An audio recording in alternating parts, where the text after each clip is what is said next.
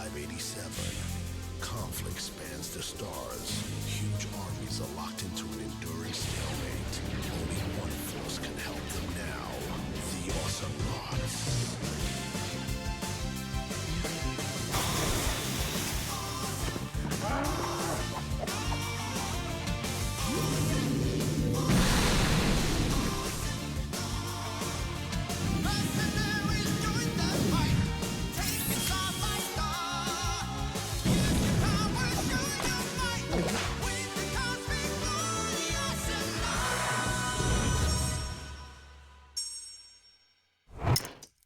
Hello guys, and welcome to the first episode ever of the podcast with Discowater.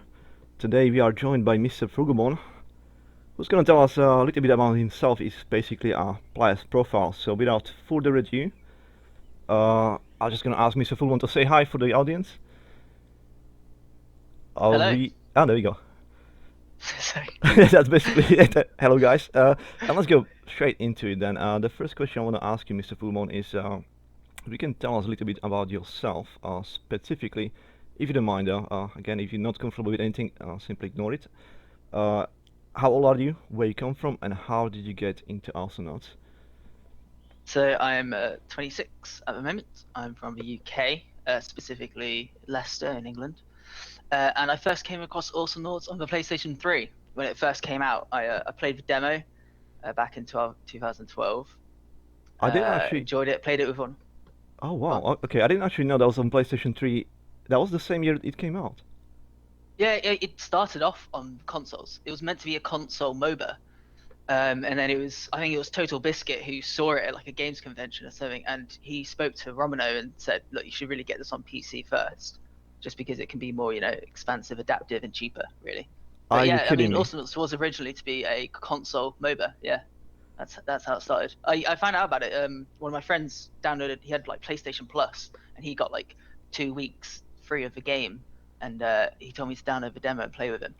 And then I just brought it from there and kept on playing. Yeah, and Oh then wow. That's there really. used to be Yeah. Carry sorry. on. Carry on. I was gonna say magazine, PlayStation magazine as well. They used to do articles on this game as well when new noughts were coming out, developer strategies and stuff like that. When Derfl and Coco first hit, I remember reading when I was at university. I remember reading a PlayStation mag about what their first feelings were for Coco and Derfl. Coco was meant to be a structure destroyer. She was meant to melt turrets, and Derfl was Yeah. meant to be a kind of like movable turret, and they gave breakdowns of their upgrades and like how they would have built them. With Derpal, they were recommended Solar True back when that was an upgrade, and going for the long haul, trying to get to the end game. And Coco, they were saying they wanted to play a lot faster. That's They wanted really those two interesting. I mean, constructing. for me, this is very new information. I'm a bit shocked as well, Okay, to yeah. be honest. Yeah, It's you said it. perhaps because I'm PC player. I never owned Yeah. console, if that makes sense. But I have many friends who's got consoles, and I played on console before. Like coming to them, just enjoying ourselves. But I never owned console myself.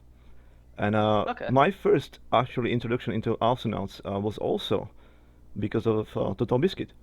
I Oh right, yeah, been yeah, watching yeah. his YouTube channel, and one of these days this came up, and you know what? I thought I'm gonna give it a try. It seems to be like a lot of fun.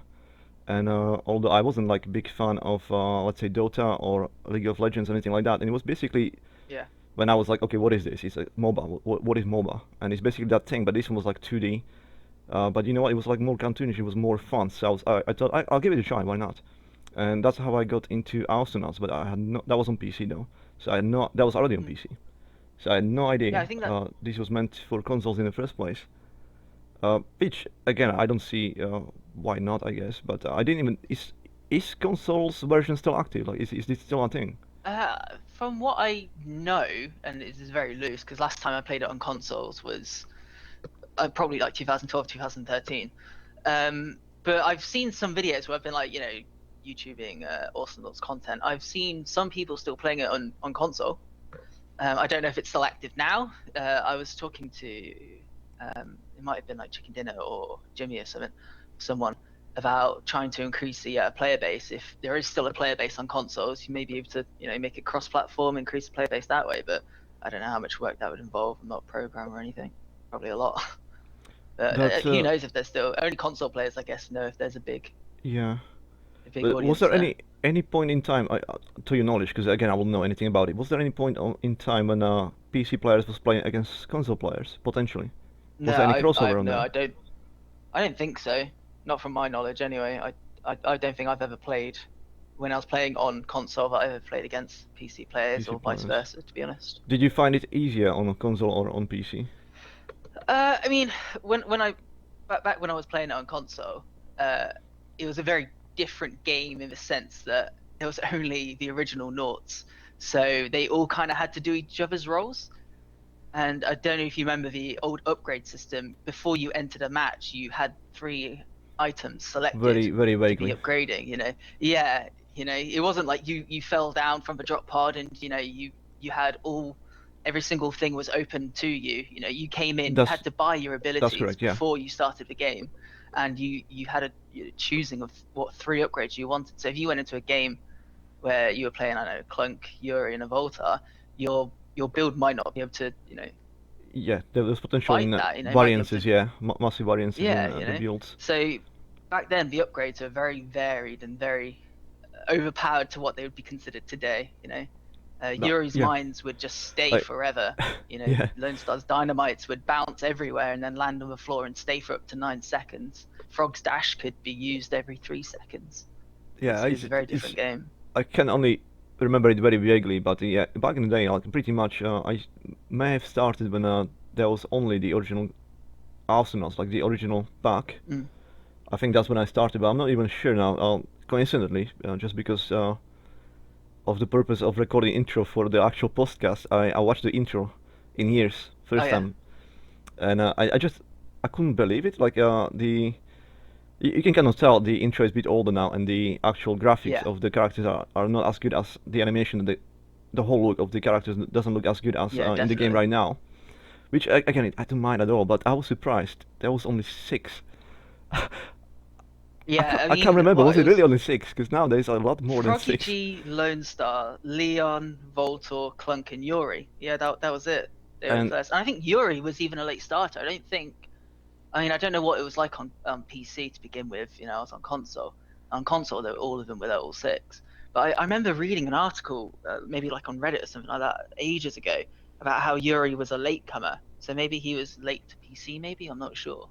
Not sure how much well, truth is in he's in that, the but intro though, so I assume that must be the original yeah, I six see you say, characters. but like I said, I think it was out on console before Mm. PC maybe, or maybe around the same time. I'm not sure, It but is possible. It's I probably know the it's reason why yeah, I'm still Walter. I mean, I do remember the very first two games I played, maybe even three. It was for Leon, and okay, I did yeah, it basically only based on his theme song.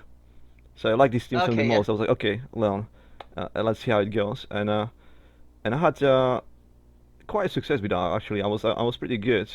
Again, it's probably everybody starting. I was put into the player who's playing the very first time. The game probably know there was some kind of automation already going on, and yeah, I did well with Leon. But then I seen somebody else playing Walter, and it was more about the healing part. And for some reason, yeah, every the time supporting.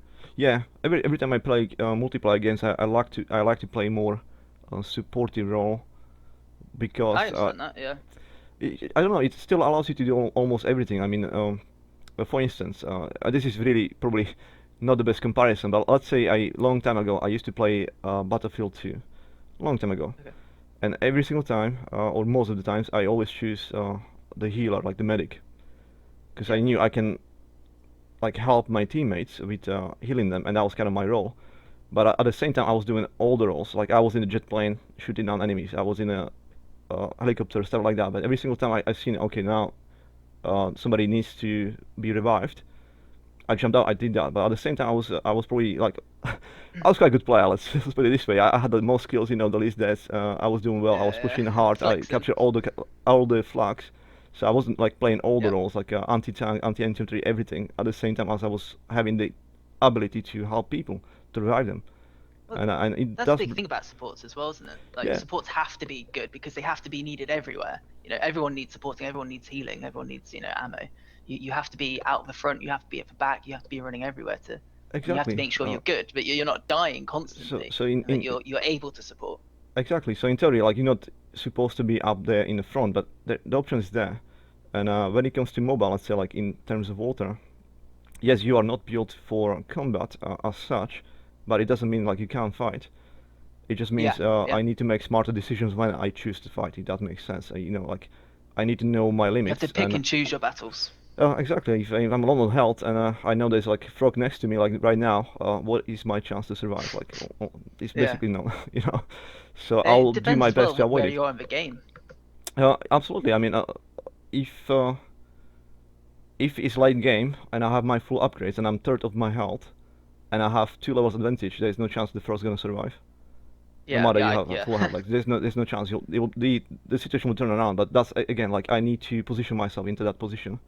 So I'm trying to avoid situation when I don't have favorable ults because that's kind of not my role anyway. Like my primary role is to help my team to sustain their Mhm. push and keep them away from dying.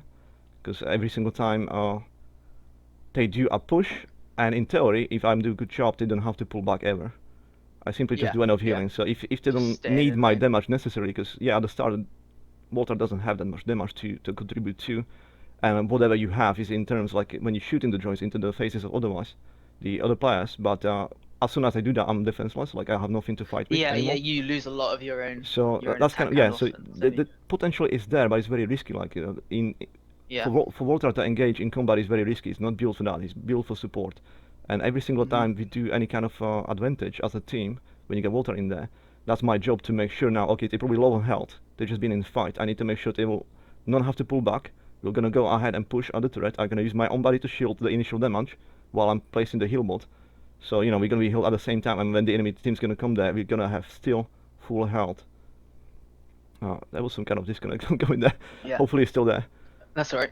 Yeah, so Yeah, so that's kind of why I do play Warthog, because I do enjoy more to be helpful than being the one who's supposed to do the pushing, and then rely on somebody else helping me. It's maybe also because maybe I don't trust too much in people. I'd rather be the one who's supposed to be trusted and rely yeah. on to. But yeah, that's kind of why I choose Walter in instance, and then What it also the attracted you to selection. begin Yeah, with. the selection was really like six different characters in there, and it was Leon was like, oh, I don't want to be sneaky killer. I kind of enjoyed it. It was good. I love the team set. I love the character, but I do Yeah. prefer to play Walter because he can be the support. And there was the Alone, which Yeah. there was nothing That's wrong what with kind of him, but attracted me it to the wasn't really that frog. attractive to me. Yeah, to be honest, the Kong was very attractive to me, but Mm. then again, it's just because he's like a massive bully, and there's not Yep. much in terms of support I can do with him. Really, it's more. Then there's a massive reliance on that to do initial damage and to do lots of the pushing and killing as well when you're playing Kong. At least when there was only the first six characters introduced, Yeah. and that wasn't position I want to be into. Monkey was difficult for me, believe it or not. Like Oh it was God, yeah. difficult for me to Hate play. that So monkey. so Yeah. I was like, nah, I can't do that. Although in Yeah. theory, like Monkey is more. Now, like technically, it's people say like support. For me, it's more like as a killer because he's gonna be the one laying traps. But in terms, yeah, Yeah. it's support in that term. He's laying traps. He's not out there in your face. I would say he's more of a support than anything else. To be honest with you, his slow bubble is a huge support. Supporting tool for And his that's why I team. kind of And see, not only can yeah, you get slowed in it, but yeah, the speed up he can give as well, and that absolutely, affects abilities. It affects absolutely. attack So, speed.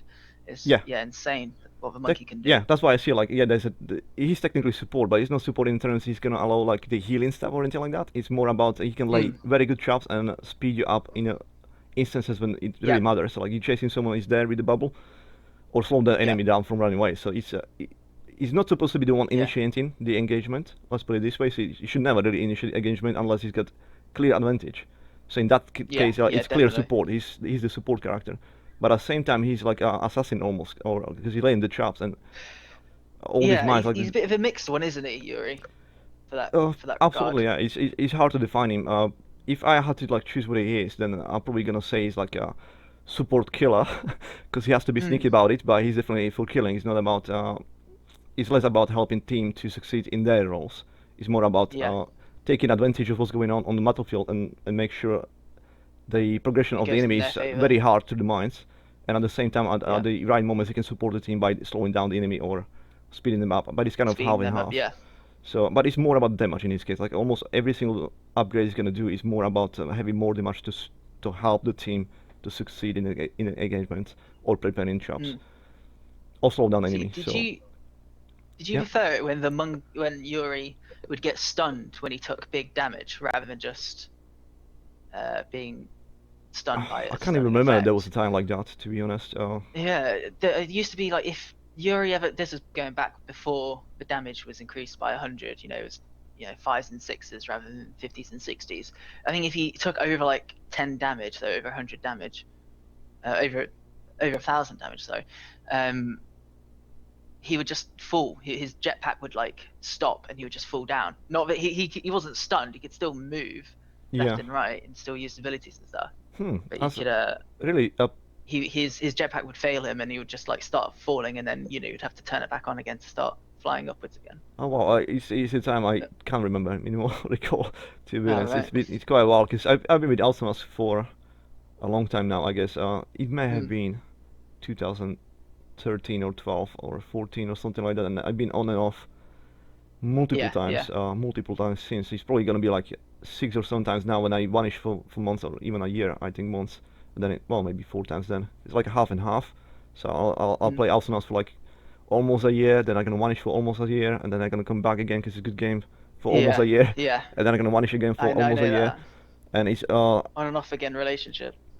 pretty much yeah. It's like after a while you had almost like enough, but you know what? I was always alone in this. Like I never had like too much or somebody else playing the Arsenals with me. Like this is the first ever Yeah, after I yeah. It was came the back same when really. there's other players on my like Steam friends who Yeah, like to play Arsenals and they'll invite me to games. I start doing the YouTube stuff as well. So and it's a bit more engagement now. So otherwise at this point like it's been maybe 8 or 9 months. I can guarantee I'll be already off. I'll be like I already yeah. had enough of games, enough of matches. I'm probably gonna be upset now again with all the losses and stuff. I'll just be uninstall the game and Yeah, forget about it for a year. And after a year I'll be like, yeah, mate, the Arsenal was a so great game. I should install again and try. and yeah. I it'll think be new that's season one of the anyway. things that So attracted me to Frog. what I tried to do, One of Frog. the things, uh, just being able to solo queue a lot. Same as you. I never really used to play a lot with people. It'd just be myself. Sometimes I'd have like a friend I'd play with. But that's the beauty of Frog. He's so versatile. He can be up and down and left and right so quickly. If you need a Like lane pushing, he he's can be definitely down fast there if nothing pushing it. else. Yeah, and like he is very. If you're a solo queuer, Frog is definitely a naught you should consider. He was the He's first character I genuinely was afraid of as a Walter.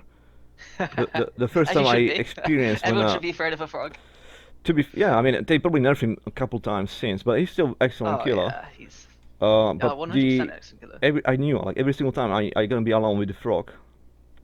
It was like dash to me into the tornado. The tornado alone will hurt me like a lot, and you have massive speed boost on there as well. Like the tornado is faster than my walking speed. Like I can't run away from that. So it's Yeah, like I tornado think damage with the explosion afterwards, and I was dead every single time. I knew it. Like there's nothing I can do full about it. speed tornado can catch up to most things. To be honest with you, I don't think it can catch up to a Chucho who's speeding on his Spinning bike, out, and yeah. I don't think it can catch up to Jimmy when he's rushing. But Yeah. I mean, apart from that, not many things can, outrun a fully upgraded speed tornado. Exactly. So my only hope is like I have enough health on me, maybe advantage to like in these stages when they introduce the XP, like when I have an advantage enough health on me, like sufficient health, and then if I can upgrade into my like speed of my droids shooting the laser like faster, and I have all 4 of them, I have maximum damage in them, and I don't launch them into your face, I don't try that, then there's a chance I'm Hmm. gonna win, and most likely I'm gonna win. That's what I call the anti-frog package, and that's when Yeah, it may turn around. But yeah, 'cause- the condition on there is I have to have advantage, or at least be on for equal it to terms work. on the very least, and have more health than you. Otherwise, it will not work. You will kill me sooner than I will kill you. Okay, that Uh, that's good to know as a frog main. uh, Because there's definitely times where I see a Voltor in the distance with like half health, maybe like a third health. I'm like, do I dash in and then just try to NATO him, or is he just gonna destroy me in an instant well, that's the with those thing. Like, do you have a suicide time to drones? look at their list? Like, what kind of upgrades they already have? Like, I never looked Yeah, at any exactly. Yeah, upgrades that's the thing, isn't ever. it? So I don't really know what the enemy has at what point, because it will just take too much time for me to. I'll just die or something, or I'll be away. I'll Just to feel work it guilty then out. I wasn't Yeah. there. Yeah. So I don't have time to watch what other people like do upgrade wise at all.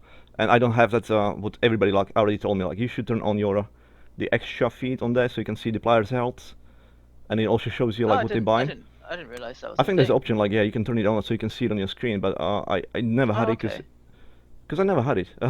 I know there's extra Yeah, information, yeah, but then yeah. when you turn it on, it's actually like in my face. I'm feeling like I don't see as well as I should because it's covering the. Yeah. I'm sure it's only my head. I'm sure it's much more beneficial to have it on and be aware of what health, what players have at Yeah. one point and what kind of upgrades they have to date. It tells you a story I and you think can play better, but I simply don't have it. Um, I think it also helps if you have a lot of playtime in other Nauts. Like, I don't really have that much playtime in many other Nauts. Mainly, the only playtime I have in other Nauts are the older ones, really.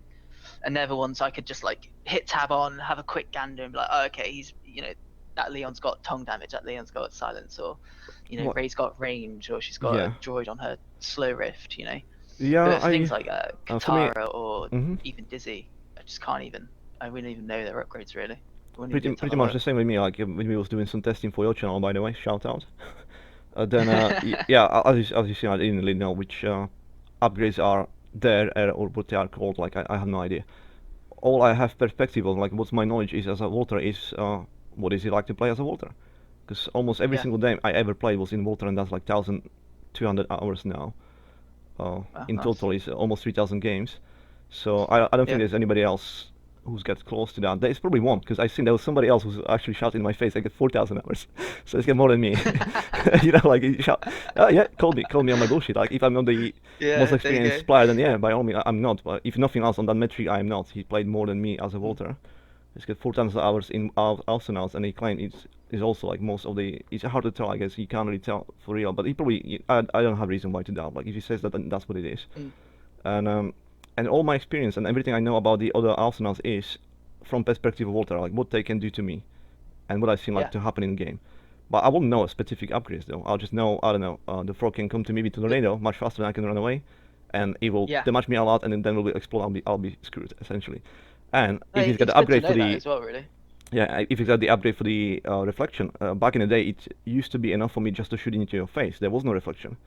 When you do the tornado, I'll simply may kill you sooner with my damage from the droids. Like when you're launching them, then you will kill me. But ever since there was probably a complaint, there was balancing going on. Then the reflection was introduced, and instead I killed myself very quickly because there was a damage Yeah. from the tornado coming into me, plus the the actual droid damage was reflected back to me without damaging you at all.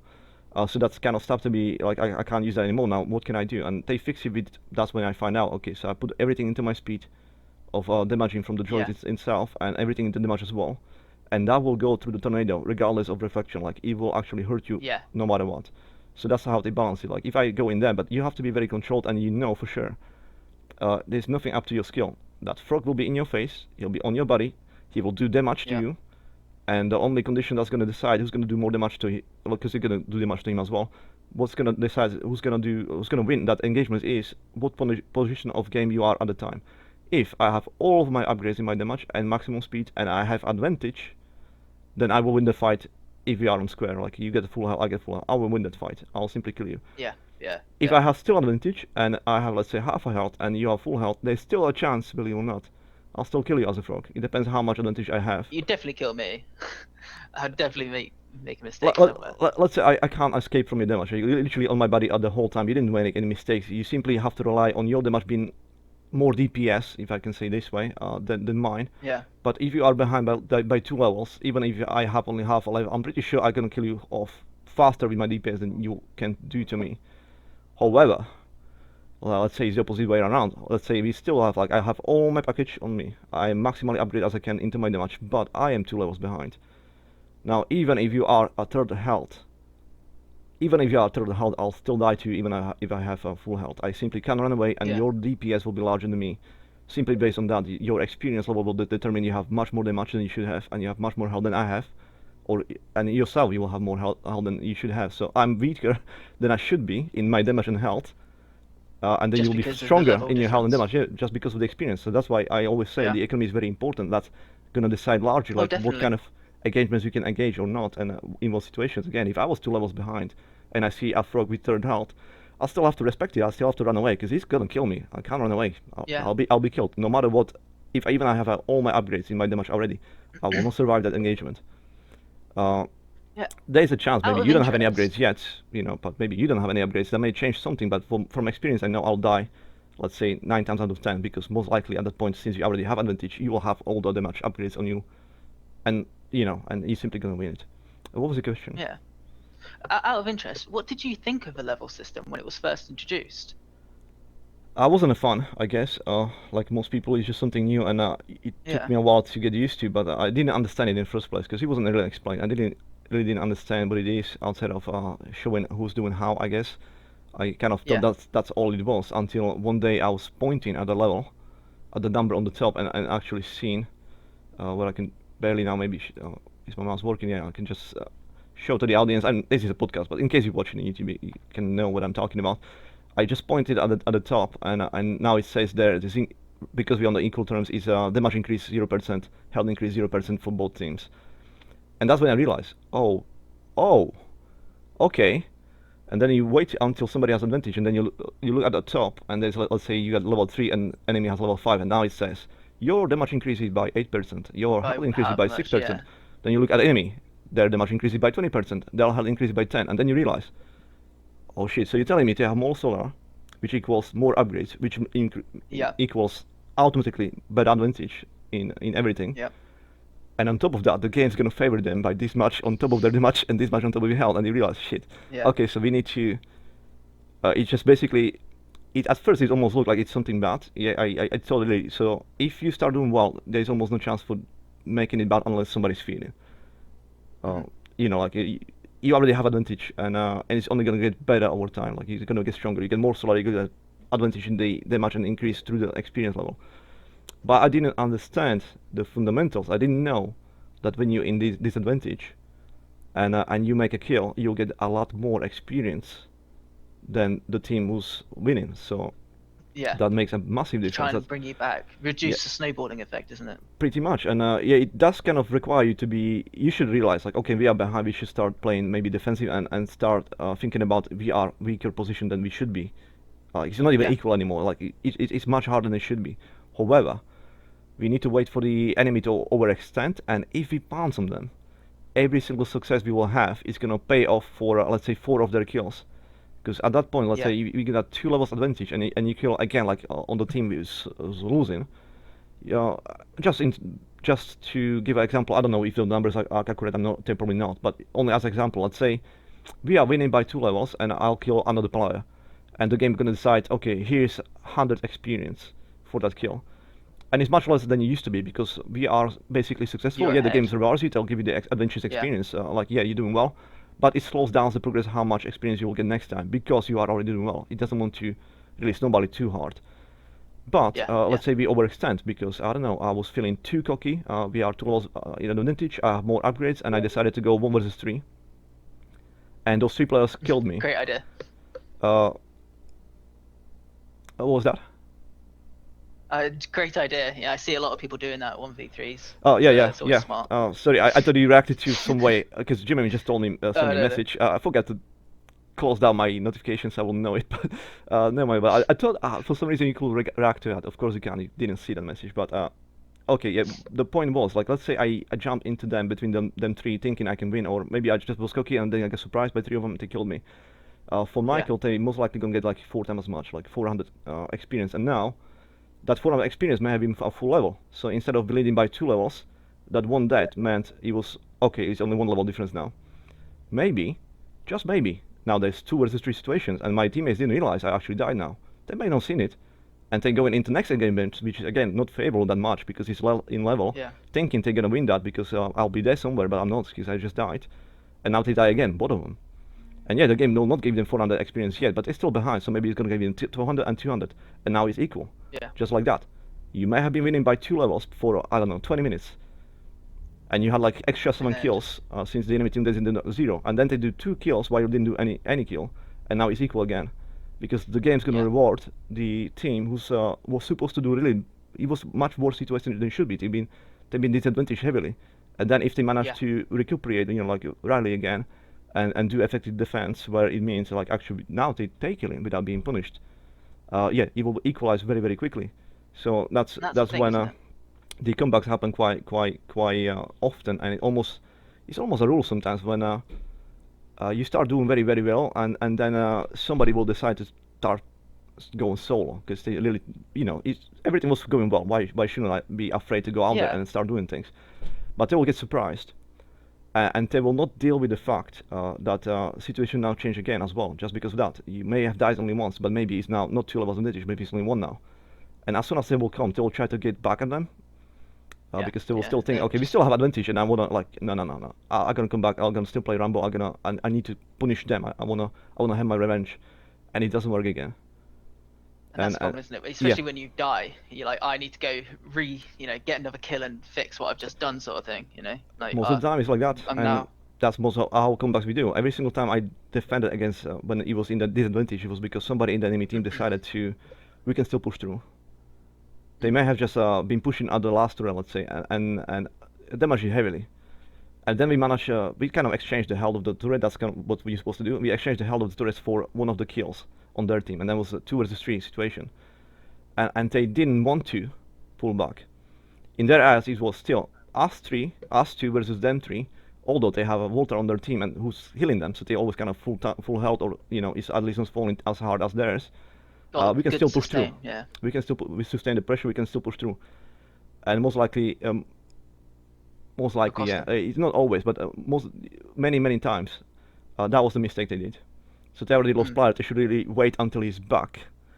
If they did that, it will be again 3 versus 3, and they'll still have that advantage. Yeah. But they didn't Yeah. want to. They didn't want to pull back for that moment, for that few seconds, because they want to still bounce on the turret, risking it 2 versus 3, regardless, without any healing on their part, on their team. And then another one died. Now the first player who was killed is coming back, but it's still 2 versus 3 situations, Yeah. and it's snowballing. And then soon Yeah, enough you'll constantly see, behind oh, them, aren't now you? we equalized, and they didn't look up.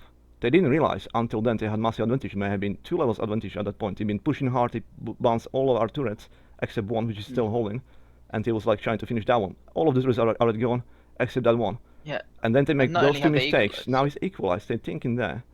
They will, when they come back, like it will be the same like before. We can still get them. Let's just kind of wait for the 3 versus 3 situation again.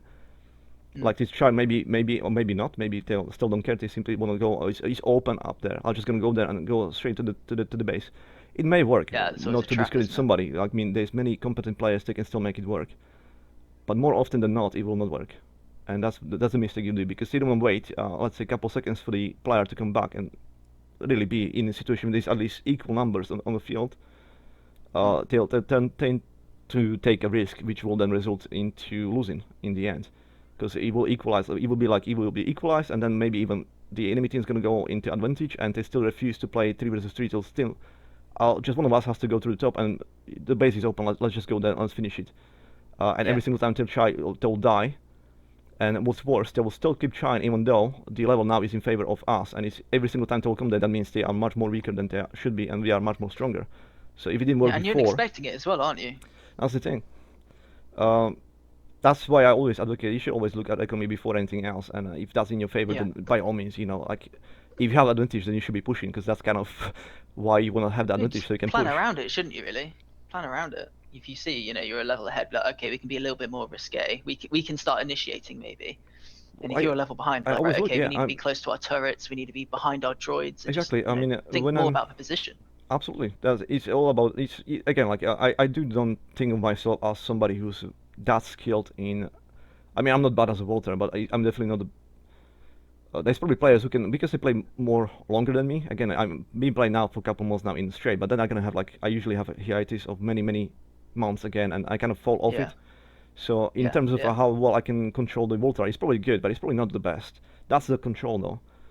And when it comes to the tactics though, that's when I probably excel. That's when I can kind of, Definitely. if everybody was doing what I want to do at that point, I'm pretty sure we're not going to lose a single game. Because Yeah. That's one thing when you're watching your videos. You've always got strategy in mind. You've always got, your position in mind and your level in mind, and you know where you should be and where you shouldn't be. I look like It's what are the always a good chances thing here? to Like, watch what is your the videos. chance of succeeding in this? And if we succeed, how much we're going to gain in return? Like, is it really necessary for Yeah. us to push now through the turrets, or is it more important for us to farm and try to kill someone? Like, Yeah. what is gonna be better? Like, if you're gonna go on turrets and you're gonna die there, I can guarantee that was a bad exchange. Because for that turret, and this is actually in the question now, because we kind of realized lately just by doing this podcast, perhaps the damage on turrets actually produce experience, which I wasn't certain about before. So although you don't destroy the whole turret, you may get some experience. I'm not sure about it, so don't quote me on that. But it's possible you'll actually get some experience. However, I can guarantee it will be less than a simple kill. A simple kill will give much more experience than even if you destroy the whole turret, and that takes a while. Plus, the solar from the turret is also just 30 solar. The simple kill is 30 solar as well. It's not much, is it really? No, it's literally turrets are just meant to be a blockage, really, a blockage and a point of a defense, really. So when you need to defend, you should be playing about your turrets because the turret's gonna actually stop the enemy from chasing you, and at the same time you can produce some damage as well. So you have at your turret you have the most damage you will ever have because the turret can join you in your damage, and as well you will have the most health in theory because you can always go behind and kind of utilize it for exchange the health of the turret for your own health.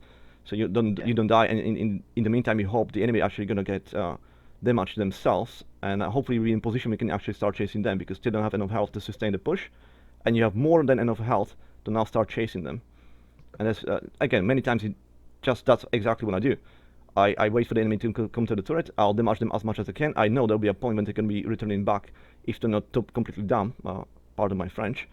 But it's usually when they are very, very low on the health, and I know any of my teammates coming from the other side to cut them off will kill them.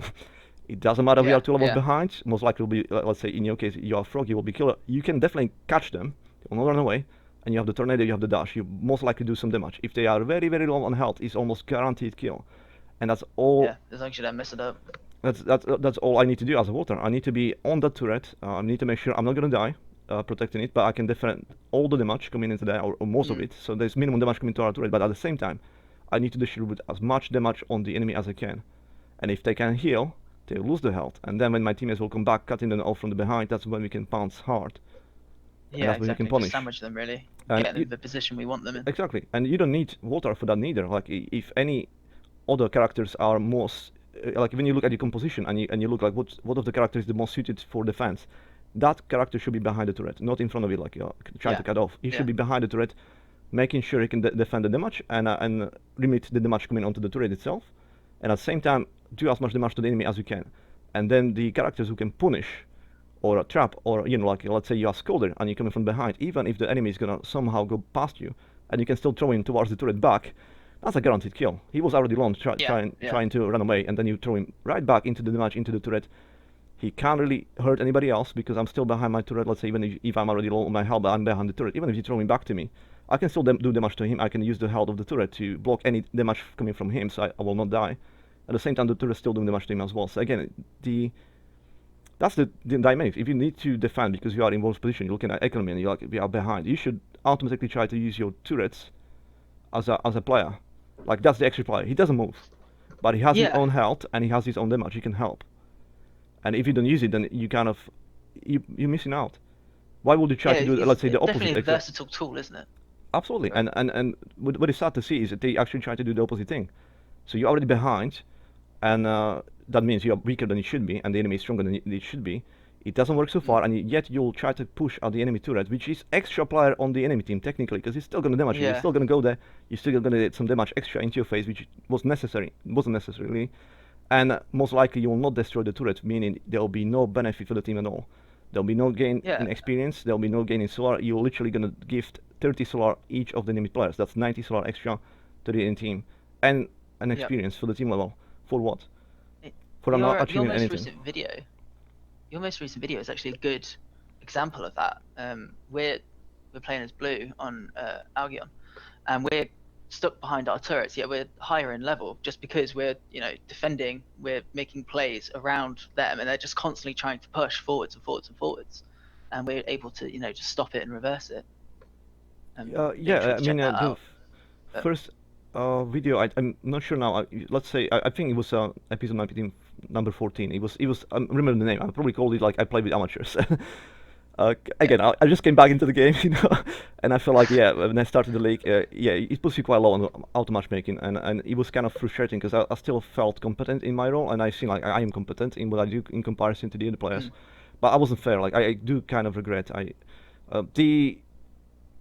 the name of the title was a clickbait, admittedly. Like I tried, okay, people most likely going to click on that, so I still kept it there. But I do kind of regret saying that in the first place, because it wasn't fair.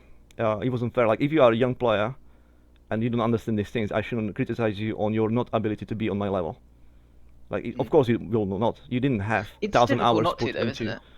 I know, but I try to remind myself every single time. Like if I can't expect players who doesn't have 1,000 hours as a Voltar to understand how Voltar works. Yeah, I yeah. can try my It's best to explain. understandable. I can try to argue, and until even if they try to tell me, no, this is better way how to do that.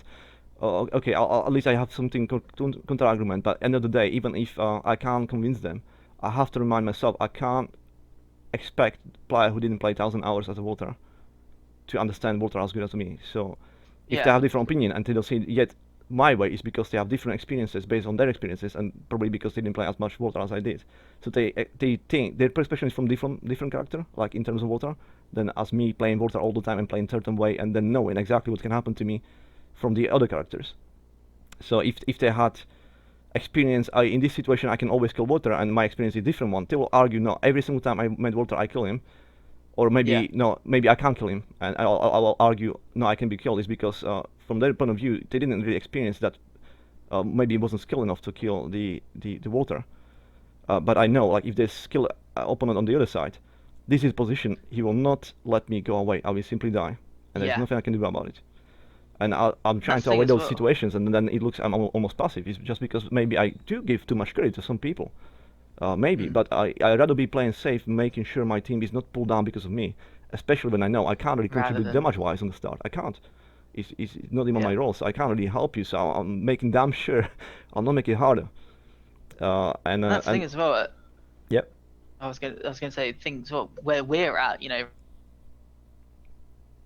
1 and 2. Oh, you still there? yeah. It's just my internet again. Yeah. Sorry. So, okay. Yeah, where we are, we're on the edge of League One, League Two. You never really know if you're going to be playing with, high League One players where their plays are going to be Exactly. consistent. You kind of know how they're going to move and what they're going to do. But if you're playing with someone, League Three towards the end of League Two, they might not be, as well experienced as yourself or the enemy. And you kind of have to play around their experiences and their knowledge, because if you're making big brain plays, but your teammates don't know how to Exactly. follow up, or they're not confident in their skills to secure these kills, you've got to kind of pull yourself back and be like, right, I've got to be playing to how my team are playing, not to Exactly. how I know I can play. Exactly. So I do try to do that, but again, because of my limitation of what I know, if I go there, I'll die for sure. It's like I know I'm gonna make it worse. Yeah. So I'll if nothing else works, I'll usually like okay, let's try to do it your way, but then I'm just gonna prove the point. Usually I really die. It's very occasional when Yeah. it actually works, but many players refuse. If the thing if the roles was reversed, I'll definitely be because if nothing else, I'll be more conversative. Like if my strategy doesn't work, I'll try to play a bit more safe. I'm not gonna try to rush, and that'll be the solution. Mm. Like we just need to be more aggressive. No, perhaps we should be playing around the turrets because that's the best chance to kill the enemy. Yeah. Yeah. Uh, Not trying to be out there and having that extra player against us because the turrets can again still damage us. If you're gonna play that close, you still want to push through. It will happen. You will Yeah. Or get just some be damage. behind your droids. So that I do understand this kind of point of view when I may look passive, and that's because of that. Like when people have different experiences as well, and they expect you to play, let's say, on their level. Maybe they are. Mm. I know for sure. Like let's say I wouldn't want to name names, but I'll give a shout out to Lapin because he's an excellent player. He's very good player. And He recently is we a didn't very good have player, really yeah, any luck, but you definitely know is. what? We didn't have luck together neither with you or with Jimmy. Like how many losses we had in the last stream we had. Too And you are many. also Too like many. the excellent players. Like one of the best. I mean, in my opinion, you are the best frog. Okay, and Jimmy is probably the best Thank frog I you. know. Lapin is probably the best lone, and one of the best Kokos as well at the same time. So he's really Mm. master of two characters there. Yeah, he's But a very good Coco as well as I could Lancelot. have tell like he's very frustrated with me being passive at some point. He was really thinking that my passivity was the reason why we're losing, and I felt exactly the Mm. opposite way about him. But like because he's too aggressive, like See, but playing a lot, sorry, just to playing a lot with finish. you. Yeah, Oh, sorry. I I just was wanted gonna to say finish playing a lot the with thought you, on that to make a point. Like I knew I shouldn't blame him too much or shouldn't hold it against me anyway because he probably expect me to play on his level, what he's able to mm, do as a lone star, let's say in aggressivity. Or even maybe when he plays Volta, he maybe used to play a way different way and it may work for him, let's say.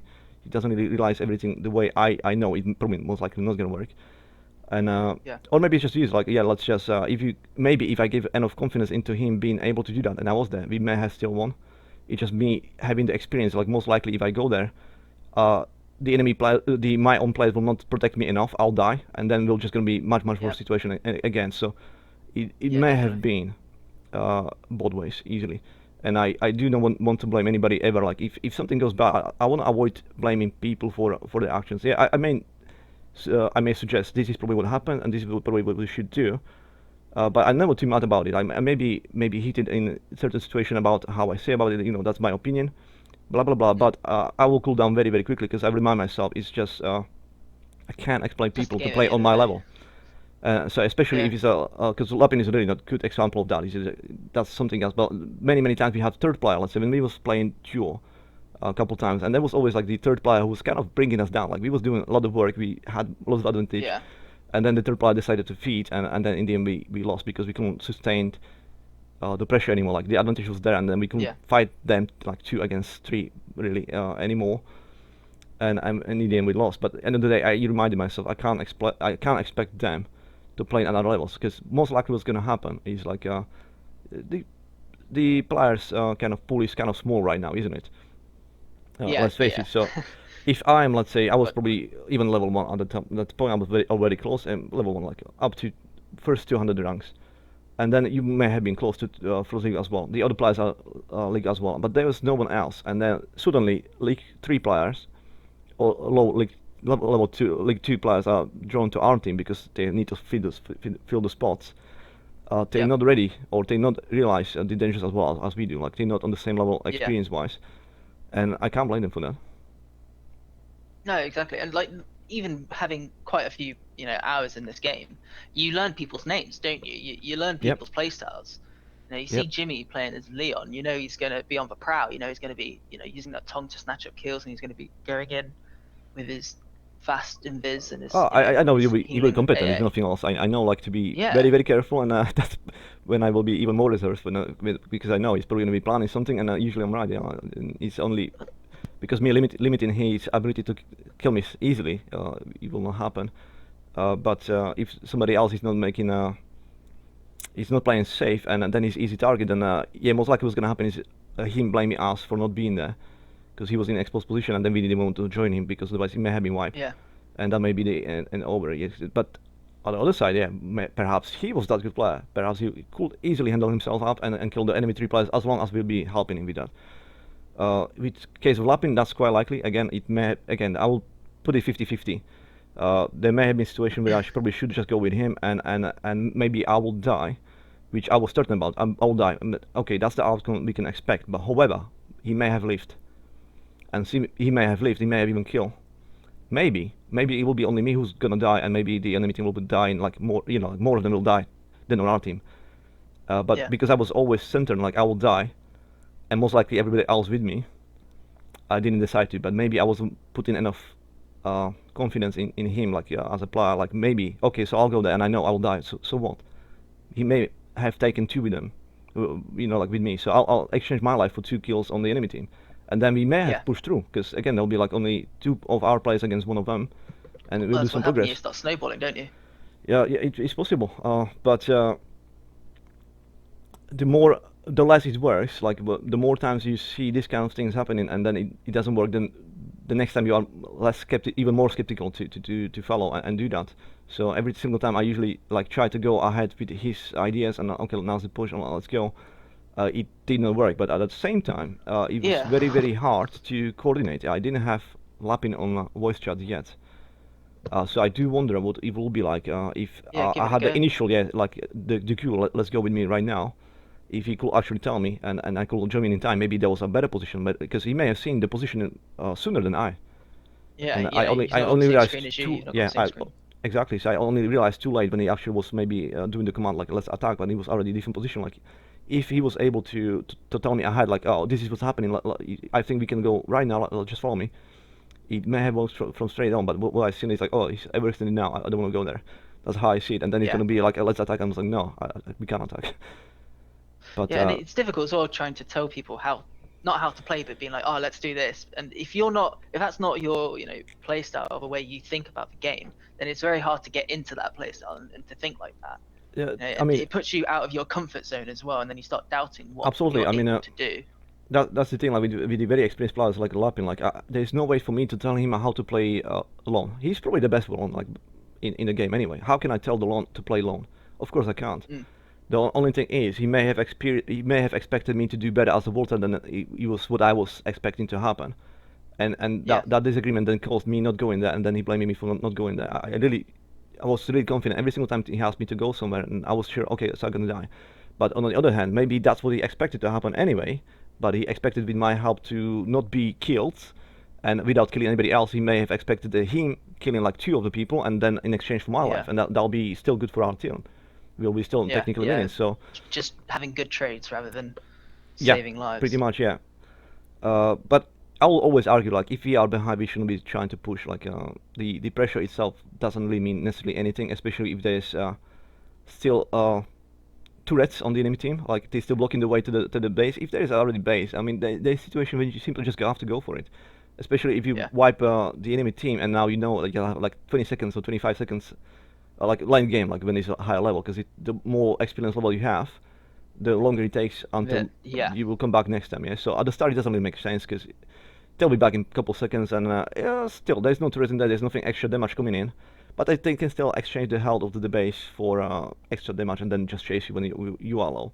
So it's still you can still use the base somehow as a benefit. So even in that situation, I'll still say, yeah, just let the base take damage, but make sure you exchange the health of the base for the health of enemy.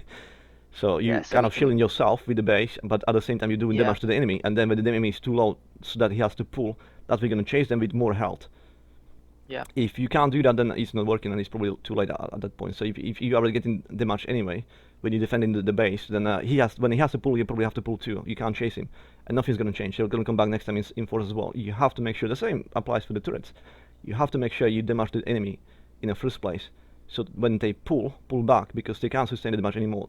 That's when you can chase, and you need to make sure you have more health than them, so you're in better position.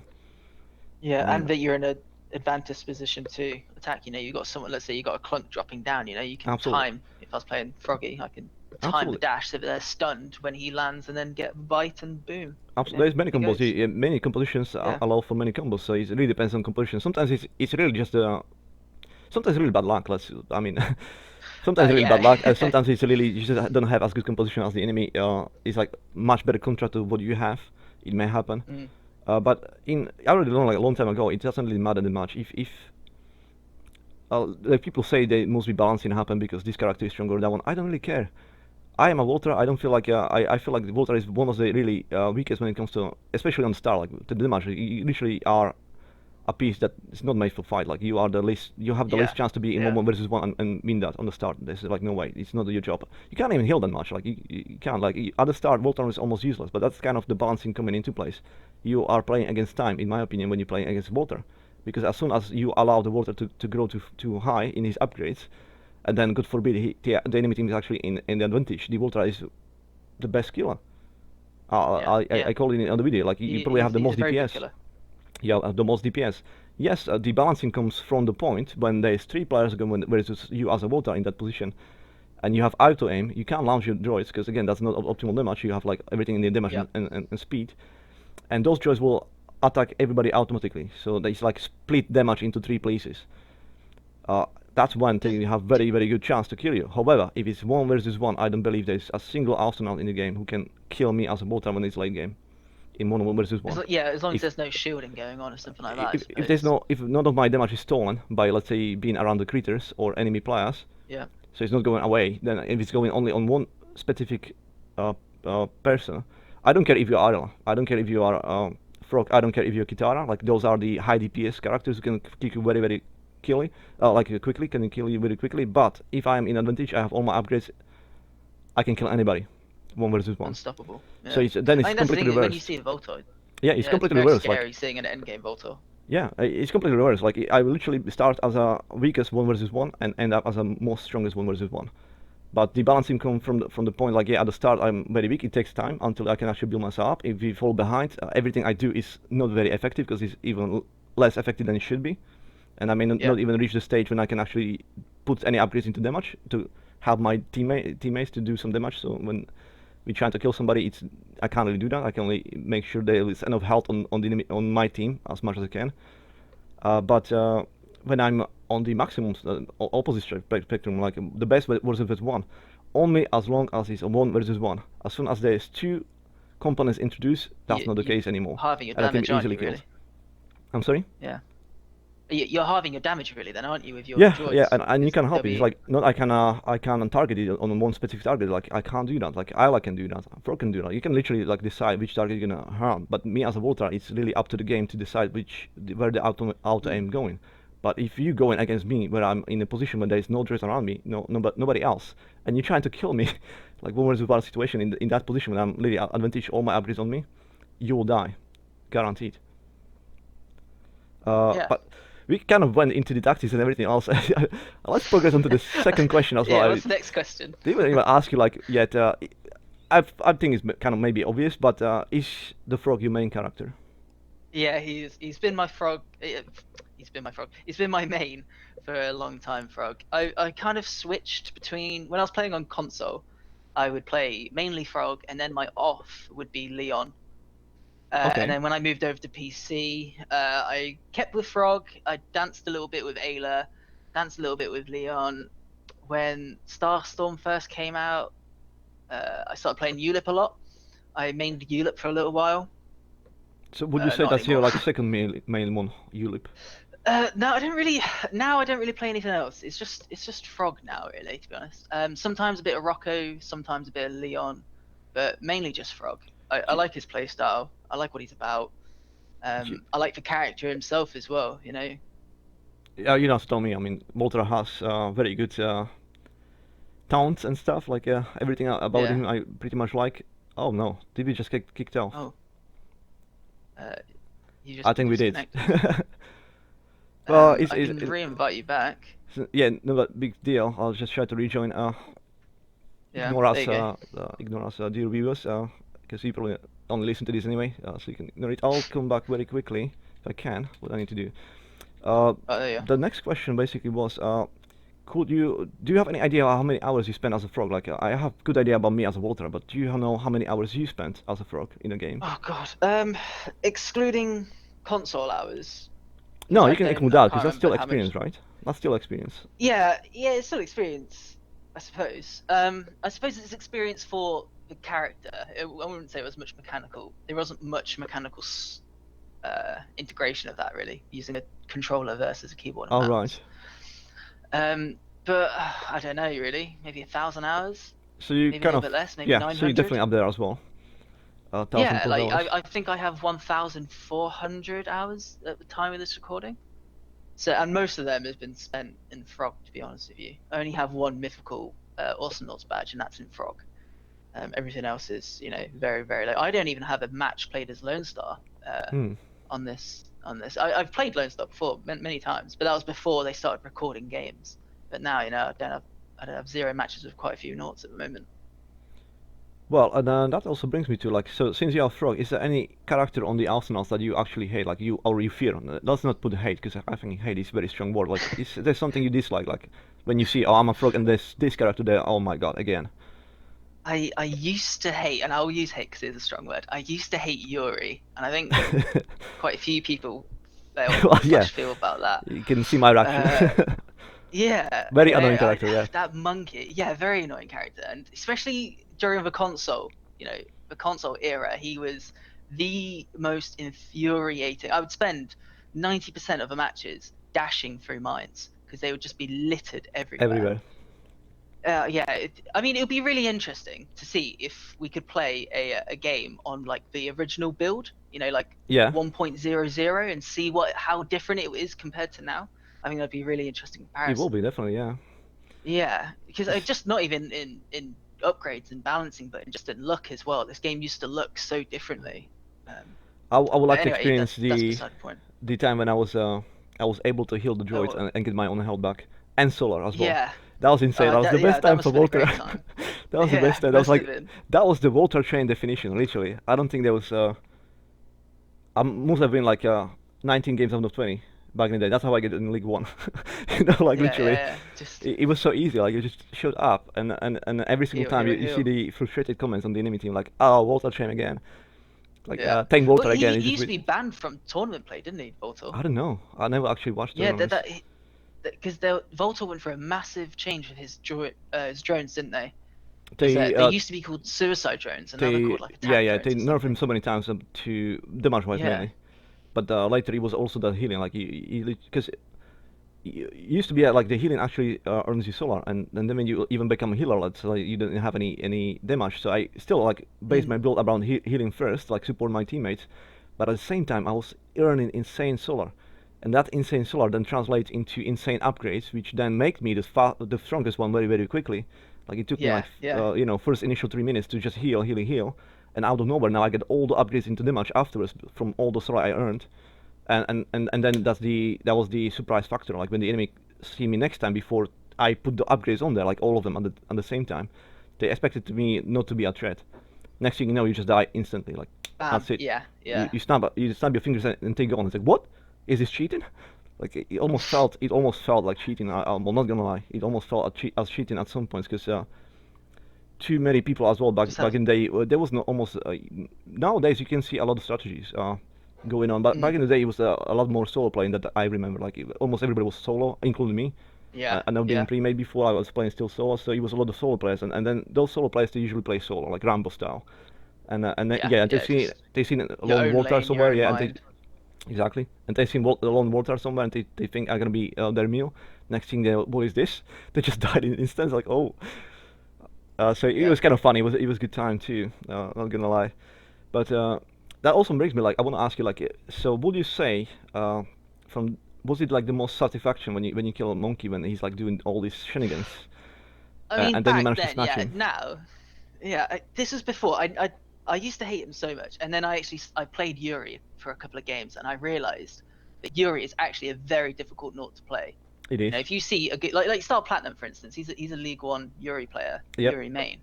You know, this amount of skill it takes to play Yuri, especially back then as well, because like very little damage could stop you from flying, and you just start to fall down, and then you just everyone would jump on you because a monkey's falling. You take that opportunity whenever you Yes. see it. So before it used to give me great satisfaction, there'd always be a taunt after killing a monkey. But now now I have a lot of respect for Yuri players. Yuri's gone through a lot of changes as well. He's gone through a lot of nerfs, and he's still very hard to play. Now I'd say my most hated is and most satisfaction to kill. I don't know, maybe like a Dizzy, maybe just because of how quick Dizzy can get in and out, and how much damage she can do. If you can kill a Dizzy, it's like, oh yes, try and dash away from that 3 times. Well, would you Or maybe consider like Dizzy to be? I heard this expression before. Would you consider Dizzy to be like a OP frog? Like improved frog? Yes and no. Yes and no in different ways. Mobility wise, yes. Dizzy's got a lot more mobility I don't than know. what Frog does. A bit like Penny. Penny has a lot more mobility than what Frog does as well. I think personally I think like okay, Dizzy is improved in terms of mobility than Frog. So he's even faster. Yeah, I give you that. Yeah. However, I'm not afraid of Dizzy almost nothing in comparison to Frog, and I'll tell you why. Because she doesn't have that tornado, that hated tornado on there. That alone. I remember that next time I'm playing against you. That alone is really something I need to keep in mind always when I play against a Frog, and that's that's something I have always in mind. Like I need to respect that. But when it comes to Dizzy, I don't need to because even her ability to like dash, okay, it's not as much damage. And then when she's doing not nearly as much damage. the kind of the circle with her shadow like in there, it's so her, slow her to activate. Exploding clone. Yeah, the exploding cone. It's so slow activate, you can instantly avoid it. Like, I'll almost never fall victim to that. Like, simply just jump out in time and that's it. It's over. It's not immediate danger and something I can't avoid. But when it comes to the tornado, I need to be worried about, does he have a reflect? If he has a reflect, I can't try to, launch my draws, otherwise I'm going to kill myself even faster. I'll just dead. So I need to avoid that. And then I need to worry about, I need to have advantage. Otherwise, every single time there's a frog in the match, I'll be a simple meal for him. Unless we have advantage, unless I have my damage upgrades already. But my damage upgrades always going like later in the game, because I do focus on supporting my team first and foremost. I want them to be able to push, because they are made for the damage. I don't need to have the damage myself necessarily. I need to make sure the damage that's in our team already, which is the most optimal damage, then I need to make sure that damage can be distributed as often as is possible, Yeah. really. So I always focus healing first, allowing my teammates who already have damage, alpha damage, possibly in some cases, them to be able to sustain, to be on the battlefield as long as they can up front and do as much pressure as they can and kill as much as they can, without retreating, really, without the need of retreating, I should say. And Yeah, and that's the beauty of Voltor, isn't it, really? yeah, and also when I see, okay, my healing's not enough, I'll use my own body to shield, which I did many times successfully as well. So that's kind of my role on the start. I don't focus on damaging somebody. I don't focus on too much push. The push is gonna come not from me, but from my teammates, and that's my job. Make sure they are safe, they don't die, and they have enough health to basically do that kind of push and distribute the damage they already have. And if they're already falling behind or something like that, it's like I can see it's not working, then my job is to use my own body to save them. So, especially at the start, if I die as a Voltor, it doesn't matter that much. My contribution is still minimum, but if the person who's got damage is still on the field, is much more beneficial even for the defense, because the enemy has to still respect the alpha damage coming from that. They can still easily snatch. Yeah. So at the start, yeah, it's much more beneficial for me to die as opposed to my teammates. But then again, over time, it's gonna flip exactly into opposite. Yes. So when I gonna be in, let's say it's level 10 now, experience-wise, let's say I already have all my damage upgrades in there. We have advantage by tools compared to the enemy team. For me to be alive is the most important thing in the team at that point. Because every single time I am alive, I can still heal so much. Let's say the only remaining teammate in our team, that we can sustain the push regardless, or we don't have to be really worried about enemy team as long as we are together. But if I die, then again there's only 2 guys on my team who may have the damage, okay, but they can still get surprised. Maybe they have too low on health, they don't pull back in the time, and now it's a snowballing effect. But if somebody else dies and I'm alive, I will not allow it. Yeah, it's like literally, I'm happy to be there, and we can still push. Most smartest thing to do is again just pull back and wait for the teammate to come back, and it depends on the situation. Sometimes it's not necessary. Maybe we already snatched somebody else in the meantime. Maybe it was one versus one exchange, so it's 2 versus 2, and there's no need to really pull back. But it is really at that point when you have Voltor in your team, and we come to the late stage, late game. Again, the wall time it will be the most important piece, and I do understand that's Definitely. the case. So I will still play in a way I can't really be killed, because I know as soon as I get killed, that's the only time the enemy can actually do something. If I am still alive, I can guarantee you, we cannot lose. It can only happen when I'm off the field, because my ability to defend behind the turret, if we are still in advantage, like it's insane. They can't actually touch the turret without risking too much, and most likely dying in process as well. But if I'm dead, and because it's, I don't know, late game as well, it means it may take 20 seconds for me to come back. They have that 20 seconds to try to snowball you, and if they manage to do that, unless they push to the turret, that's when they can come back. But if I never die, they will never have that 20 seconds, never. Yeah, and that's the thing as well. If you're playing with a Voltor and you get to the end, to the end game and Voltor dies, you're losing a big piece of your team. You've got. I know for me, I've got used to someone healing me, behind me, healing me up, Yep. I take a lot of damage, drop a heal bar, I can get straight back into the fight again.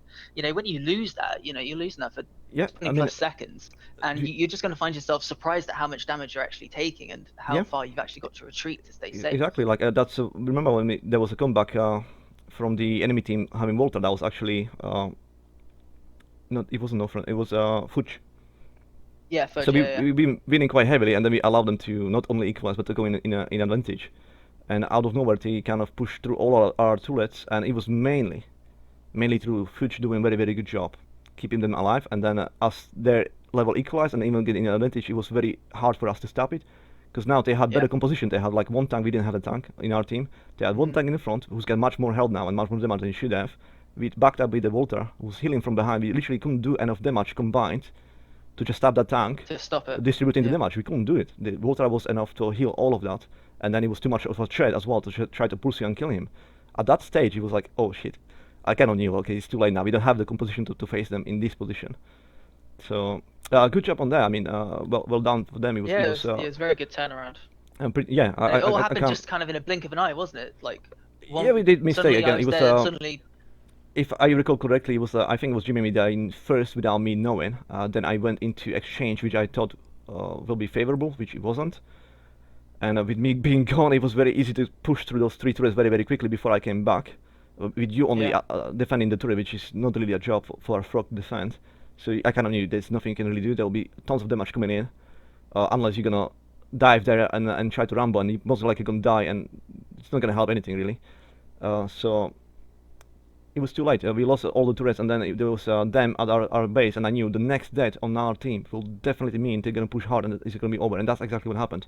We didn't have the damage to touch Volta or Kronk or anybody. Instead, they have enough damage at that point to kill one of us, and then it was just too late. It was 2 versus 3, and with them being backed by the healer, who is at that point also a killer. So yeah, it's a tiny mistake. It can easily still cost you a game, and this is one of the reasons why I love Awesomenauts. Like it's almost never too late. You never know when the enemy is going to do something very, very silly, and that silliness may snowball very, very easily, as long as you know what you're doing. And the enemy team, again, they were more than competent. So as soon as they've seen the opportunity, it was too late. Maybe it may have been even an accident. Like, yeah, do you remember that first, and next thing you know, I did something silly, not even realize I'm doing something silly. It may not work in their favor. It may have been, maybe I may have been, otherwise I wouldn't really go there. But it didn't go, and then it was 2 of us gone. And since again, like I instantly said that was on my head, because if I, as a Volter, was alive, they will never push through those turrets. But then I died, and I died for way too long time because it was late game, and all 3 turrets vanished in a split second. And then out of nowhere, the whole thing happens very quickly, didn't it? Late game, yeah. That's why I don't really care about them much on turrets, because I know as long as the game progresses late game, again, that turret actually doesn't mean that much. So they're more important at the start, really. Over time, the damage they can take, like the turret is almost negligible. Especially if you get like if I'm a Volter, let's say we have 2 levels advantage, is level 10 against 12. We have the 12 level, they have 10, and this is the first time we're actually gonna touch their turrets.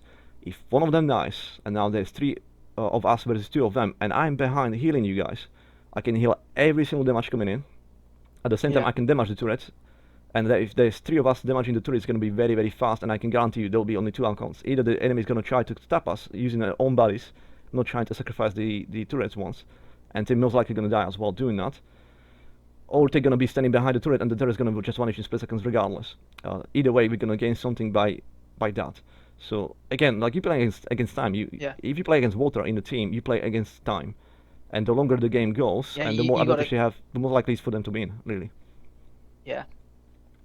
So if you can end the game very quickly, or force the team with Volta in the disadvantage early on, when he can't really do anything much, and when the turrets matter quite a lot, then that's how we want to keep it, really. That's your best bet as well, yeah. To make sure it stays like that, because that's the easiest then, and as the time progresses, it's more likely for them to kind of equalize over time regardless. Just again, he will have enough upgrades to do something at least, and if you make a mistake again, it can still be over very easily. That's again, that's many comebacks came back from that situation. We kind of have to be restrictive. We have to be playing defensive. We lose almost all turrets except 1. Until then, we didn't achieve anything. But then that's when the first mistake will come, because the enemy maybe is impatient. They just simply, let's just go for it, whatever. And then they learn that was the first and last mistake they can afford. Because ever since it was just snowballing, just trying to stop us going combined as a three body force somewhere with the Volta in the top.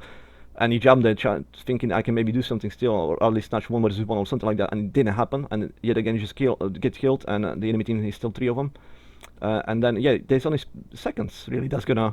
It takes maybe only like 2 seconds to kill a turret. Really, at that stage, it's like almost nothing. It's almost like it's not even there. You don't even need droid at that point. At the start, you need droids to be there to shield kind of the damage. If it's not there, it's like too much damage. That's what again you want to defend at the turret, because if you kill all the enemy droids and now the damage coming to the enemy, it's actually quite a lot. You can't really sustain standing around too much. But at the late game, those droids doesn't matter. You can simply just go there. The Volta can heal all the damage for all of the players at the same time, and doing the damage to the turret itself at the same time as well. That's coming from there. Like I already tested it so many times, and it's proven in my videos. Like if I have 2 levels advantage, and I have both upgrades on the distance, which also increase how much you've been healed. So that's the reach. That's also how much I can heal, and I have the upgrade for so the wave can pass through you, so I can heal both of you. I can heal equal damage or more, because it's always like you will be always full health. The turret will not touch you at all. Like whatever is doing damage, it will be instantly healed. At the same time, my wave is doing some damage to the turret, and I can use my droids as extra damage to the turret. So it's gonna fall very quickly. It's not there. That's why I don't care about turrets that much, because I'm in the team with Volter, because I'm the Volter. So I know the longer the game goes, and if you get into that stage, that turret will mean absolutely nothing. It's going to be 2 seconds nuisance, 2 seconds nuisance to go through, and that's it. And the enemy will not have 2 seconds, because again, late game, they may be killed for 25 seconds until they come back to the battlefield. You know, like they'll be off for 25 seconds. If it takes me 2 seconds to Yeah. go through the turret, I can go through all of them before they are back. And that's usually what happens, really. Yeah, that's the thing with making mistakes in the end game. You know, you can quickly turn it around, and not only turn it around level-wise, but momentum as well. Yeah. You know, if you can you push all the droids back out your base up to the front, up to the, let's say you haven't taken any of their turrets, you get straight up to the front of their turrets. You've got the momentum now. You know, the droids are in your favor. They're Absolutely. pushing in the position you want them to be pushing, and you're no longer being pushed back. And Absolutely. that's where you can really find a turnaround. This is when the strategies for the maximum push also works. Like that's why Lapin is so much advocate of that, because he do understand this as well. He knows if there's enough pressure. Again, I think it's more likely for me to defend it than just to make that kind of pressure. But he probably always plays like, okay, so that Eden has to have the Walter on the team, he's the lone, and there's other characters in the push, and this is how they win, and it works flawlessly. The same way it works flawlessly for me being Walter and play defensively and wait for the enemy team to make mistake, and that's how we win. But because he's used for something else, then that pressure can work. It can easily. We've seen already in the Twitch stream as well. There was like 2 games when we had advantage for 2 levels for almost all match, and yet we lost because the pressure was so high. And that was because every single time we killed, let's say, all of them at the same time, which we really needed to wipe more often, or maybe we never even killed them at the same time. So there was always at least somebody on the enemy team in the field, and they were still doing like a push. Even if we wipe them, like even if that happens, there's still droids coming. Too many droids coming at our turrets. We need to defend it first. We can't even progress into their base yet, because we know if you do that, most likely what's going to happen is we may go through first or second turret being at their enemy at their base, but their droids will go through maybe the last turret we have, or maybe there's even not any turrets anymore. We don't have the luxury anymore to even not clear, because otherwise our base will be destroyed by the droids.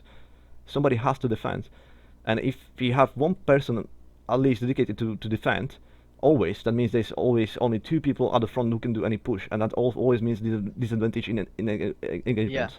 Therefore, so the push can definitely work. It certainly can, but it shouldn't be the goal when you have Walter in the team. It's more likely to just let the enemy to make the mistake, and that will be the first and last. And collapse on them. Yeah, I mean that's the thing you have to consider with Volta, isn't it? It's like you're considering the end game. You're not considering, oh, let's get early push, let's get early advantage, because even Volta with an early advantage isn't. I won't be really strong in at the start. My contribution is really minimal, and at the very best I'm a liability, because with my how easy I am to kill, it's really a threat to the team to be pulled into disadvantage. Like that's usually what happens to me really. When they see a Volta, I'll as soon as I will be left alone, or I put myself into that position, I'll be easily killed, and that just means instantly, 90 SLR to the enemy team and experience, and now it's even worse than before.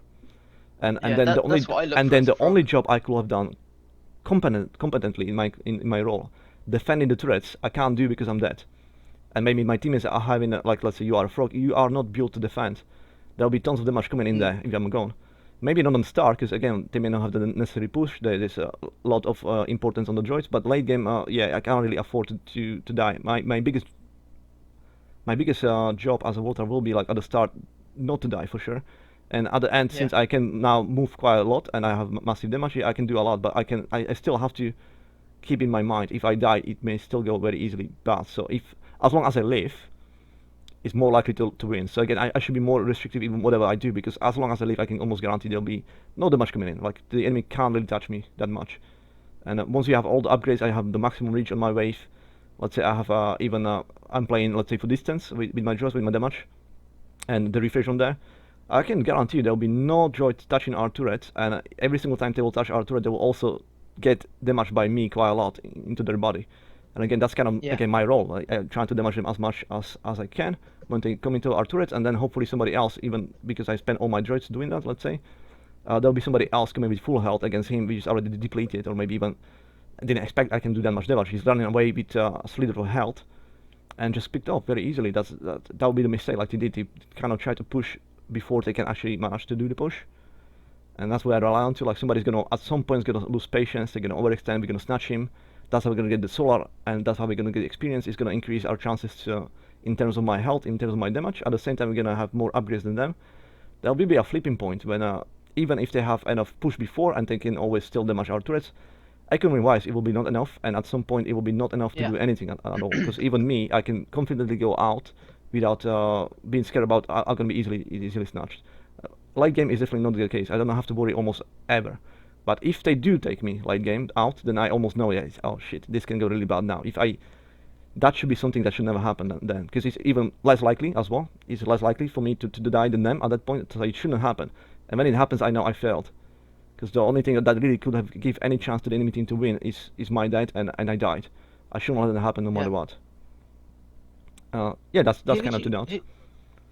Who would you say is the scariest Naut at the start for Voltor? And then who would you say, does it change at all in the end game?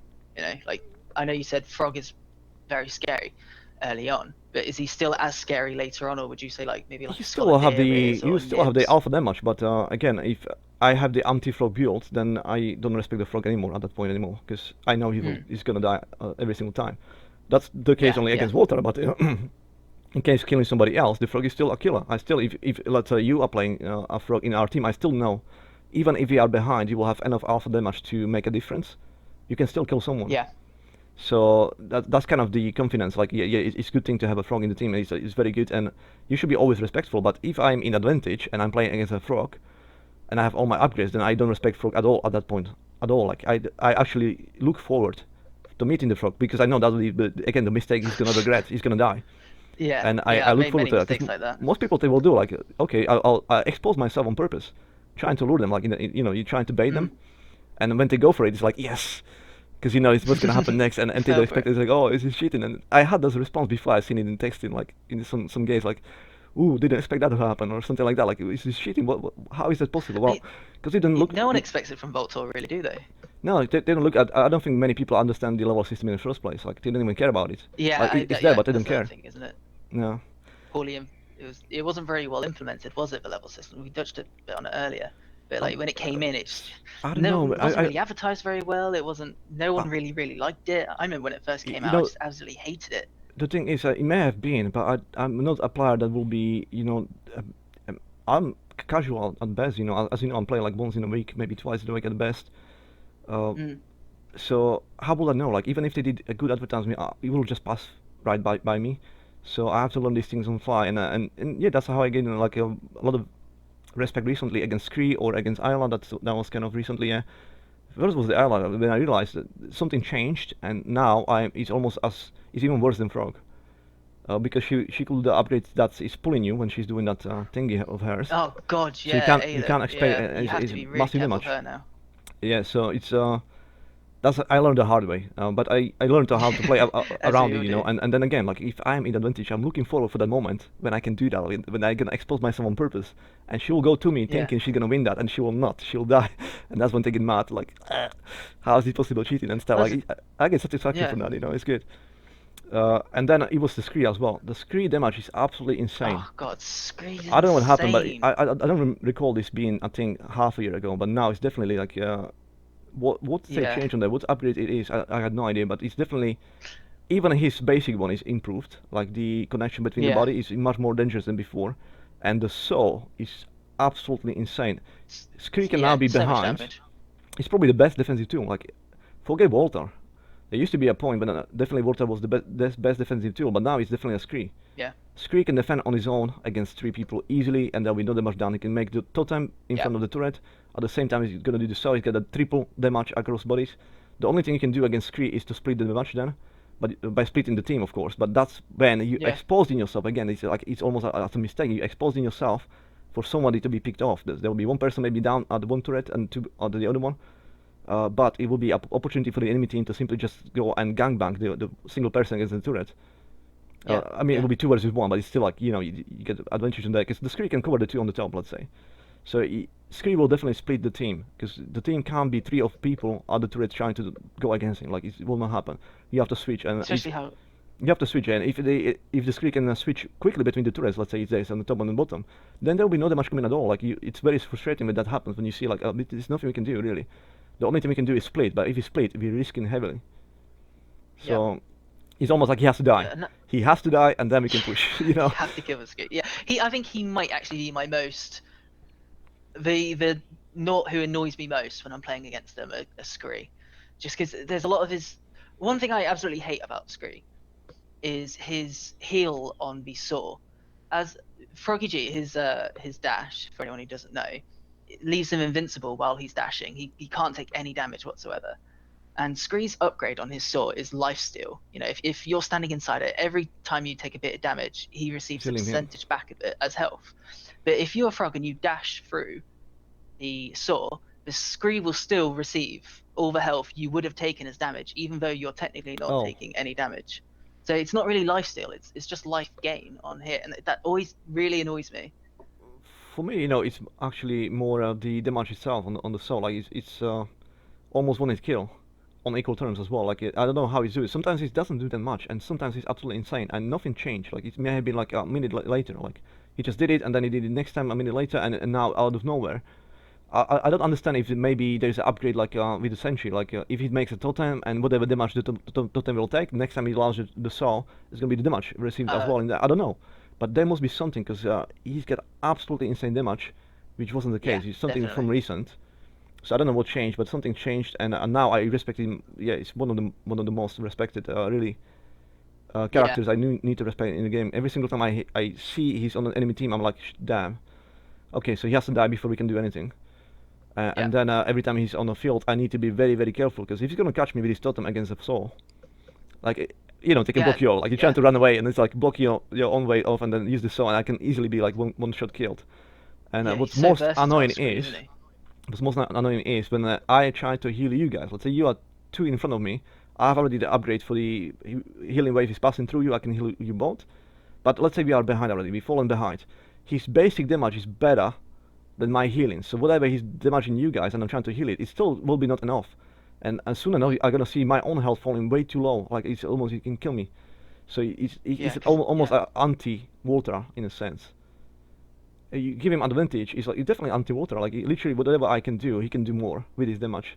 And because he can do the same thing as a wave, he's just gonna skip to the bodies. He doesn't have to be even a straight line. One of you can be like on, let's say, on the platform on the top.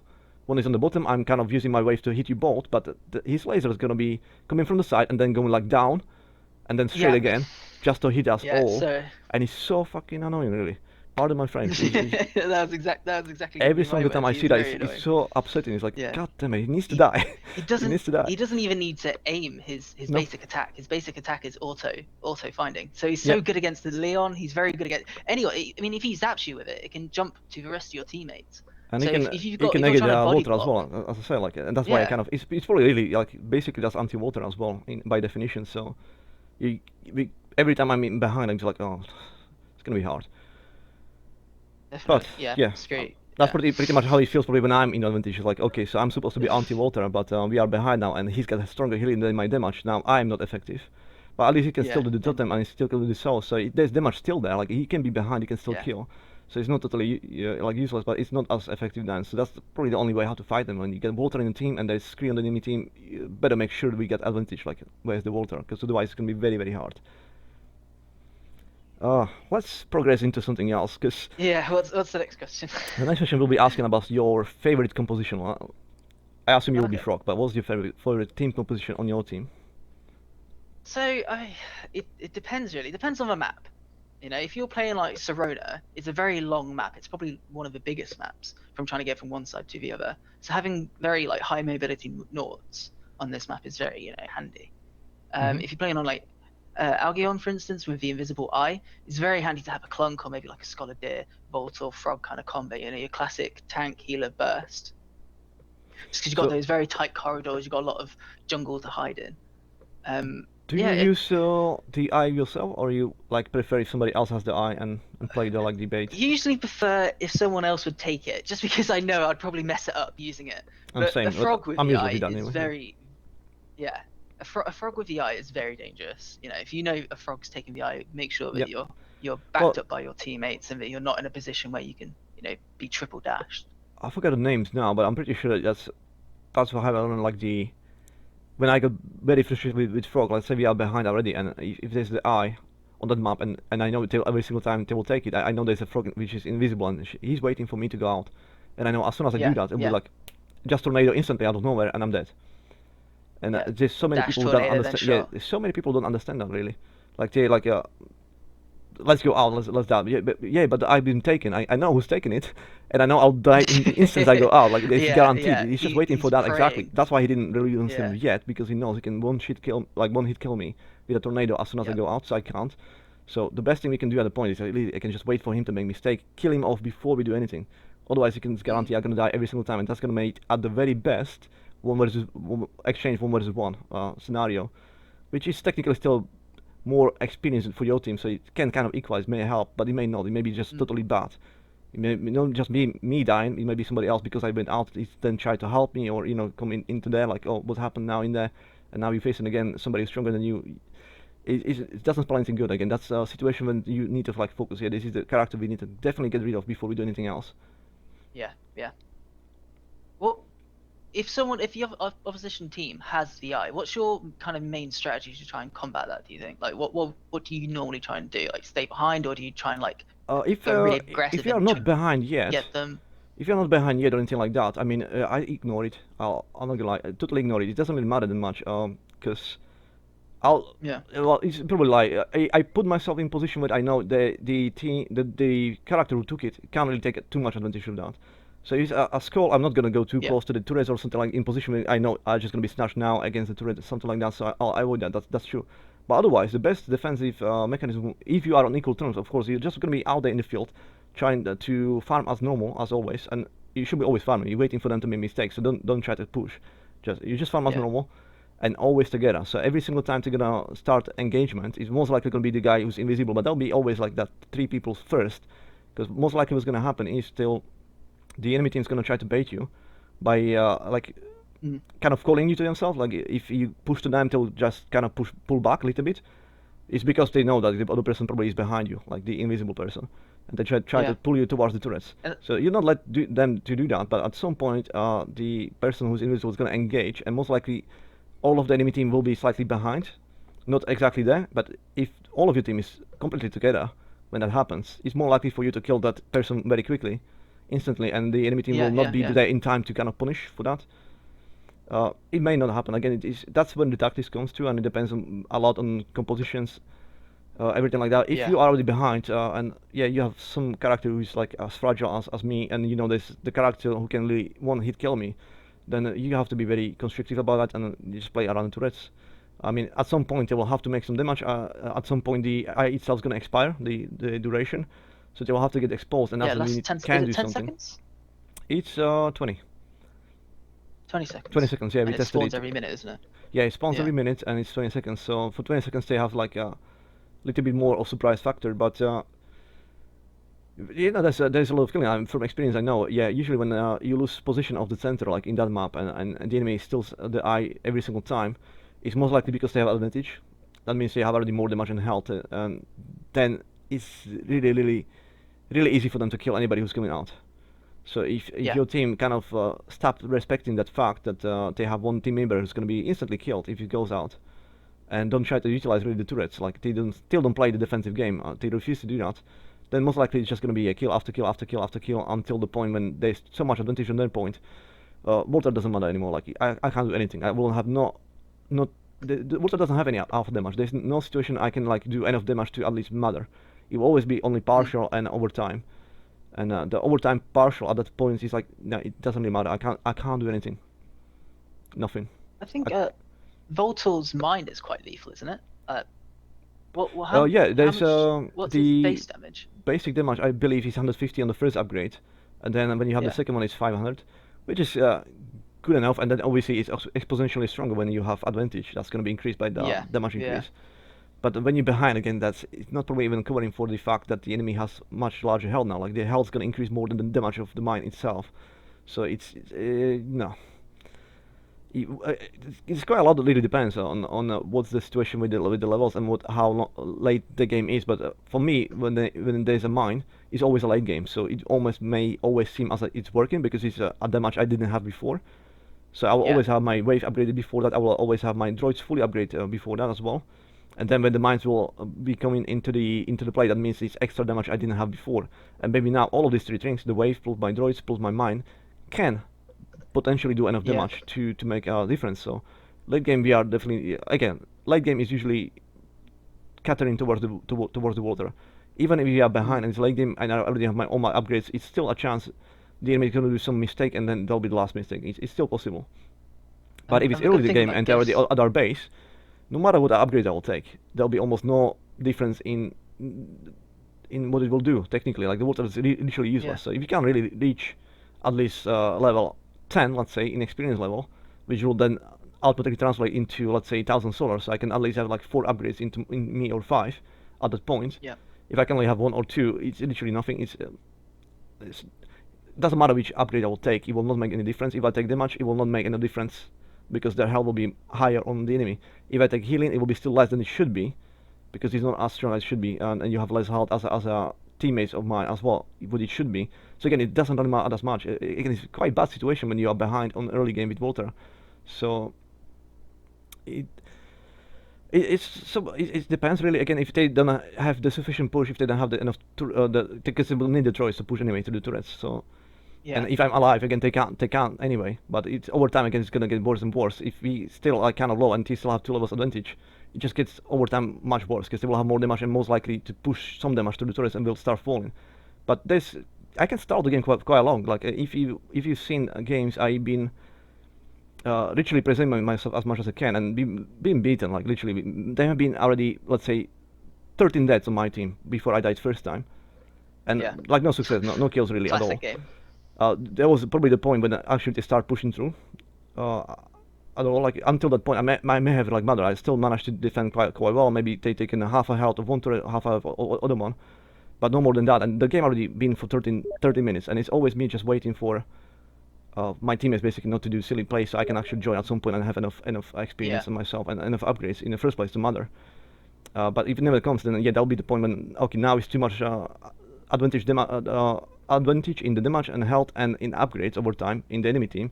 This is the point when they can simply just push through me. I will not even matter anymore. It's still to just go through us. Yeah. And then the enemy will, or even your own teammates may, like some of the solo players will like, oh, why do you start the game for long? The next time don't waste my time. Well, I'm not trying to waste your time. I'm trying to win. And I was prolonging the game for as long as I could to give you a chance to do something, and you never played any smart game to utilize the fact we didn't collapse in 2 minutes, which will be the case if I didn't play safe. We collapsed in 30 minutes, so I gave you extra 11 minutes to do something, to change your tactics, to not die, and yet you died let's say each of my players died 5 additional times since. And then it's somehow my fault that I prolonged the game, like I'm wasting their time. Just let them push through. Yeah. It's annoying, isn't it? Some people just want to hard head every situation. You know, they just want to rush forward. I know Awesomenauts is a very fast-paced game, but sometimes you do have to be patient. Sometimes you have to hold back, and you get people who just on you after the game, just be like, "Oh, why weren't you help? Why weren't you helping with a push? Why weren't you help trying to get kills? Like we were 2 levels behind. There is no push. There is no." The most funny thing is like literally is I am playing as much as aggressive as I can every single time I can. So I'm very aggressive. If the game's going well, we already won games under 4 minutes. Like literally, I'll be there. I'll help you the last minute. I will not go out. I'll be there. We'll end it very quickly. And that's the thing. Like when you're playing with water, you should wait more for the enemy to make mistakes. You don't play other turrets yet. You want to call the enemy to your turrets, and that's the best thing to do. You kill them first, and then you push, because you know you can push easily and without any consequence.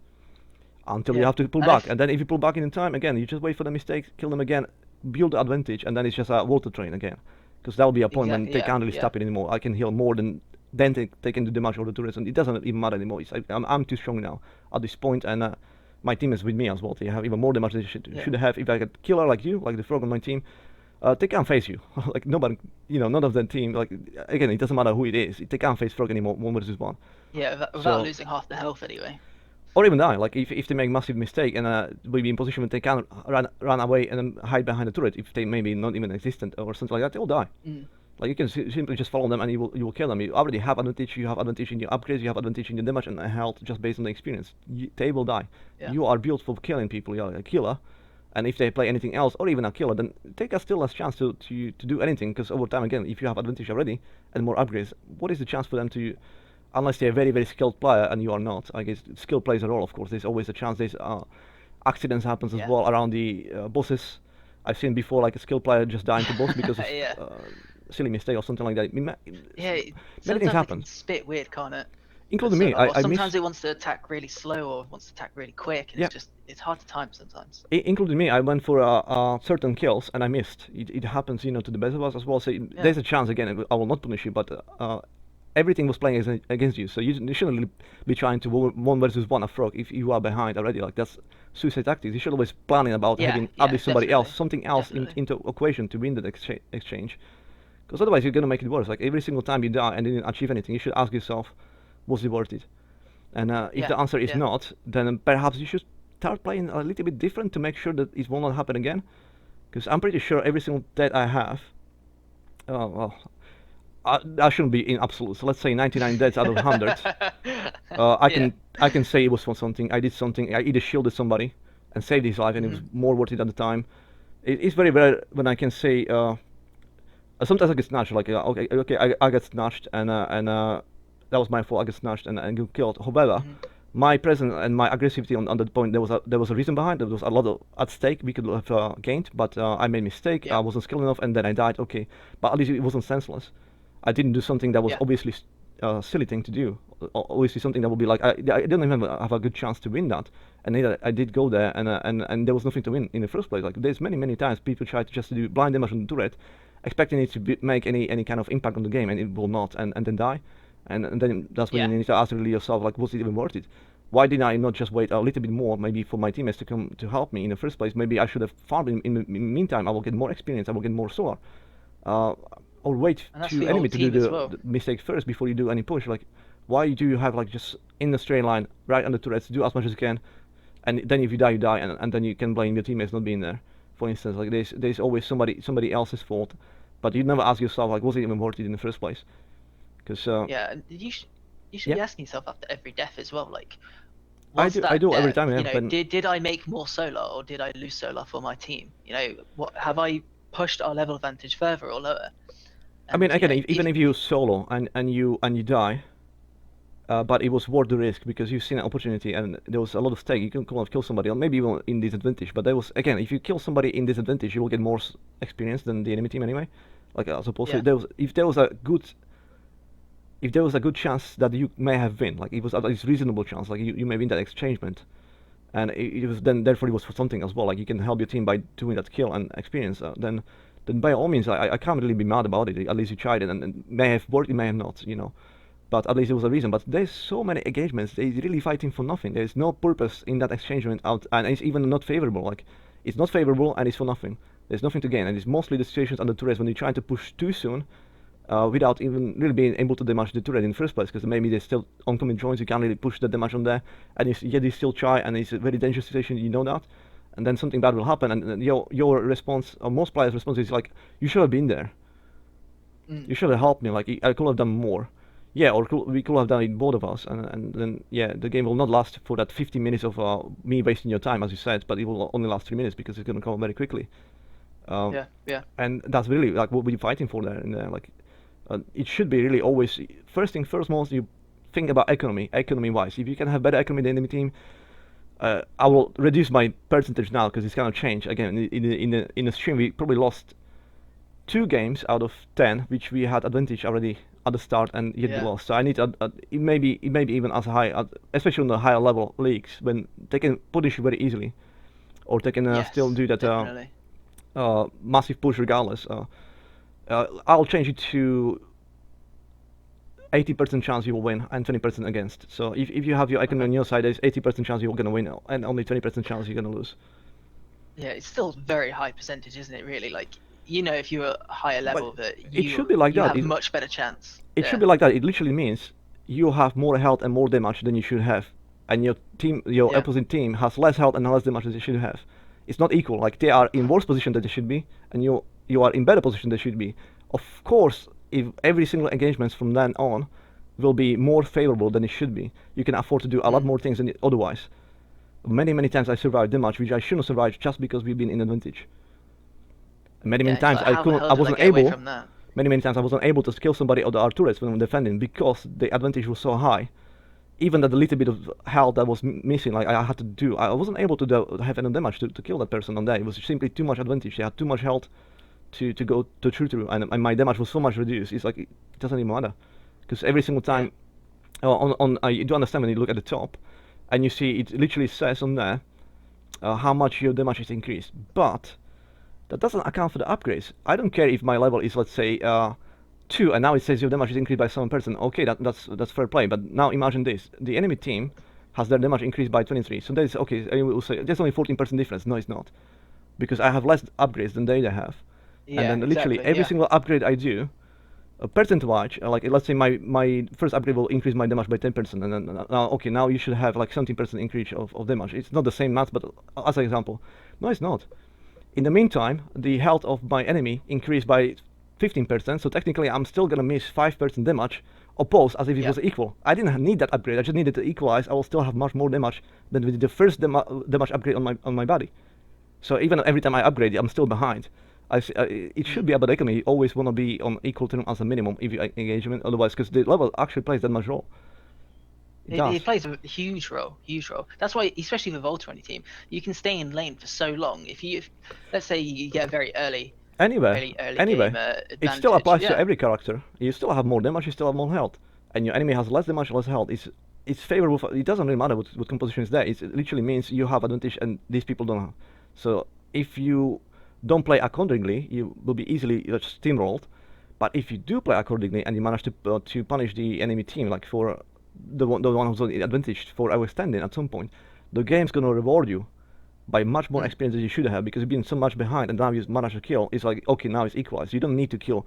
Good example is again this. Let's say you suffered 8 deaths on your team without killing anybody on the enemy team yet, and the difference now is 2 levels. And let's say it's later game now, when the also experience level, how much you will get is much more than otherwise. Because on the early game again, it does the experience system doesn't punish you as much. But let's say it was already 15 to 17, like kind of late game, but they have some 2 levels advantage in there.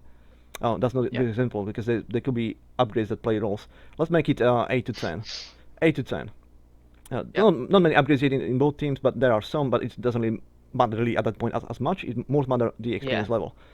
And let's say they have 8 kills during the whole duration, like that's why they have like, okay, 8-10, but you gaining experience from killing the droids. It's late game, but technically it's only 8 deaths on your team and no deaths on the enemy team. You didn't kill anybody yet, and then you killed one person, and out of nowhere there's like 1 level difference. Then you kill the second person again. It's gonna equalize. So that meant you only needed to kill twice. The enemy died only twice, but it equalized for that 8 deaths prior.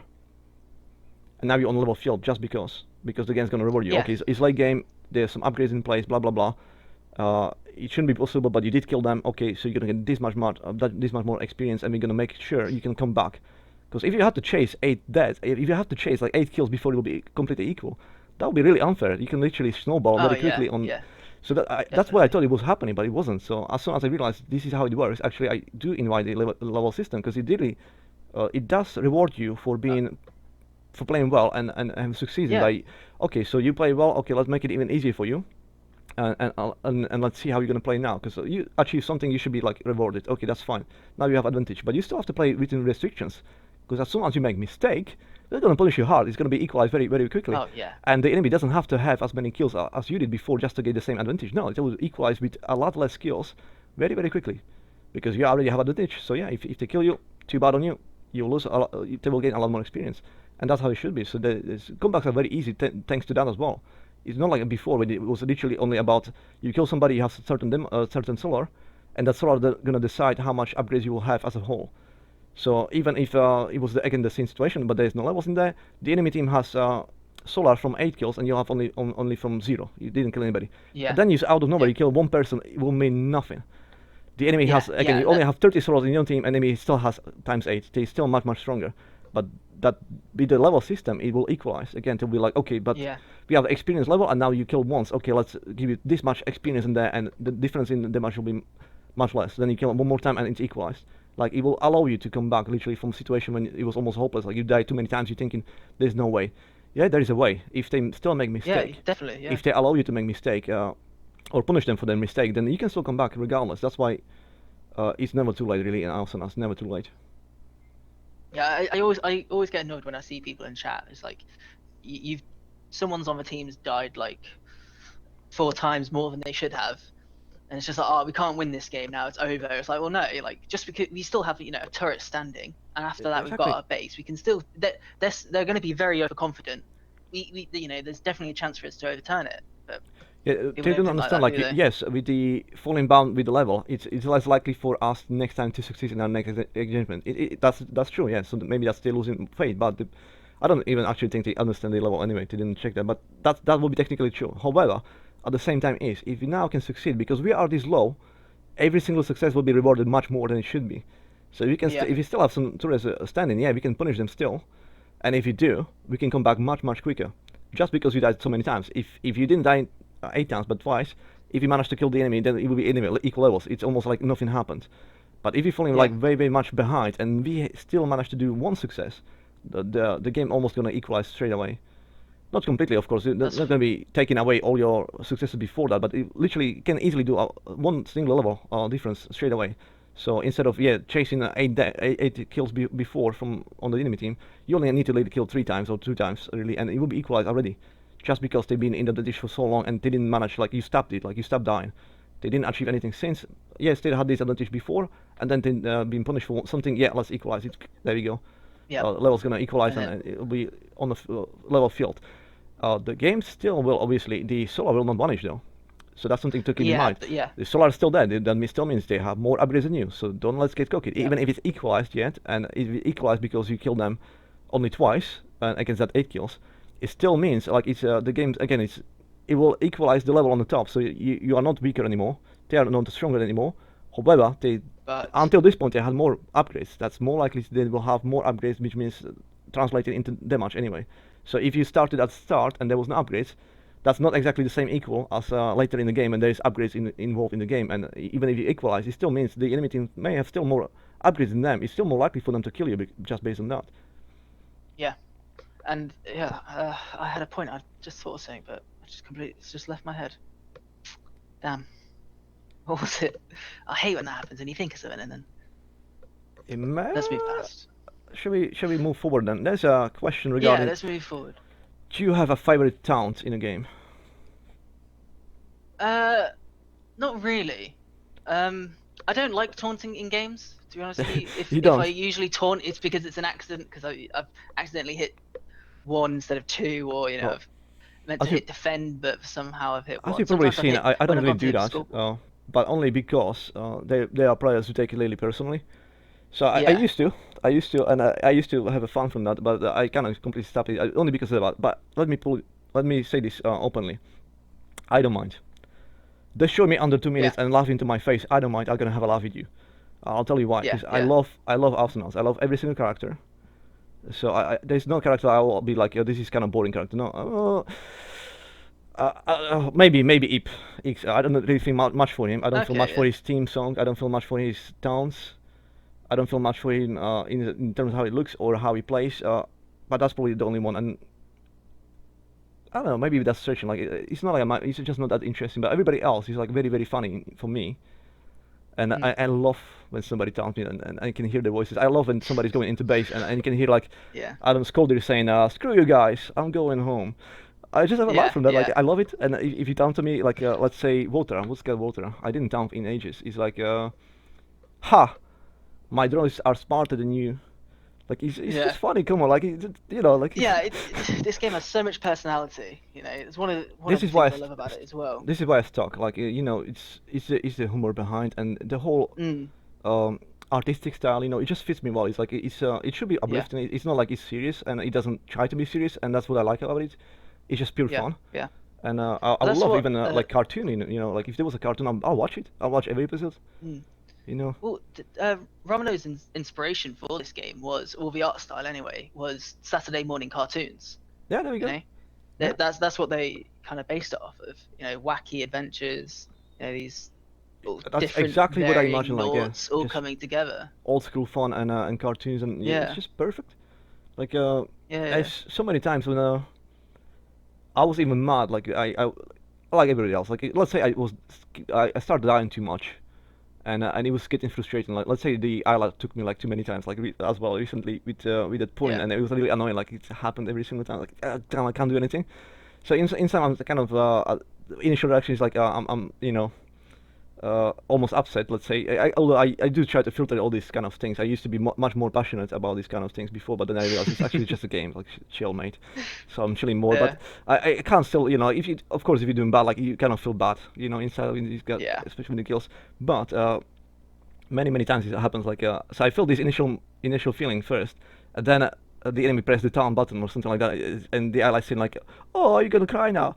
I almost bursted in laughter. I almost bursted in laughter Yeah. instantly because that's exactly what I was thinking in my head. I was mad, like, I couldn't kill her, that blah blah blah, Yeah. and then she's like, "Oh, you're gonna cry now." Like, oh, it's just That's a funny. perfect time to taunt, isn't it? When you get away from someone, just barely living, and you're just like bleeding out. You can't even walk. Yeah. It's just like you're just taunting at them, like, "Come on, I'm behind my turret now. What are you gonna do?" And then a Vinny comes down and just spikes you Well, from nowhere. It's like, remind maybe that's a bit premature. remind me, what is the taunt on the frog? Can you press the button for us? Did you hear that? No. This my swamp. You're not going anywhere. Ah, Hold why on. did you not hear it? Oh, I know why. Because I'm idiot. Same team. I muted the game volume, so there's nothing else, and that's why. Okay. Oh, Hold on. god damn it. So, what did you say again? This is my swamp? Yeah, hold on.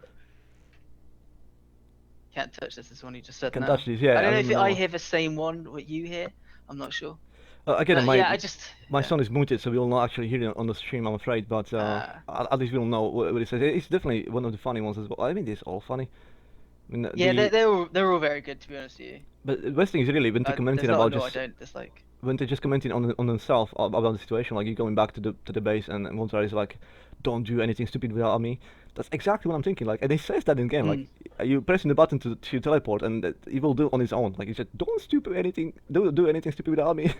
Like. Yeah, I think we're attracted to noughts and characters who we kind of resonate with ourselves. Like when I first started playing this game, started to get into hip hop, and that's what kind of drew me towards Froggy G to begin with. Oh, right, yeah, rapping gotcha. Frog who did a load of damage and stuff, and then just from there, it's just everything about Frog. I just love his character, his personality, the voice acting. It's for me it was all good. definitely always the humor in the game. Like if it wasn't for the artistic style, for the humor in the game, for the theme songs which are just fabulous, all of them. I don't think I'll be sticking with this game like that long, but because of all of this, it's like there's a special charm to it, and there's nothing else. Definitely, yeah. There's nothing else I can think of in any other game like that will be this kind of good with humor really.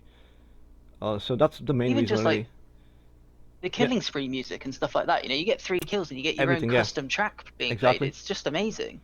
Exactly. Every note has their own theme tune, and they're all just so like very delicately put together. It all comes around to make just a brilliant experience. Yeah, and then when you dominate it like too hard, and there's the song for the Awesomenauts, like you are awesome now, like it just adds to everything, to the atmosphere. Yeah, it's just perfect.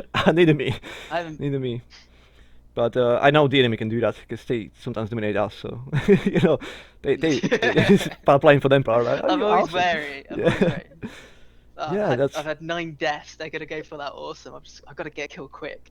Like someone's got to die. Is there any taunt that you will find offensive in the game?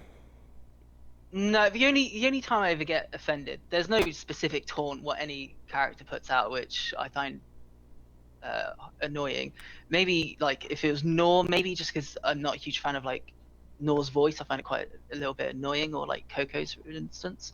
But the only time I ever get annoyed at taunting is when someone's got it like assigned to mouse click, and it's just like every 5 seconds you're hearing a taunt, and it's just like, oh, can you just stop? Is that still a thing? I don't think I've seen it. There's some people I come across. It's just like it's non-stop taunting, and it's like if you gave it a cheeky taunt here and there, like if you killed me and you taunted me, or if you got away and you taunted me, I could appreciate it then. It's just not being able to appreciate it. It's what annoys me. Correct me if I'm wrong, but I'm pretty sure like that's not like blocked by the game. Like if you do like constantly, the game actually not gonna do any taunts at all. I'm pretty sure. So if they're like trying to taunt you now, and then again, it will not work even. I know if you hit taunt, it brings up your cooldown for your other, because you can say defend, attack, the or other stuff. assist Okay, me, gotcha. help me. Yeah, taunting will it'll make you have to wait longer to use any of those. But I don't think if someone's spamming it, it automatically mutes them. I know you used to be able to mute people just by going onto the scoreboard, but now you have to actually go like hit escape, go into settings, and physically mute someone that way. They've made it a lot harder to mute someone for some reason. Do you have any But, Do you have any personal like taunt like for any character that you like the most, like something that's the most funny to you? yeah, not in this game. But one of my most favorite taunts is from TF2 from the Spy. I think he's got some really good taunts, but in this game, not really. Not really. They're all pretty good. They're all pretty good, yeah. I'm not. They're all pretty good, and like it, I prefer the little lines you get when you're teleporting back and stuff. Those ones I think are really, or when you drop from a drop pod. I find those ones to be better than the actual taunts. I find all of that like it's equally funny to me, but yeah, Yeah, I'm not yeah. definitely not offended. Like I don't really mind it at all. Like if somebody I can be destroyed completely and people can taunt me, I don't even sense it. You know, like I take actually kick off out of that because of the characters and the voice they make it. You know, the actual taunt, what it says, it's just so funny. It completely Mm, negates any negative thinking about it. Like I don't mind it at all. At all. I'm actually quite amused by them to be honest, personally. But I do understand if some people find it not as easy on as me. It can yeah, be sometimes. annoyance. You know, it can be uh, yeah, it can put you down. Let's put it this way. If Yeah, it can yeah. put you down for sure. But me personally, I don't mind. So like, so if you guys playing me and dominating me, don't hesitate, please. Give me the town. Torn away. That's actually gonna uplift my will to fight again. Like not to uninstall the game. It's gonna Yeah. remind me why I like it. So just taunt me every single time. It's fine. That brings me to theme songs.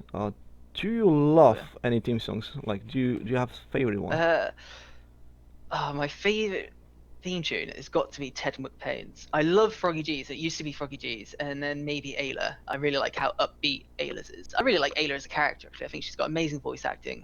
All her skins are really, really well made and all look really good. I agree. Um, she's got a good theme tune, good theme song as well. But Ted McPain's theme song is just the best. I think Really? it's so it envelops the character so well. He's like this 80s action hero. He's buff. He's masculine. He's not wearing any trousers, and I just feel like his theme song just pairs so well with him. Oh, you see, I'm not even really that much familiar now. I'm trying to think about it. I'm gonna probably play it in a moment. Yeah. I'm not really sure, but it was under my radar. It wasn't in my like top five even. So Okay. let's try to see if I can. What's your favorite? Who's your favorite theme tune? Uh, I think by hands down, like this is not even a question, will be the Xenia. Xenia. Okay. That's like proper techno stuff. Like I really like that one. Yeah. Yeah. But let's listen to Take My Pen since I got it in my hands now. Let's see if we can actually get it work.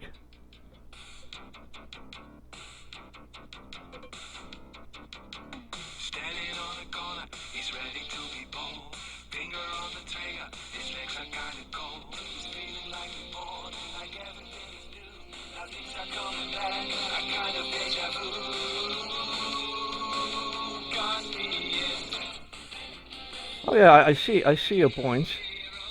Yeah. I But remember when he first came out, and I just fell in love with it. I wouldn't really say that will be my favorite, but it's quite good. Yeah, definitely. My Well, do you recall the Xenia's ones?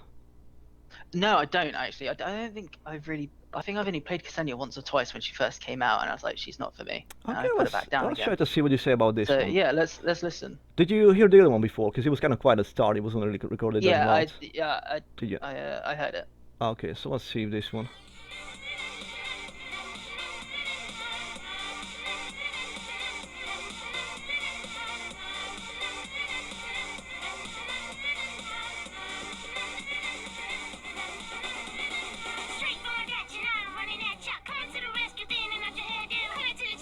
So you kind of got good idea now. It's uh, Mm. it's quite fast. There's some rapping That going on. fits her really well. There's I'd say that fits Ksenia really well. That does. absolutely, and there's very Mm. impressive bass in there. Like I wish I could play with the bass, but yeah, it's definitely one of the that's my that's my favorite one. And then after that Yeah. probably it will be Deadlift because I just like it that much. Yeah, Deadlift's got a real good theme song. Yeah, Deadlift has got a really good theme song The actually. whole wording was like very good. The lyrics in there are fitting is really Mm. like hats down really to the Runimo with Yeah, it's Sonic Picnic who does the music, isn't it? I believe. I don't know. I don't I really think it's know. Sonic Picnic. I'll give it a quick. Yeah, I believe it's Sonic Picnic. Who's Sonic Picnic, by the way? Like, is this somebody I should know? It's a musical group. Okay. Uh, Oh, yeah, they wasn't did familiar really. they've done they've done the songs for Awesomenauts. Very good job. I mean, So yeah, they did do a very very good good job. job.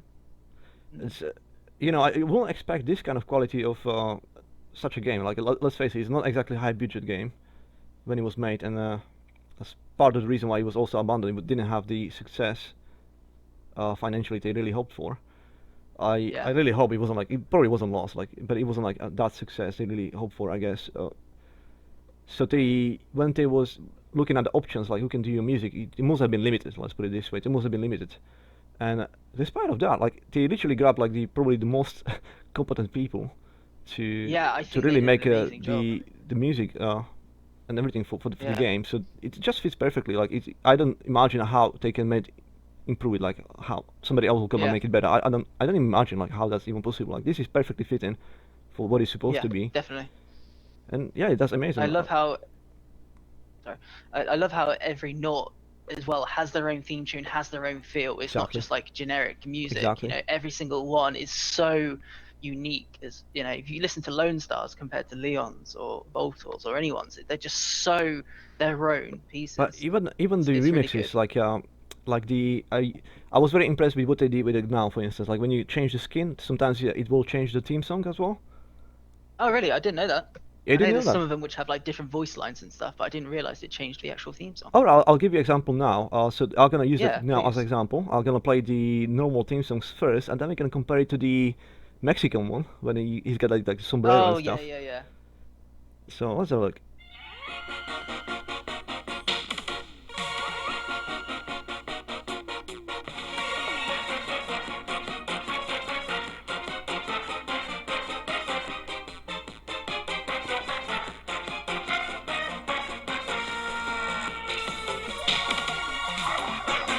And then it basically goes in loops, but it really does fit the love character those again. Like it's songs. very, very funny. Now let's compare it to the Yeah. one which is the Mexican version of that. How do you like this one?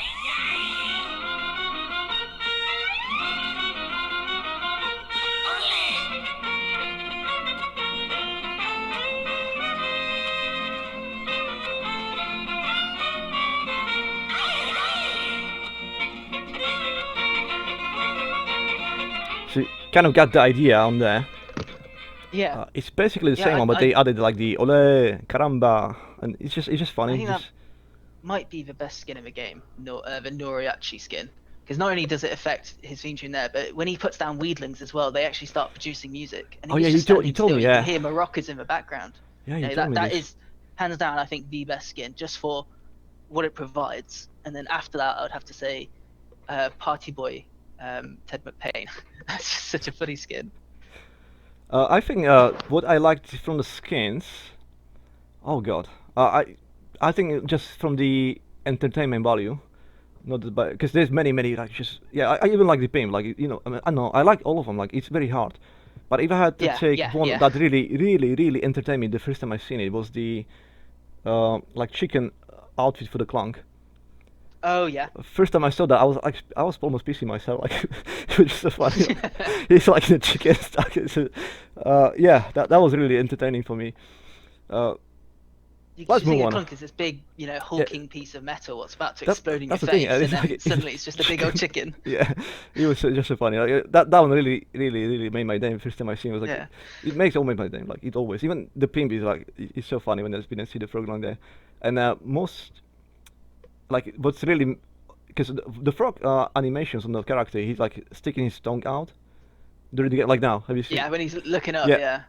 It happens on his own. Like every single time that happens, sometimes he's like in a funny situations. Like he may even kill you, and then there's like the tongue's coming out. Like it's like just Yeah. perfect timing. It's so funny. Like I love like there's small things like this that makes really the difference. And this game has tons of small stuff in here, and just it just fits everything so well. And yeah, it shouldn't be a game which you're gonna be stressing about. It's like it's not. We should take it very easily, like as a group, because sometimes even again, as I say, in the past myself, I was kind of victim to, or I shouldn't call myself victim. I was prone to maybe rage too often, like because I was again like I was quite doing well. I was in League One. I was usually again like may have been 9 times out of 10. But when I lost, Yeah. I was very sore loser. Yeah. So yeah. I mean, I will not call you in a chat on it. I never did that. I was never abusing anybody. I will not. I will keep everything to myself. However, in my head, I was ready to throw away the keyboard through the window Yeah. and my screen and stuff like that. I was literally like I was raging like. I was like, why did we lose? Especially when I was thinking like somebody else lost the game for me, like, and yeah, it shouldn't be that case, and especially in a game like this, it's not.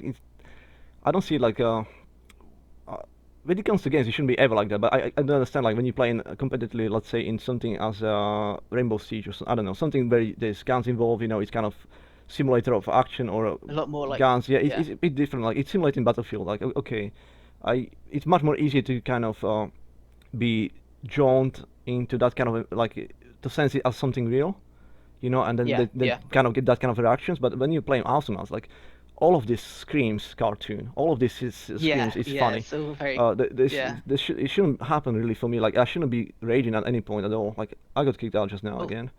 Yeah. I don't know. I'll invite you back. Thank you. There you go. Yeah, I completely understand where you're coming from. I was exactly the same. 2 invitations coming. Oh, it's in yours because I don't know why I saw it twice. I thought maybe I was invited by somebody else, and then I. Oh, wait, did you reject it? Yeah, but no. It's all good. It's on here. Just carry on. What have you been saying? So yeah, I mean, I used to be exactly the same, and like even recently, when the new ladder reset happened, I got myself up to like around like rank 200 or something. I was doing really well. Not as high as 200. I was probably around like 260, something like that. I was like, I'm gonna hit League One. I'll be able to stay there. I've got, I now have friends who I can play with, and then I had that massive losing streak. And when I was up in the high ranks, and I was actually, I had like a win rate of like 80% or something like that. I was getting really annoyed. I was like really annoyed at my teammates for not doing their part. I was really annoyed at myself. And once I dropped down a bit, it kind of just mellowed out again. And I think we kind of have to stop looking at the ranks a bit and just be like, you know what? I'm playing this for fun. I'm playing this because I like this game. I'm not playing it to enrage myself. I do exactly know where you're coming from. I had the same reaction, but I was kind of reminding myself not to rage about on anybody. Like don't try to move away from situation, trying to blame anybody anyway. Because I was there as well. I may have played a role as well into that, of course. Or even, and it is a team game. Exactly. So I'm trying to completely remember myself. Like if you ask me like what I think should have happened, or when I'm commenting for the video, I'll say this is probably what is the best thing to do, or this is what I will do. That's fine, but on end of the day, as soon as the match is over, I'm not thinking about it anymore. Like that, it's in the past. It happened. I'm not gonna be raging about it. I'm not gonna blame anybody. Next time, like I know I was gonna do. No, that was a different game. Like that's why when let's say somebody didn't really do very well with in our team yet, and just to classify, I'm not talking about Lapin now, just in case, because there was a couple games we lost recently with him. So I'm not. It's different players I'm talking about now. That been playing with us in past, and they didn't really do well. I didn't really care, to be honest. It's like I don't mind. I'm happy that he's still happy to play with me, because from his point of view, and that includes up in this occasion as well. Because from his point of view, I definitely was on the fault. Like it may have been like because I was passively lost. So if he's not gonna say anything, if he's not gonna call me out, like obviously we didn't chat during the game. Nobody was blaming anybody. We may have exchanged a friendly conversation, and you have to say it's friendly. There was nothing mean about it, or nothing condescending, or nothing like that. So we exchanged our ideas about what may have happened or not. But there was no point at any point when any of us was like, I'm not going to play with you anymore. Yeah. Like, so if he's willing to, like, okay, tell me to my face, it was your fault, but he doesn't really mind to invite me straight after that into the next match, he's not going to be now refusing to play with him because he just told me, like, it's my fault. Of course not. I'm happy that he's giving me the chance games go sometimes. Yeah, exactly. I'm not going to blame anybody again. If I even think you may have done it feeding or something like that, it's not like going to be blocking you very next match because we've been feeding last time. I'll still play with you. I'm still happy that you want to play with me too. So as long as you want to play with me, I'll play with you. I'll play with anybody. That's actually one of the, I say fear in a very loose term. One of the fears I had when I first started playing with you. I was like, this guy's a YouTuber. He's ranked very highly compared to myself. I don't want to be bringing them down. And obviously, I've brought you a curse, but Why do you think it was you? It happened before you. you do think it was me? No, that's fine. It happens Oh, with it happened before Lapin, but Lapin was the next one on the receiving end, and we probably lost okay. 10 games consequently, and that's when it's when it almost like a happened. meet, Oh, Lapin wants to play this way and I play the other way, and it didn't yeah. even simply work, and it may have looked like from the videos I made, but I made a clear point, like again, like it may be right, he may be right, I may be wrong. It's just because I didn't Well, trust enough in my ability to do what he's asking me to do. I was convinced it's just going to go that's even worse. So I was kind of yeah. I wasn't able to really fulfill the role he wanted me to play, and he wasn't really able to play with my style neither. He always seemed like this is a chance. Maybe he was willing to play with my style, but he was like this is a chance, and he seen that chance, which I didn't see as a chance. I seen it as a liability. Like I'm gonna die there, go in there, and Yeah. most likely it will just fall apart. So every single time he saw an opportunity I may have not seen, and that way, because we lost like many match consequently, I basically was like, it doesn't really work when you've been there actually. It was like when you are there, plus Lapin, it did work. Like when I was playing with Lapin and somebody else, but it was more a joke Mm. than anything else. Of course, that's not the case. You are the best stroke I know. He's the best one I know.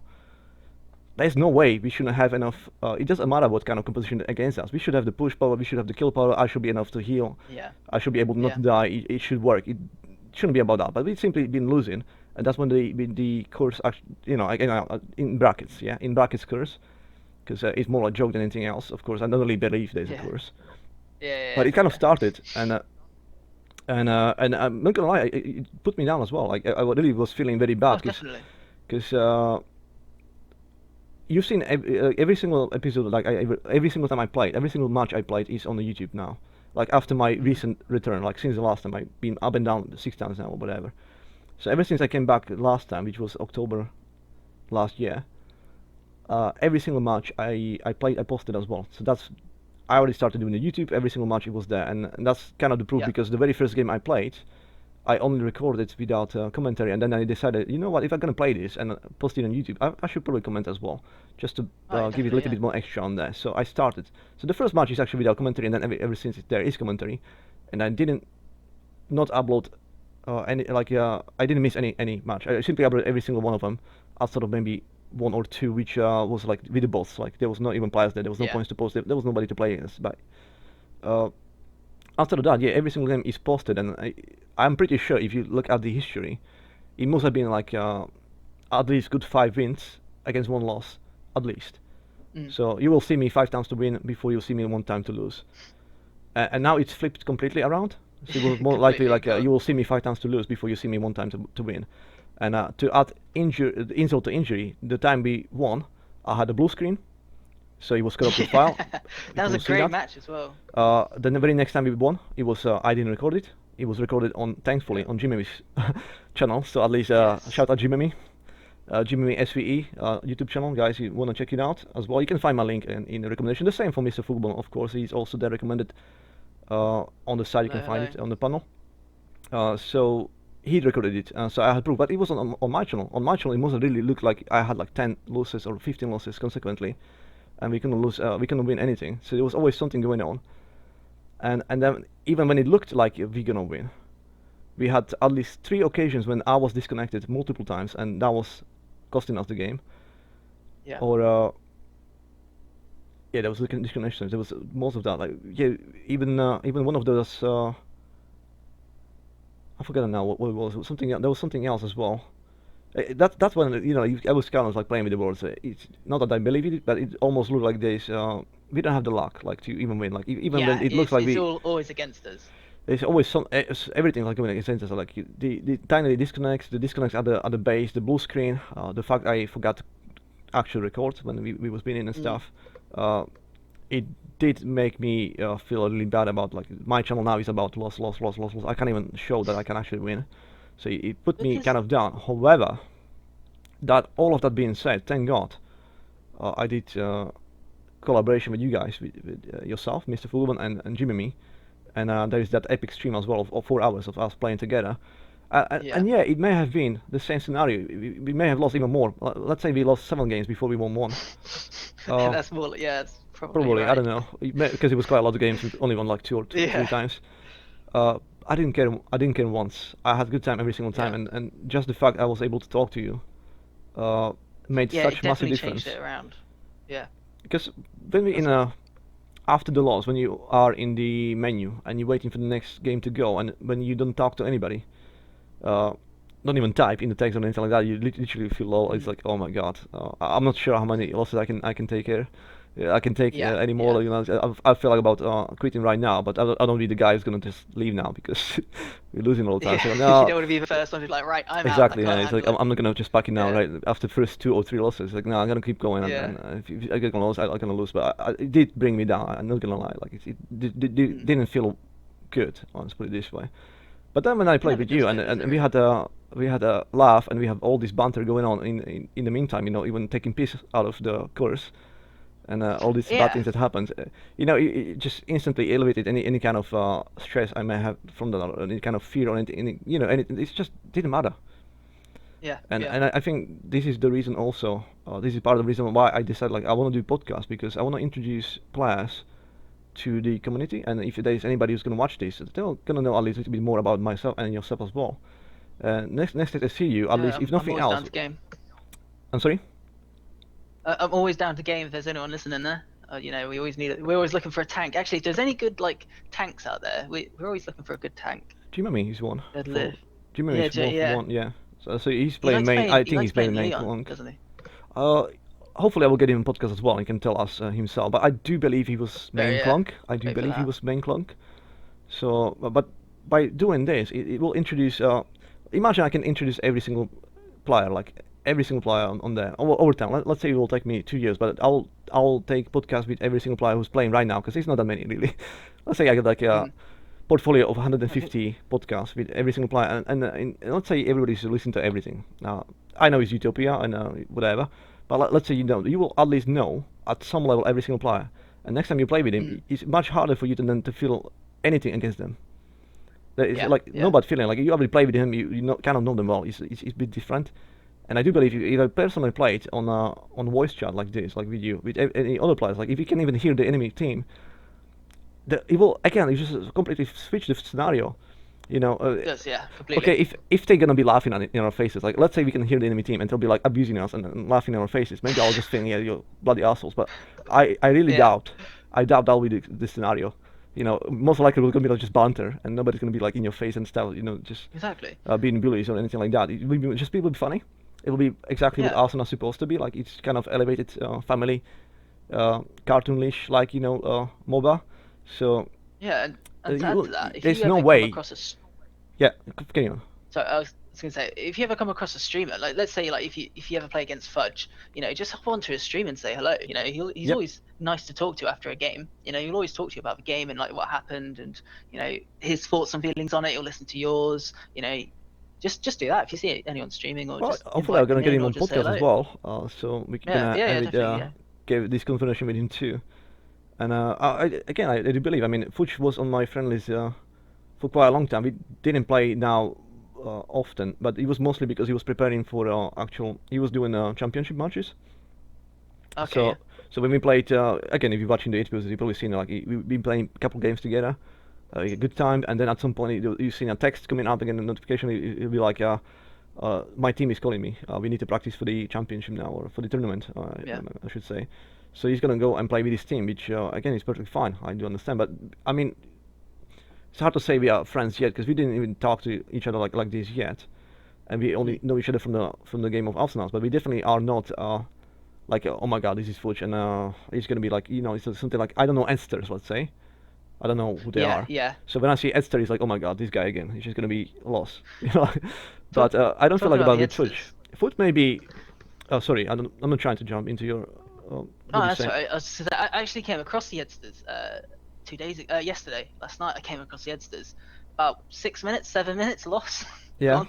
yeah, no surprise. Yeah, it They, was Edsters and Rourke, I think it yeah. was. Rourke Gee, was with them, and it's just like, oh great, here we go.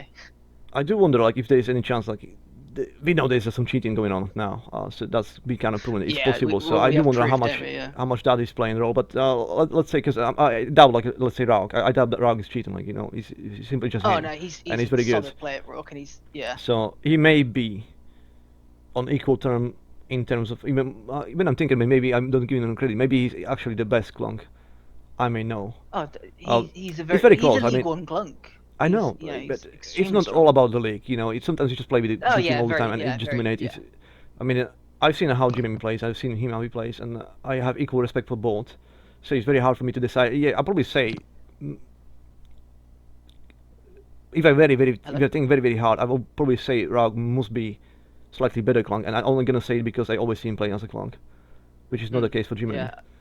Yeah. But then, Well, Jimmy's just an all-round strong player. That's the thing. Whatever he picks up, he can play very well. That's the thing, but He's extremely I know strong him mainly anyone. as a Clunk as well, so I know, like, he's probably, I think, again, he has to tell me if he can come on podcast. He will have to tell us if his main is Clunk or not. But I do believe his main is Get him Clunk, on.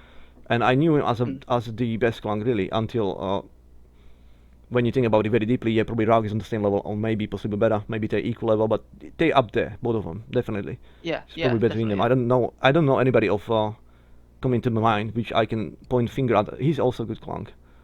It's like you can be good Clunk, but it won't be as good Clunk as I've seen Raug play or Jimmy. Like, that's probably what that's their mains. Like, that's what I know them as to play with, and they're very good in what they do.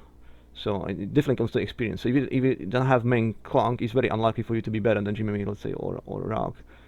Very unlikely. Or maybe I haven't been strong. maybe I haven't been high enough to see the better ones, but we play we We play with. yeah, with anyone. I mean, we play with number 6 or 2 or recently. Like, that's when it kind of feels sometimes it's really unfair, because we are really down there. I'm in League 2 in after 250s now. Like, I'm quite low, really. So I'm definitely not in League 1, and we constantly playing against players which are like pre-made from League 1. So it's almost sometimes feel like it's not fair. But then end of the day, like, the game probably knows, like, when after the restart. After the restart, when recently, when it was like when we all went to League 5, that may have been like 2 months now, maybe even 3, maybe before the corona. I can't really recall, but there was a restart not that long ago in my mind. Like, it wasn't that long ago. Yeah, I remember. Yeah. I didn't lose. I won like first 7 games instantly, and I was number 1 for maybe 1 game only. Like, I was the first one. Yeah. Did you get a screenshot of that? Nope, because I'm an idiot. Then Then it occurred to me I probably should do that, and of course you know what happened. I lost then. Yeah, so I didn't have the screenshot. I'm not gonna show you. I'm 6th now, with 87% winning rate and whatever. But I used to, for a moment, slight moment, after 7 games, I had like 7 wins. There was no one else who managed to have 7 wins at the start, and I was the number 1. And ever since I'm falling, pretty much. Of course I'm gonna fall. If you're on the number 1, you're only gonna fall. Kind of makes sense. But yeah. But I was for brief occasion, and then because I'm not really a regular player, so just based on that, it didn't matter. Like, I have 87% winning rate, and but you only have 7 games, So I was falling constantly anyway over the time in the course of week, so it didn't matter. But and ever since, like, I still had like 88% I think winning rate before the curse. And now, since the curse, I'm still at 51, so I'm technically still winning more than before. That's but good. that also means like before I must have like won 30 games for 2 losses, and now I'm losing 30 games for 2 wins. So who cares though? Who cares? Exactly. Good thing is really that I didn't know this Steam voice chat actually works this well. I had no idea. It works really well. I thought it will be really necessary to be on official Discord or something like that, which I wasn't really want to do any new account. But this is very convenient, and it's very easy, and it works. So there's no reason for me not to try to play with voice chat ever again with any of the players who's willing, like on my Steam friends, if they're willing to chat with me, because I do understand some people simply don't want to make that step. Like, I again, like, it's not exactly that easy just to, because technically we are strangers, right? We never met each other, and then the very first time is it's icebreaker. You're either gonna press like, yeah, I want to talk to you, or maybe you don't. And if you don't, then it's absolutely fine. I do understand, like, you don't have to. But anybody who wants to play with me with voice chat, I want to play with them with emotion, and there's no reason for me not to anymore, because I've seen how much easier it is to take a loss. So much better. When you're talking, and it's just much more fun as well. It's just great. You can coordinate much better. I regret that I didn't do this way sooner. I had to play 290 episodes and spend a year until I realized to get a first The guess. mistake, yeah, I could have done it a long time ago. Because mostly, yeah, all my games are ever since 100 episode, maybe, yeah. First 100 episodes, yeah, mostly solo, making new friends, blah blah blah, making friends on Steam, and after the 100 episode, there was always at least one person who wants to play with me every time I was recording. So it was kind of dual That's premade good. at least, and now these days it's Yeah. always a premade. It's like full Steam stack of Yeah. premade, and I may have made 100 episodes like that without being on voice chat. I could have done it much sooner, but I didn't. Wouldn't be cursed. Possibly. Or possibly the curse will be just from Sona. You never know. We'll have to find out. Maybe that's it. And that also brings me to the next questions I really want to ask you. Do you have any memorable moments in Awesomenauts that something maybe positive or negative as well? Most of my memorable. Whenever I think about there's one. Whenever I think Awesomenauts, immediately, there's one thing I always think about. That's back on console. I remember there being like 3 sticks of dynamite just laying on the ground in front of a turret. And then I remember there being about 4 or 5 mines just laying along it, and it's just like a GIF like running through my mind of just me as a frog dashing through all of it, and then just failing right at the last mine because it's just so like slightly spaced out. Yeah. That's the only thing. I think that's why the pain of Yuri remains with me for so long. It's just that's like my most memorable moment of just like dashing through like 5 or 6 different explosives, and then bam, just the last one's just a bit out of reach, and I'm dead. So it's like goddamn monkey. It's definitely official now. Yuri is your most hated character. Yeah, yeah. He's always been there. I think it's because he always has like good taunts as well. You know. Yeah. But any of your taunts like, oh, make like a banana and split.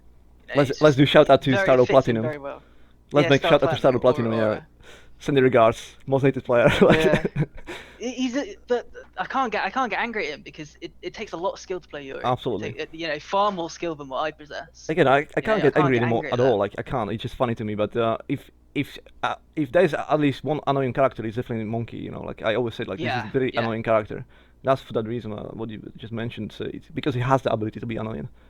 Yeah, I think people who play the Monkey as well understand that. You know, they understand their role in this society. Guaranteed. They're I mean, there to there was paint one of the episodes I basically said in the episode was like the most annoying combination, and I'm pretty sure it was like a Monkey plus Gnaw, because that's very annoying when you always are in the goo and you always watching your health going down.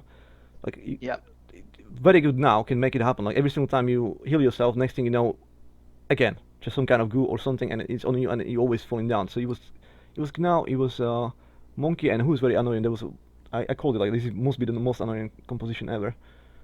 Who's very annoying as well, except Gnaw and Monkey. Sentry, Scree, Penny, anyone who's not Frog, basically. I think. Frog is very annoying as well because you can't come out. Yeah. Well, but it was something else. It must have been the most. It must have been related to the sorry. It must have been related to the poison as well, or something like insane push. Oh, maybe Katara. It may have been Katara. Like poison. like usually like you can't do anything without always instantly losing health and massive push as well. Like you can't even stop it. Like it's everywhere and can't move anywhere because it's all mines. Or plants, with the plants, it was like, it was just the most annoying ever. But Leon, Nora, and Yuri would be annoying because you get tongued into a mine trap, which is just filled with weedlings, and you're just instantly dead. Yeah, there's many combinations, but that's definitely like Yuri is probably the king of the annoyance. Like he can definitely cause the most problems. Blood boil. Yeah, blood boiling stuff. But do you have anything positive now? Like something like memory you have, like you did something well and it stick with you? One of my most recent memories is when we were playing against Cole. I don't know if you remember the match. It was the one with Jimmy recorded and put up on his YouTube video, actually. It was the Scholar Day when he was trying to teleport away in front of both you and me, and we just kind of looked at him like, is he for real? And we just collapsed on him in a second. It's like, well, you know, that was his mistake, I suppose. I'd say that's a positive, for me anyway, that's a positive memory. Just being able to quickly collapse on someone who thought we have to go investigate what kind of memory is that for Cole. But maybe he will be like a cold-hearted, like I can't even remember. Yeah, I just remember. I mean, I've watched that video quite a few times now, but I remember it happening and just being like, what is he doing? Does he not think I'm here? Like, does he not respect this? You know, his characters.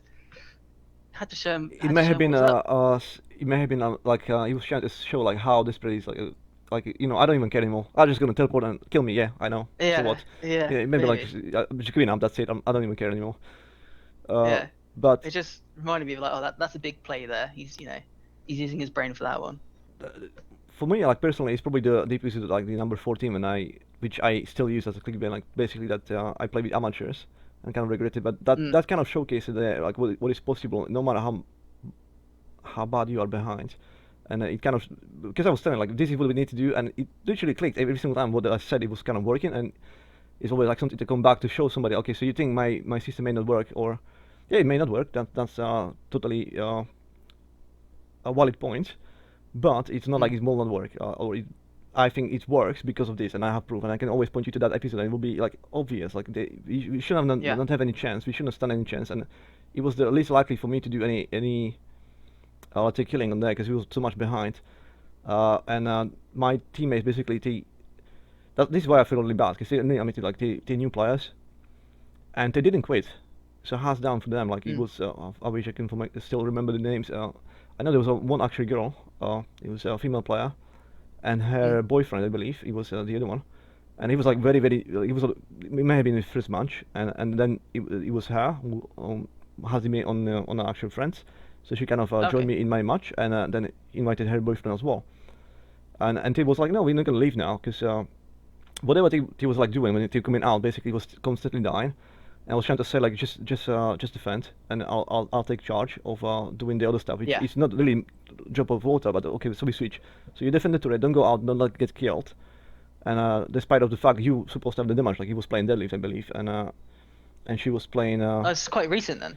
No, it's 14th episode, I think number 14. Like he's back in September, October, November maybe.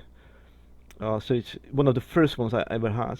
So yeah, it's against players which was supposed to be like low on the ladder, but it probably wasn't because of me, because I was already quite high after 14. Like it just shoot up. Yeah, bringing them up. And the enemy team was like on different level than my teammates. That's what I'm trying to say. So, but to their credit, again, like TC and whatever they do, it wasn't working, and they didn't get mad at me or anything like that.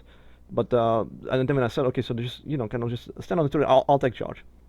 And I kind of mad in the game that I had to take this role, but then I had to remind myself, mate, they just started now. You can't expect them to play on your level. You can't expect them to know what they're supposed to do. But if nothing else, that episode does showcase like it. If you kind of do what I say, you will increase your chances to succeed. And even though the enemy team was like very well played and played together team, it may have been even pre-made, because they got too confident and cocky playing against my teammates. Let's say when they were getting killed out there. As soon as they start dying and just playing the defense, regardless of the fact he's supposed to be tanked, he's supposed to be the killer, they just play defense, and the turret took some damage, but again, it was exchanging the health for the ability for me to kill them, and I was killing them badly, like the enemy team, and then we actually won in the end by a slew. Like it was a very, very close game. Like, we may have still lost, but in the end we actually won from so much behind, you won't believe it. And as a Walter, which I had to wait until I can actually upgrade myself into damage as well. So I was patiently waiting. The game was probably like 36 minutes or something. It was very long, and that was for the reason because I was refusing to die. I was like, I'm not gonna die. Systematically gaining back, and then it was equalized. Then I actually had advantage. Then I had all my upgrades on my damage, and then it was too late for the enemy to actually be able to face me. And I destroyed every single turret, and I destroyed that base as well. And it was basically just me doing it because my teammates literally stood at the tower defending it. In case something comes in there, just stab the damage, make sure you don't die, and I'm fine. I'll do all my own. Yeah. And that's just don't. Yeah, just don't die. Just don't make it worse, because every time you make it worse, it's less likely for me to do something. And this is not even my job, but I had to take that position. So it's definitely a good case to go and watch back and then show that this is exactly what I'm trying to do every single time. Because it's working very well. Even the weakest character can utilize these kind of tactics, and you can do well because that's what it is. You just make the enemy to lose their health, come into you, and then as soon as they try to pull back because they have not enough health, that's when you're supposed to have all your health and just stop them and kill someone. Every time you can do that without dying yourself, you're gonna make it easier for you, not harder, easier. So just wait, patiently wait. You can't go out there, you can't push yet. It's fine. Stall the game. I get a little Yeah. I was gonna say I get a little triggered when people say like it's a passive play and stuff like that, because it's not passive play. It's smart play. It's strategic play. You're waiting until it's your time to attack. You're waiting for them to mess up, or It's the only when play I you've got can do. advantage. It's the only play I can do, Yeah, and hope for winning. If I'm not trying to win, then yeah, I can do anything else. But again, that will not be the best chance I can do. Like, this is literally the best chance I have to win, so I'll do that. Because end of the day, I'm trying to win. I'm not trying to lose, and definitely not gonna be doing something that's gonna be like meaning I'm always feeding, which is making it worse for my team to do anything to compensate for my failures. So.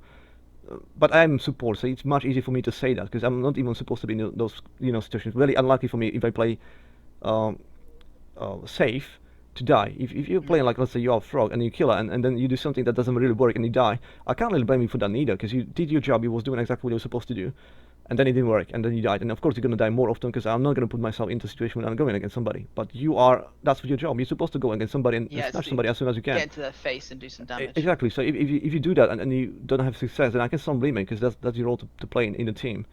The same I can blame Lapin for pushing. He's playing long. He's doing insane pressure on the enemy, and he's doing quite well. And the only thing is really he doesn't feel supported out there when he's doing it. And I feel like it's probably too soon to do that, and that's why it doesn't really work sometimes. And maybe it will not work either way. It may not work if he was playing my way. It may not work if I was playing his way, just because the enemy team was that good. It simply wasn't enough. So there's a chance. And that's the thing you gotta remember as well. Exactly. So I'm not trying to blame anybody, but every single time, and I'm coming like, okay, so let's try to be objective about everything.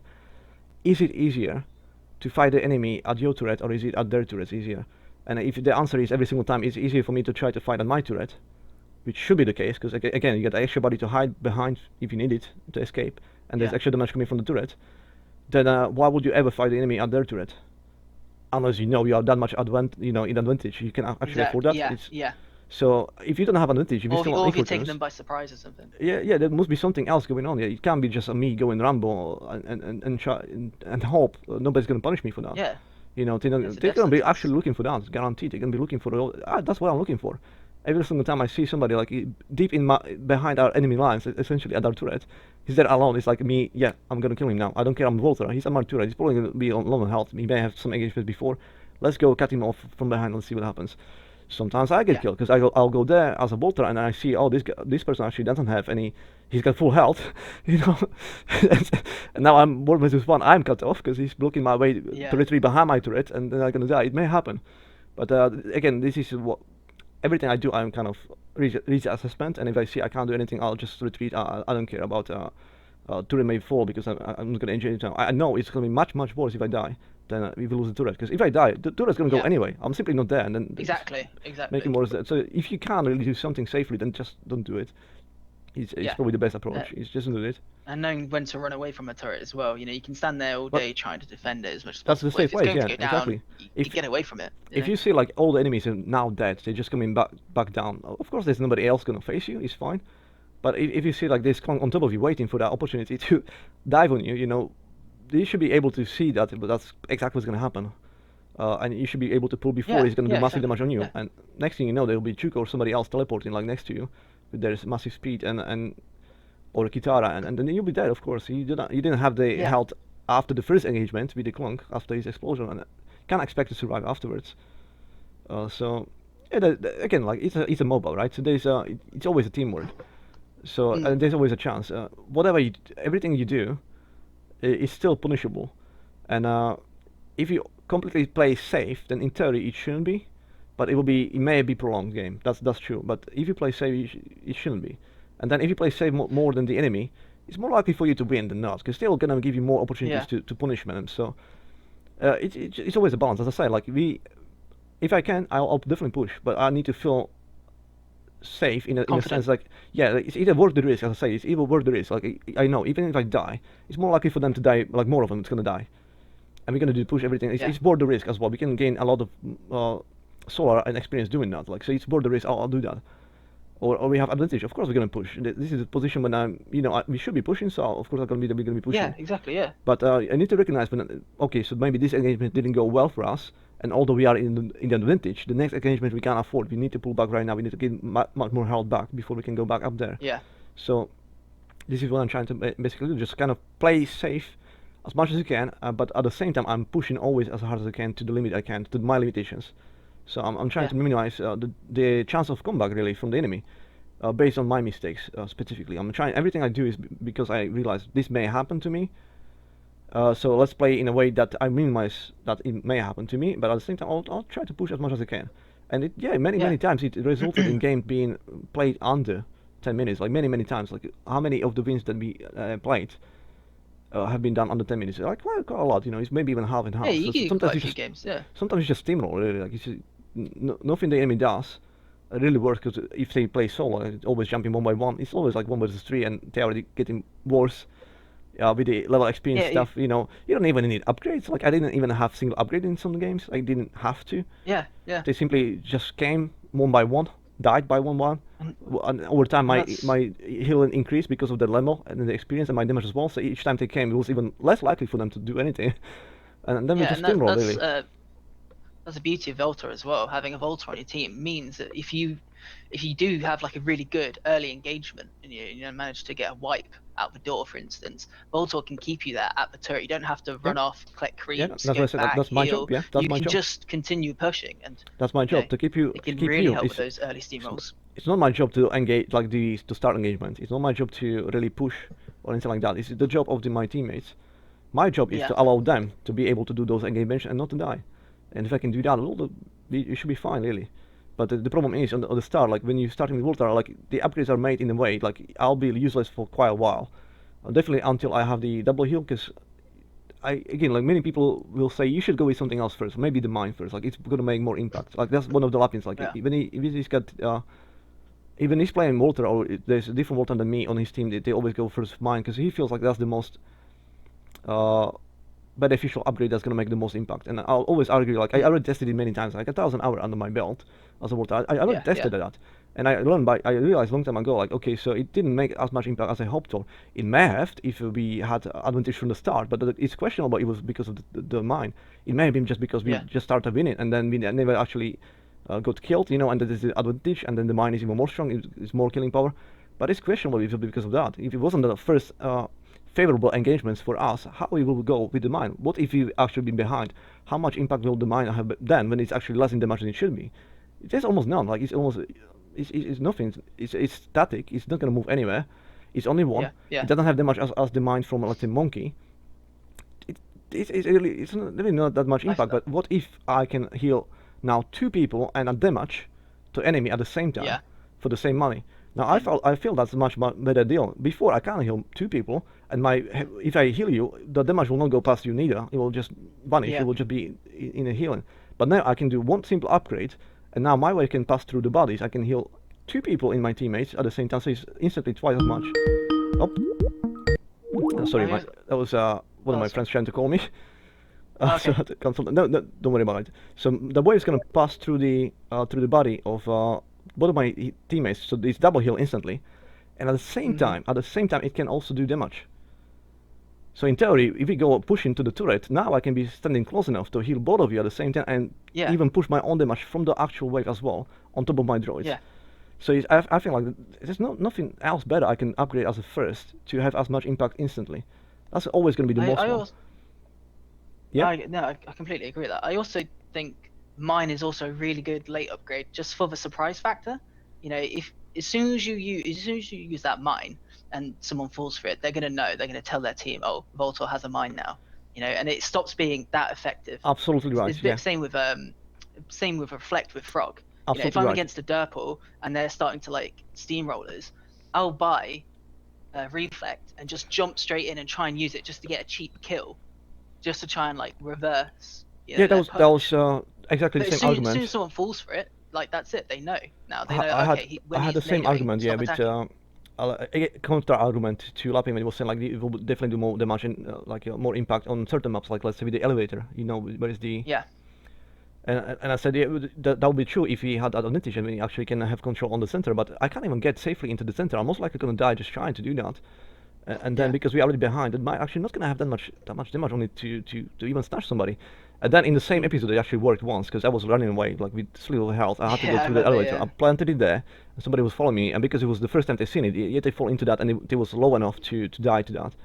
So it worked that once time. But then afterwards, it was just been steamrolled because I didn't have that upgrade on double heal instead. I couldn't sustain them to be at the turrets with me to defending them. So you just collapse very very quickly afterwards. But he was still confident, like, no, the mine wasn't a mistake. And the pro is in the video, because you see the only kill you got was from the mine.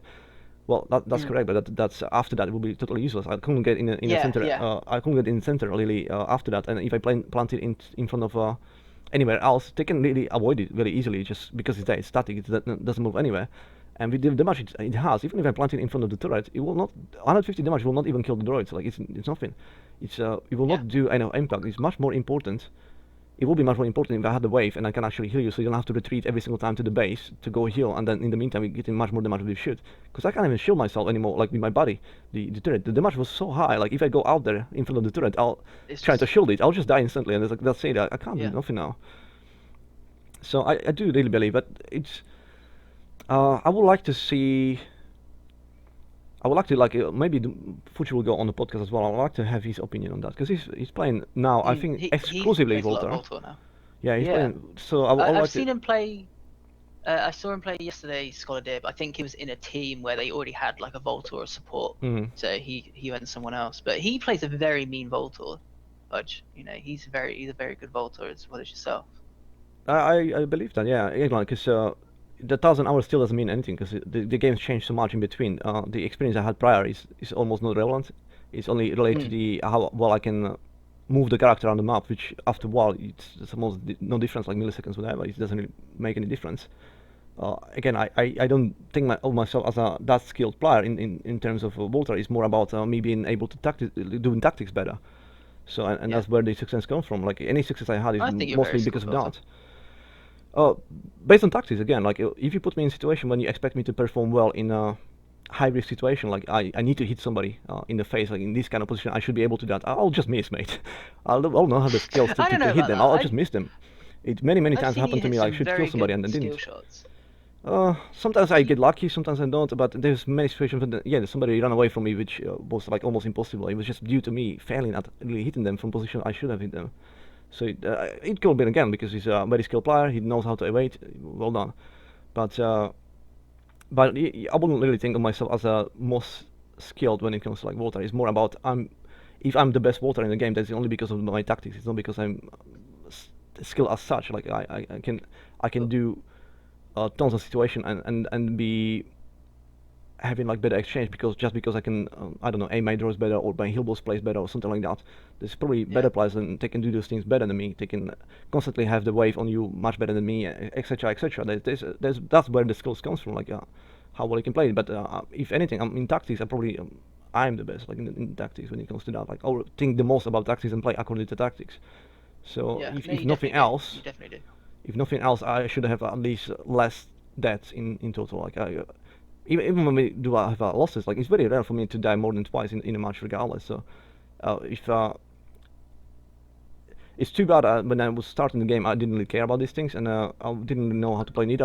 I had to learn as everybody else, so I was actually playing quite a lot before. But now if I only have statistics like from last, let's say 1,000 games I played, I can guarantee you there'll be like a ratio of at minimum at least 4 kills per game to like 1 dead maximum. That's good scores to have. Maybe more, because really some games I really have like when we start, like when the train Volta happens, it's usually very very bad. It may have happened at a point when I already have 13 kills and only 1 dead or 2, and that's normally what I expect. And then if you don't do well, what I do expect is maximum like 2 deaths, and I still do kills. I typically do more kills than deaths. Quite likely, it's again like from the episode. You can watch any episode, and you're most likely gonna see me in the end. If I don't have 2 deaths, I will have like 7 kills. And that's when it's kind of weird really to say. Like we play passive and it's not aggressive enough, and then you see like it's coming from player who's got like 2 kills and 7 deaths, for instance. He's like, so how did I do this 7 kills? So of course you had assistance as well, but it doesn't correlate to how many kills I did anyway. So most of them I moved down on my own through my skill, and I managed to do that while not dying. So if anything else, economy, I was putting massive economy into the team, making it easier for you guys to succeed, and you didn't. And so where is the fault? If I look at the end stats and I look at myself, the stats are again not everything, because sometimes it's really sketchy. Like many times I steal the skill just because I have the auto aim and it just happens. The last damage I did as Water was the one that killed it, so I get that kill technically, but it wasn't my damage really done in total to deserve it. But it is many things here. Or sometimes I die too many times because I shield just because I know it's gonna be dead, but I'd rather me than use it. I'll shield with my own body and then I die, and then it looks like I get 0-4. It does happen now and then, but it's very very rare. Yeah, on average, you can definitely it's always like I have much. The ratio of kill is at least 4-1. I think that's probably still being very shy about it. It's maybe even 6-1, because yeah, I mean it's not unusual for me to have more than 10 kills in a match. It's not unusual. When we're doing well, we're doing well. It's at least 10 kills, and I will not die more than twice. Sometimes even 0. Yeah. It's literally gonna be 10-0, and at least 70% of all the assistants. I'll be there most of the time when somebody else kills as well. Yeah. So I definitely do my part when it comes to that. But that average game will look like for the first 10 minutes it's very conservative. There's nothing much going on. May have collected one kill, maybe 2, and that's about it for the first 10 minutes. And then when there's the breaking point, when there's the point when we have too much advantage, and now I know we're just gonna go hard after it. It's massive team role, because the enemy still thinks we're gonna be conservative or something like that. Maybe they are still believing they can do the stuff they can't really afford anymore, because they don't know I have this upgrade now or that upgrade, and they don't really watch the experience or anything like that, and they're gonna punish hard, and it's gonna be steamrolling them, and it's gonna end up 10-0. It's quite easily. So it's very unusual for me to not be able to produce more economy for the team on any game. Watch any episode. It's try to point to me one episode where I didn't pull enough economy. There may be one, maybe 2 out of 300, but otherwise it'll be like massive economy every single time. Yeah. And that's kind of a point, isn't it, of supports in Voltor? It's just to produce more than what you're costing and keep everyone out there alive. That's how I operate, yeah. Everyone's getting more So upgrades. even though the point was like, even though you may have looked like you didn't do as much, but yeah. So how can I kill 7 times and they only twice, and you died? You killed twice and died 4 times, for instance. How come That's I didn't do enough? People complain in the game, and then when it gets to the end screen, it's like, oh well, actually. Some people not even then. Like it's like stats are not everything. That's kind of what you're gonna hear then. Like stats doesn't explain, which is true. I make many times I do still kill in there, not accidentally, not all on purpose. It's always because I auto aim. But at the end of the day, yeah, my economy was like on par, and you can see assistance from me as well. Because many people actually and stats they will show like 1 assistance out of 6 kills on an enemy team. Like, mate, you haven't even been there on the log. How is it possible that your team did 6 kills and you haven't been there at all, like only once? Like that's. And then you see they have 5 deaths, and it's like, oh, that's why. Yeah. So it's very foretelling. Like definitely not playing with them as a team. Definitely not. Even if I have like 0 kills and 2 deaths, and then I have at least 7 or 9 assistants, because my team will do at least some damage. Many times thanks to me as well. Maybe I died twice because I was shielding them, so they can do the damage and kills. But technically, I still put the economy to the team, because it's like let's say it's 10 solar for the assistants, say 70 solar and against 60 on the deaths. But again, like the economy should be always there. Like I can't recall maybe 1 or 2 games when I may have been in minus, and I called myself out on that as well. Like, okay, so I should shut up right now because my economy sucks. But outside of that, it was always I didn't, whatever I didn't make it worse for my team. And that's the main thing you've got to strive for, isn't it? That's what I'm trying for always, yeah. But I do see the point, like when sometimes the economy is not everything as well. I mean, even if you pull positive economy into the team, but they always feel like you are not there in the key points, key moments when they try to capitalize on some mistake, and you're not there. Then yeah, I can still understand when somebody may feel in that occasion like, okay, so you may have pulled some positive economy into the team, but in the key moments when we could have, I don't know, outnumber somebody or win this and that, and you wasn't there because you were too passive, then they'll be right. Yeah, if that was any occasion, like you call me out on that again, I'm trying to be as transparent and objective about everything. I'm not trying to portray myself in one light or other one. I'm literally saying things the way I see them, and if you find me to do something like that, just call me out on that. Yeah, I'm happy to see that for myself, and then so I can adjust my gameplay. That's the point. I'm gonna adjust my gameplay based on the information I got, so I can react different way in the visit. I'm trying to help my team, not to make it worse. So if somebody really makes a good case and have some good evidence, like if you've done this or this is the wrong way to act because of this and this and this, then I'll be like, yeah, I should probably do that next time because I see your point now. But that shows strength as well in character, and as a naught player, if you can look at what mistakes you're making and go, actually, hold on a minute, I'm going to stop making those mistakes. You're showing that you're a good player, but you can adapt to your situation. You're like, this isn't working, I need to try something else. It's where you can't. I'm always trying to. Mistakes and you can't. I'm always thinking about the thing. I'm not thinking about what only I can do as a voter. I'm thinking about what you can achieve as well yourself. So I'm trying to support you in what you can do. I'm not ever in any situation when I'm Like I don't think about other players, and I think that's quite happening a lot in the game. When somebody really expects you to do things which are even impossible, or you don't even think about, like they do something and not caring about the fact that okay, now I'll leave him exposed to just be killed just like that. I'm just gonna leave him Yeah. because my character is much faster. I can still run away, that's fine, but he will not. But they don't even think about it. Like you should have been there, and then they will escape. Let's say you try to help them in the last moment because they're shouting up, "Oh, please help me!" So you'll go there, perfectly knowing it's gonna be, oh, it's probably not the best idea. I'm gonna die there.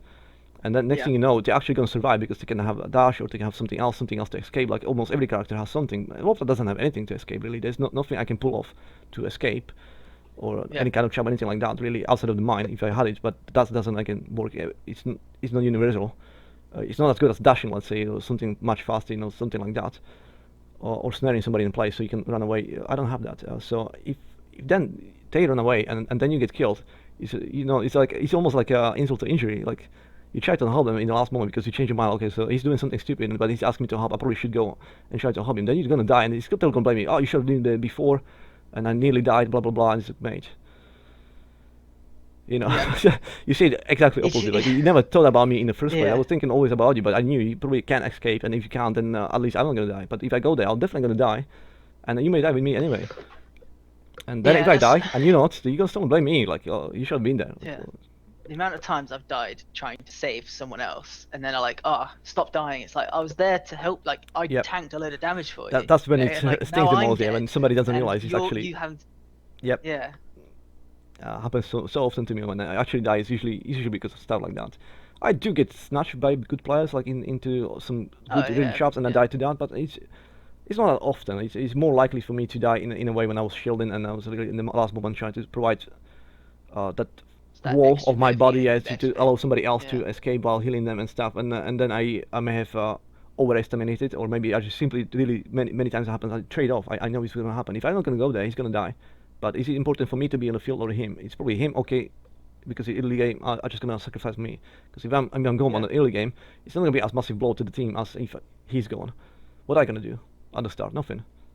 Yeah, that's the thing, isn't it? Like you got to kind of pick your trades where you are in the game as well. Very early on, like you said, like Voltor's a good person to trade off with, but later on in the game when it's end game, you don't really want to be dropping the Voltor because he's your main source of healing, and not only that, he's the main source of damage. It's not about thing. Like I always look at the 185 slot on my dash. As soon as I have it, I'm like, okay, so this is the stage when I was useless. This is when the useless stage of water ends, because I can do that first upgrade for the double heal, and that's when it's gonna flip massively in positive. Because now again, like as I said, double heal basically, and also damage coming through. So I'm kind of waiting for that moment, and then when we have it, that's when if he's still on equal terms, he's like, okay, now we maybe can go up there as well and do some kind of push. Because now I actually can defend myself and heal my teammates at the same time. It's a much worse situation for the enemy team at that point than before, when if I had only a wave that can basically is going to stab at the first body, exchange it for the health, there's no damage coming and there's only one of them. It's most likely for us to not have a favorable exchange in that case, but once I have it, then it makes massive difference. Again, it's double heal instantly for 185. So exactly. I'm just waiting for that first upgrade, and then it's like, okay, now we can do something. But then if you're gonna start falling behind again, now I'm start thinking about, well, that wave doesn't. It may be double, but only if there's two of them. But if we play kind of solo game, it doesn't account for anything now, because I can't really. There's no point when I'm healing actually two of them. It's still like as if it was only one, and because we are behind now, it's even less healing, and it's less damage than it should be. So it's not as effective now. I'm thinking about, if it's really bad, I have to go damage straight away, because that damage is gonna make more immediate impact than the healing wave. But usually it's usually really bad indication, like things going very bad, and may probably be bad, because once you are behind, even if I put as I mentioned, if I put in damage, it's gonna be probably less damage than if I was on equal terms and I have no upgrade in there. It's probably still gonna be like more damage in total. So it's just bad. It's a bad situation to be at. Early game to be behind with Walter is very, very bad. It shouldn't really. That's something that should be really prevented always. Like that's the thing that the teammates should think about. Like if we are still like very, very early game, we need to play in a way that we're not gonna fall 2 levels instantly behind, because then that Walter is gonna be totally useless. Like it's constantly 2 versus 3, and there's nothing he can do about it. Really. There's nothing he can do. Yeah. There's nothing he can contribute. The best thing I can do is really not to die at that point and just wait for you guys to do something. And if you've been failing before, like if you find already hard that situation, like you find yourself like, okay, I'm a frog, but I can't do anything now. I feel like the enemy doesn't give me opportunities, and there's not enough numbers now. We are behind. Like I need somebody else's help, but he can't really go out. It's a really bad situation. Yeah. You need to really very wait bad for them to situation make there. mistake. And if the enemy is gonna be playing patiently and not refusing to make mistakes, yeah, that game gonna be prolonged because if you play safe as well, it's gonna be prolonged, and in the end they're gonna win. But there's nothing else you can do better if you still hope to win. If you're gonna charge up Yeah. there and your chances are literally like less than it should be as well at that point already, then it's only Yeah. down to blind luck. If you're gonna be successful, it's down Yeah. to blind luck. It's not because of skill. It's not because it must be a luck. You haven't Yeah. have any success before when we was in equal terms. You didn't have a success when we had, let's say, sometimes even advantage, and then you're gonna go out in disadvantage and hope that we're gonna do better in worse situation already. Like Yeah, it's it's unlikely to happen really. Like it may happen, but it's unlikely. Like it's less chance. Like if they're gonna play exactly the same like before, at least as good as before, then we definitely gonna lose.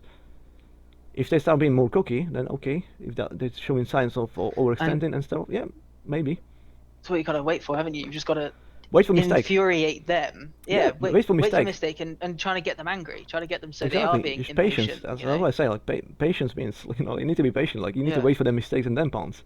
Don't try to overextend yourself in the first place, because that's even the worst thing that happens. Like the most natural reaction of most players is like exactly the opposite of what should happen. They will overextend instantly. Like they're trying to come back at them as soon as possible. Like, but Yeah. you're already in bad situation. Don't make it even easier for them to score again. And most likely that's what's gonna happen. That's most likely what's actually will happen. Like that's what we've seen so many times. And And then they still feel like it's your fault somehow. They don't actually see like it's really them. Like they didn't work before, Yeah. and now they try to do something which is totally impossible. Really, like it's optimistic at very best. It may work. it's stubbornness. Many things may happen. Like they may point out that sometimes it works. Well, yeah, it's sometimes, but how many times? Like try this thing against those people in this thing. Like what you're playing right now. Try it Yeah. 9 times out of 10. How many times you gonna like succeed? Maybe just once. Yeah, really. It's gonna be 9 times fail. 1 times it may work. Yeah. So I think that kind of harks back to pre-level system, because before the level system, you could die, buy a load of damage, and then you could just rush them because the only time they would ever be ahead is just their upgrades. So if you'd brought the right upgrades and they hadn't brought health yet or anything Yep. like that, you could just come out and rush them and you get them down and quickly turn it around. But now that it's a bit of a stubbornness not to learn how to Yep. evolve with it, And and you have to respect the fact that they're doing potentially 12% more damage. They've got 10% more health. If you Exactly. just brought 15% damage, it's actually only about 5% damage because they've got 10% more health than you. Exactly. So you got to look at it that way. And that's a good thing you mentioned the upgrades as well, because I almost forgot about it. That's a very, very good point. What's most likely happening when like the enemy is pushing, because they're pushing so hard and they want to push as hard as they can, as long as they can, they collecting a lot of solars on you dying, but they don't have time to upgrade. And then when we finally have, let's say, the first success, we kill somebody of them, and now there's 2 versus 3, and they have to pull back, and you scream like, now let's push now. There's only 2 of them in there. Mate, when they come back with the upgrades, because until this Oh, point yeah, they didn't have any upgrades. When they come back with upgrades, you're gonna Yeah, find out actually yeah. those 2 are much stronger than you expect them to be, just based Exactly. on what you've seen until this point. But that's the thing. They didn't have the time to upgrade. So although they lost 1 person, and now they're gonna pull back, and you're gonna try to do some damage on their turrets in the meantime. The next time you're gonna see them, It's it's not most gonna likely gonna be 3 of them with full upgrades, Yeah. and you're gonna be totally fucked. Like you literally no chance at all. And Yeah, you still don't 100%. try to do that. No, the best thing to do again is be patient. Let them come Exactly. again, And go with the just- upgrades, and try and to do the level same out thing the again. solar, level out Yeah. the upgrades. You always have to farm everywhere you can, obviously. So you can come out, solar, but avoid conflict, avoid exchange. It's not something that's going to be in your favor. Especially don't try to push any damage on the turrets, because most likely they're going to punish you very, very hard for that. If you can safely, Exactly. by all means, do it. Every single time you can do something for free, do it. But you need to be certain you can do it for Yeah. free. And if you certainly do it, you can do it for free, and then you're gonna fail. Maybe next time at least think about maybe the same thing may happen again. So maybe I shouldn't do this yeah. again because you're just gonna get punished for that. Although it may seem right now safe, I already had that 1 attempt when I was like, okay, so it looks safe, I'll do it, and then I was punished. So maybe next time I'm gonna try that even if it looks safe, because it may just put us behind again. Just just play safe. Try to learn from mistakes really, or situations like and respect the enemy. That's a big one. Yes, that's a big one. Yeah, very They, big one. so many people simply to fail to respect you at all, like or the enemy. Like they literally, I don't care who it is, like mate. But okay, but it wasn't playing exactly bad so far, did he? And now he's got a massive, even more advantage. Why would you just try to scramble him straight away just to prove a point? Like I'm as good as you, whatever. Like they literally, you can tell his ego part. You know, they literally refuse to Yeah. give any kind of respect or anything. Like to show almost again in brackets a fear against them. Like you know, they think if you try to play defensive, it's like a sign of weakness or something. You know.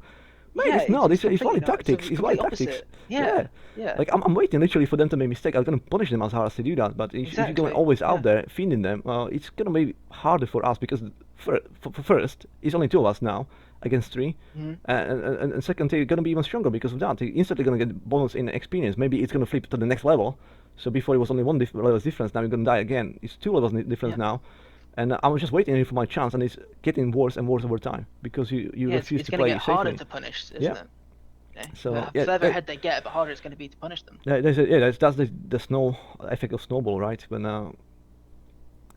especially that when it happens when one of the players really refuse to give respect, and he doesn't really mind to die 10 times, you know, and while killing once. He Yeah. still thinks like Yeah.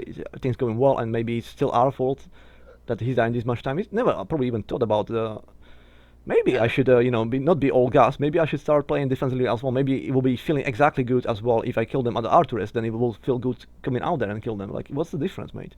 Just be smarter than your Yeah. enemy if you have to. Like, imagine you apply those same tactics in an actual war, like I don't know, trench warfare in a World War One. Like I don't know, Germans attacked and I don't know, got wasted massively, you know, in their attack. Because that's what most likely is going to happen. You fight somebody at their strong point, you get wasted. That was basically the Yeah, definition of World War One. That what was like. Trench warfare was exactly like that. One side attacked, got totally chewed in a machine gun fire and the artillery. Then the opposite side was like, okay, now's the time to attack their trenches. Yeah. And it's almost the Yeah. same thing. Like they do exactly the same mistake. By the time they're at the trenches, there's already appropriate defense, and they get chewed themselves, and that's why the actual front didn't move for like 5 years straight. Yeah. Nobody could make any breakthroughs because it's almost like not respecting the enemy. Like you need to do something else before you do something like that. Somebody had to occur somewhere up there, like in the high command, to occur. Like we need to apply some strategy. We need to do something else out of ordinary to at least give a chance of the attack. And it's definitely not when Yeah. in those situations, when okay, they will come at us, we'll chew them up, and then there's still like half the force back in the trenches. They didn't send all of them, you know, and now we're gonna send all of our like half of our forces there, and there has to be yeah, something else same. coming on. Like their tactics back in the day was like just bombard everything into oblivion, like to make it a Yeah. moon-like, you know, environment. But it proves not to be working. Like people just hide in foxholes, you know, No, and yeah. they come back and then it's fine. And yeah, they couldn't figure out what else to do, so they were just trying to do the same thing, and then there was massive loss of Have you massive ever of seen- lives. Yeah. Going a little bit off topic, have you ever seen Black Adder? Not. TV show. Oh, it's a TV. It's by Rowan Atkinson, the guy who does Mr. Bean and Right. the Johnny English films. There's a series called Back and Forth. Blackadder Goes Forth, sorry, and it's set in World War One trench warfare. All right. And there's a scene where it's a general and he's talking to the captain. He said, "Oh, here we've got a scale model of how much land we've gained since we sent your friend out over the trenches to die." He's like, Yeah. he's got this meter of ground, and the guy's like, "Oh, so what's the scale? Like 1 to 100?" He's like, "Oh no, this is 1 to 1," but it's very detailed. It just shows like how little they were gaining. Yeah, just yeah, by it's sending kinda people funny, out yeah. doing the same thing over and over again. Yeah. Well, tactics plays a massive role. Everybody should apply it in every Yeah, I mean, situation. yeah, 100%. Can anybody tell me one sport, just one sport, like in real life sport, where they don't have at least 2 aspects to game, like when they're supposed to strike, when they're supposed to defend? Like, would you ever see like footballers always just be out there and never defending when the enemy has actually the ball? Like, is he always going after the ball? And you know, it's not a sport in you always should react to the situation on the field. And if the situation is not in your favor, then probably you should do something that will put you back in favor or at least on equal ground. And not try to actually do exactly the opposite thing and then put you in a situation when you actually are the most vulnerable. So that's what I'm trying to do. Like I'm trying to maximize my chances to succeed in what I do, and minimize the chances of the enemy to snatch me and caught me off guard or something like that, and then just Yeah. make it worse for us as a team. Well, I think we did quite a lot on that as well, and I would like to move because there is still a couple of questions. And hopefully you're not too tired Oh, yet. yeah, I mean, yeah, it's been a that's- while. I'll be surprised if somebody Again, actually well. gonna listen to this to the whole thing. That'll be impressive. We're probably gonna split it in I'll 2 or listen something to like. Yeah. The next question is basically about what are your views about the current community in the Awesomenauts. We kind of dug into it, but what is your opinion right now? What's the situation in your terms? Uh, for someone who's not a bit like you, someone who's not really been very involved in the community up until very recently. And it's only very recently where I've actually started watching streamers. I've started watching YouTubers. I've started getting involved in the Reddit, reading Reddit posts, or trying to post on Reddit, and getting involved in content myself. I think the community. I quite like it. I quite like the community. There's a few people in the game who are a bit toxic. I'm not a big fans of. Do we want to call somebody out? Most of I mean, I'm not going to call anybody out. No. I'm not going to say. I mean, apart from Voltorbot, the known cheater, call him out all day. But the majority of people I come across are very nice people. I'm supporter. I could entertain it. You get my what? I wish you well, Walter. Entertain us again. It was quite funny. I wish to play against you one day. Yeah, well, when it first started that game, I'll talk a little bit about the game. When it first started, he was like, I saw his name. I was like, I've seen your name before. Like, I've played against you before. You're like cheating Volta, aren't you? Didn't say anything about it. The only thing he said was, "Keep close to me. I'll keep you all healed." And I think the whole reason for that was he could kind of hide behind us and make it so you couldn't really tell. And then once I started feeding the enemy. I started just walking into turrets. I was like, right, well, I'm gonna go 0 to 15 if I can try. And after that, after he realized he found out what I was doing, he turned up his hacks to insane level. I mean, you've seen the video. That's not sped up whatsoever. Crazy. Yeah. It is crazy, yeah. And I sent it to Slowwolf as well. And I got a response back saying, "Damn that Volta, he's annoying me now." I really thought it was sped up. I really thought you must have sped it up, like. Nope. And then when I was watching the droids coming in, he was like, "Wait, really? What the hell?" Yeah. Oh. Not sped up whatsoever. I was kind of entertained. The only editing done to it was the track over it, but yeah, it's funny to watch. Very funny, yeah. That's because of the music as well. It was like, it's so funny, yeah. Yeah, but it's annoying to me that he's ranked so highly, Oh, it shouldn't happen, yeah. Puts everyone else down, But on the other side, like at least for that. on the other side, at least the players who can't really play the game yet, they shouldn't meet him really, because he's so high. Yeah. So they shouldn't really be spoiled. And the rest of us, we can practice better game then, because again, I invite hard situations. So that's the only way how to progress. If I'm always dominating, if I always won every single game easily, then next time I'll face somebody who's as good as me, let's say, or better than me. I'll just collapse very quickly because I've never been used to stress. I've never been used to any hard situation. I don't know how to react in that way. And now we had quite a good lot of practice as well on that side when we trying to slow down the progress of the enemy and kind of regroup again. And sometimes it works, sometimes it doesn't, but at least we practice, yeah. And it was there, so everything's bad's good for something, right? That's one of the sayings there. Oh, definitely, yeah. I agree with that as well. Did you make any close friends as well with Awesomenauts? I'd not like hugely close. I've made some friends who we shared a few personal details with. When I first started playing this game, I did actually have some like IRL friends who I used to play with. But none of them play anymore. It's just basically me playing with a load of randomers I've met online. I wasn't able to force any of my friends to play this. To them, it looks like a child game. Oh, really? Yeah. Fair enough. See, I don't know. It's I can kind of see it looks kind of childish, but it's not. It's just a bit quirky. It's very colourful. Well, they find childish to me. I mean, okay, so it looks like cartoons. So what? You're gonna stop watching Simpsons because of that? Like. Yeah, exactly. Yeah. Or they are actually guilty of that. To watch, I don't watch Simpsons, but it's not like I got something against it. I just don't have time to watch it. I still like Simpsons and everything like that, but I don't watch them. And they do watch Simpsons, so why would you not play the game just because it looks childish? At the same time, you're watching Simpsons in TV, so it kind of seems a bit silly. But I shouldn't judge. Again, if they prefer to play, I don't know, Call of Duty, whatever, and that's what makes them feel not being childish, then for me. Ever since of the rise of the kids on Call of Duty, it's like that game becomes so childish. Like I can't even stand that game anymore. It used to be one of my favorite ones. I'm not gonna lie. Like back in the day when it was Call of Duty 1 and 2, that was a massive step ahead from like the Medal of Honor series, which I played like before. So I was a big fan of Call of Duty, and it may even last to the Call of Duty Modern Warfare, the first one, back in the day, long time ago. Yeah, COD 4. Yeah, I remember it well. That was my first Call of Duty, actually. That was first proper Call of Duty. Was it? Yeah, that was my last one, basically. After that, there was the Modern Warfare 2. I played the campaign for single player. I never dived into multiplayer at all. Which actually the first two I didn't play multiplayer. There was no multiplayer to speak of in Yeah, the first yeah. place.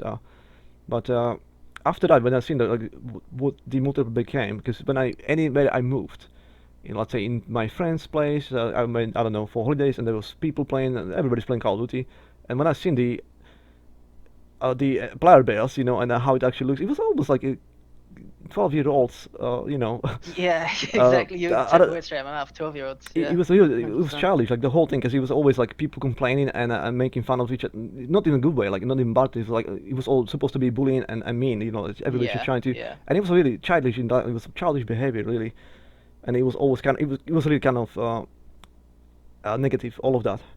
So I didn't want to experience that myself, and even if I was doing well, I didn't feel like, oh, it's just kids screaming on in microphone, and there's always at least one. I'll call them idiots because he was idiots. Like there's always somebody who's trying to be annoying, like even killing their own team or something like that. It was always at least Yeah, one person yeah, just yeah. spawning and killing you straight away. And yeah, I'm done with that. And to me, Call of Duty is more childish than let's say Awesomenauts. I don't see anything Yeah, childish. I'd agree with that. 100%. Yeah, So 100%. we get I don't actually know any children who plays this game. see, I that's wouldn't good even point. recommend it I to a don't think child. I've seen exactly. Yeah, and they could like they could. I mean, I really fail to Yeah, understand why there's no more children like playing this game because let's face it, those characters they look kind of cute. you know, yeah, like it's like a cartoon, like a proper anime. So and it's definitely like because of that, because it's so light-hearted, because it's not trying to be serious or anything like that. That's why I really like the game. That's the humor in there, everything. Like it's definitely something that yeah, can elevate the stress, not add to it. When you're trying to. It could be like with the Call of Duty. You're trying to relax, and you go in Call of Duty, and you're trying to obviously have good time, but then you keep dying because there's somebody who's team killing all the time or something like that. You're not gonna have yeah. any good time. It's gonna be really, really No, bad. no.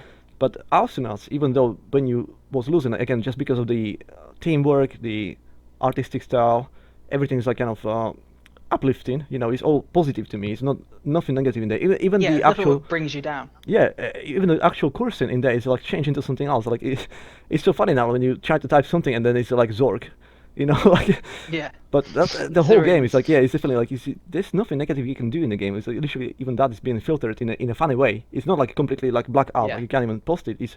That's probably a good way how to censor stuff as well. I would definitely advise this in real life as well to anybody. If you want to censor something, I don't agree with censoring at all. Okay, if you don't agree with the word itself because it's too vulgar, just censor it into something else so that people at least understand what the original author was trying to say.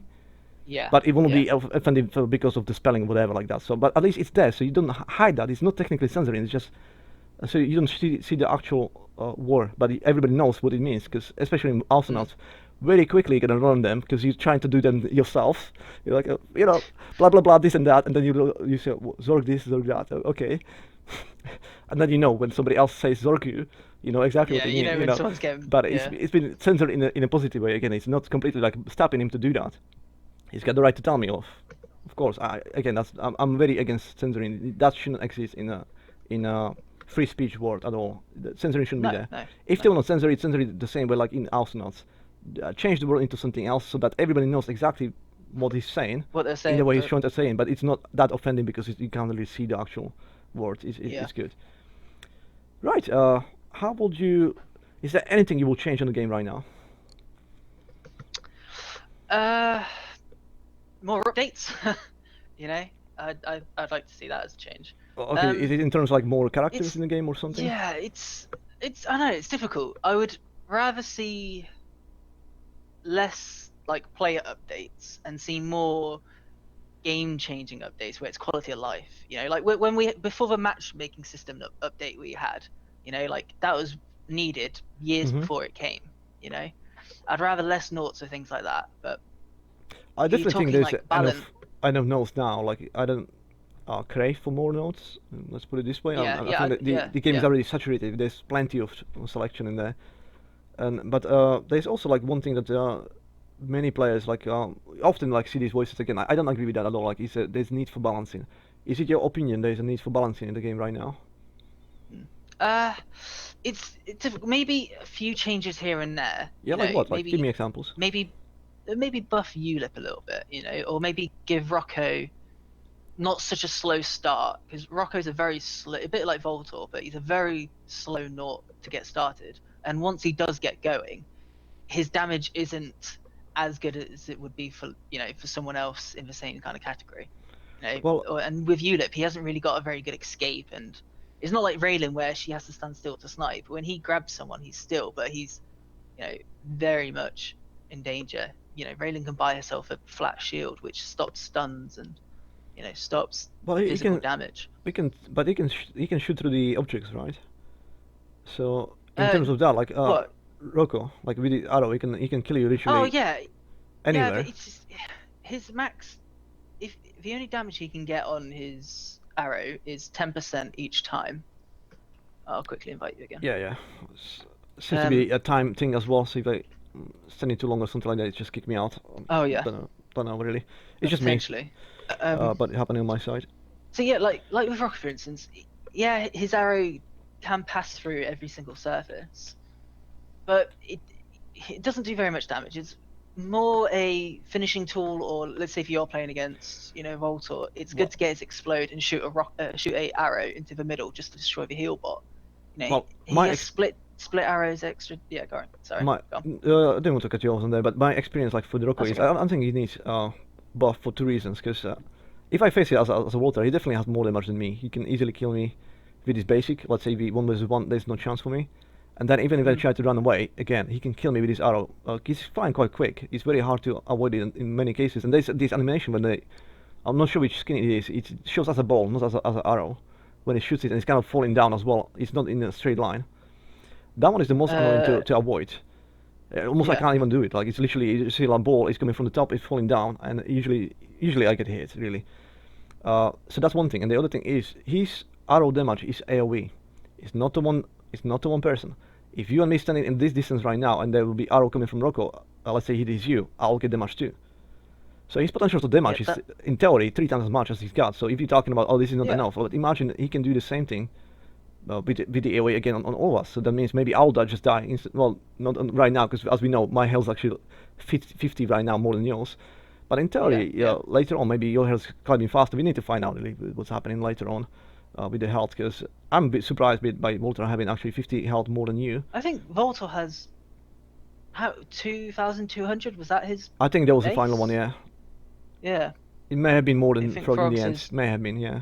Frog is 2,112 at level 20. May have been, yeah. May have been. Again, that's something we already did testing on level 20, but we don't really know what's... Yeah. Yeah. I'm not even sure now if Frog has less than me, but may have been. May have been more, slightly, yeah. But even nothing else, I can't really escape. I don't have the ability to be invincible for a moment and everything like that. Again, like Volta is very, very easy to catch. It's probably the easiest because it doesn't have really any tools to escape when it comes to that. Yeah. You literally rely on either having enough damage to discourage the enemy to pursue you, or your team is gonna step in and save your ass. Otherwise, no. I can't really 1 versus 1 anybody, and if as soon as I get gangbanged, my health is just gonna drop very quickly. I don't have the chance to speed somewhere out. I can't slow them down by snaring them. I can't do anything. I'll just die, pretty much. So that's why I need to be very, very, very safely for the most part, because I do understand that pretty much every single character will have more speed than me. Just if nothing else, based on the skill, like the abilities you can use as a character, you can teleport or something like that. Most likely it's going to be faster than me, and most likely going to have at least something that can stop me from escaping. There'll be something going on, and yeah, definitely most likely gonna have more health and damage as well. So if nothing else, I'm pretty sure your DPS right now is much higher than mine, and the tornado can instantly like wipe my health, at least half of it right now. I think if you did it. So yeah, my chances at 1 versus 1 is almost nothing. Like, again, it's gonna flip over as the time pass by. Again, I stand by it. Like if you try to 1 versus 1 me as a bolter, when I'm in advantage late game and I have all my upgrades and damage, it's suicide. You're literally gonna hand it to me. Probably in equal terms, I can still take anybody on. But when I already have advantage, it's surprisingly well how quickly I can kill you. It almost shocking me as well. It's literally, I do think it's probably the best 1 versus 1. You have advantage. I don't care about Ayla, Kitara, anybody else. Nobody gonna put as much DPS as I will do when I have advantage and I have all my upgrades. So that's kind of impressive. Like that's why I find balancing. I find Yeah, that balance it's a in a very way. Like dangerous I'm very boss. weak at the start, I'll be much better later on, and that's how it's supposed to be. So if I can prolong the game, I'll gonna make it easier for me then to win. But it doesn't necessarily mean we're gonna win. We lost many games, which was even late game. It really depends on many. If nothing else, it's a team game, right? So it's even if I do everything correctly or badly, it doesn't necessarily mean we're gonna win or lose. I can literally play against you guys, but if you're good enough and the enemy doesn't can't really punish you for me being Finian, then yeah, you can still win. Or if I Yeah. play absolutely to the letter, my ability to push every single time I can safely and never die and kill enemy many times, but my team is just feed, then of course there'll be a point when I can't really do much and they'll just ignore me if nothing else, just go around me, and Yeah, kill the base yeah. before I can do anything. So yeah, again, it's a good thing. I don't see this as bad. I really think in Awesomenauts, no matter what point you are, what stage you are in any moment, even if it looks very bleak, like it looks very bad, I always keep in mind there's always a chance the enemy is gonna do something silly. Always, We yeah. can punish and we can return. We can come Yeah. back very easily. Yeah, sometimes it does require the enemy to do 3 consequent mistakes, but how many times it happens? It happens quite a lot. People always Yeah, try it to does. It really does. people always try to like come back instantly, like, oh, okay, there's something bad now. I need to quickly back, and they don't think about slow down, Yeah. wait for your teammates. They try to, 'Cause no, I need to you go could back. just I need make to. it much worse. Yeah, it's just gonna make it worse. You're most likely gonna die again. But yeah, that's that. We also want to.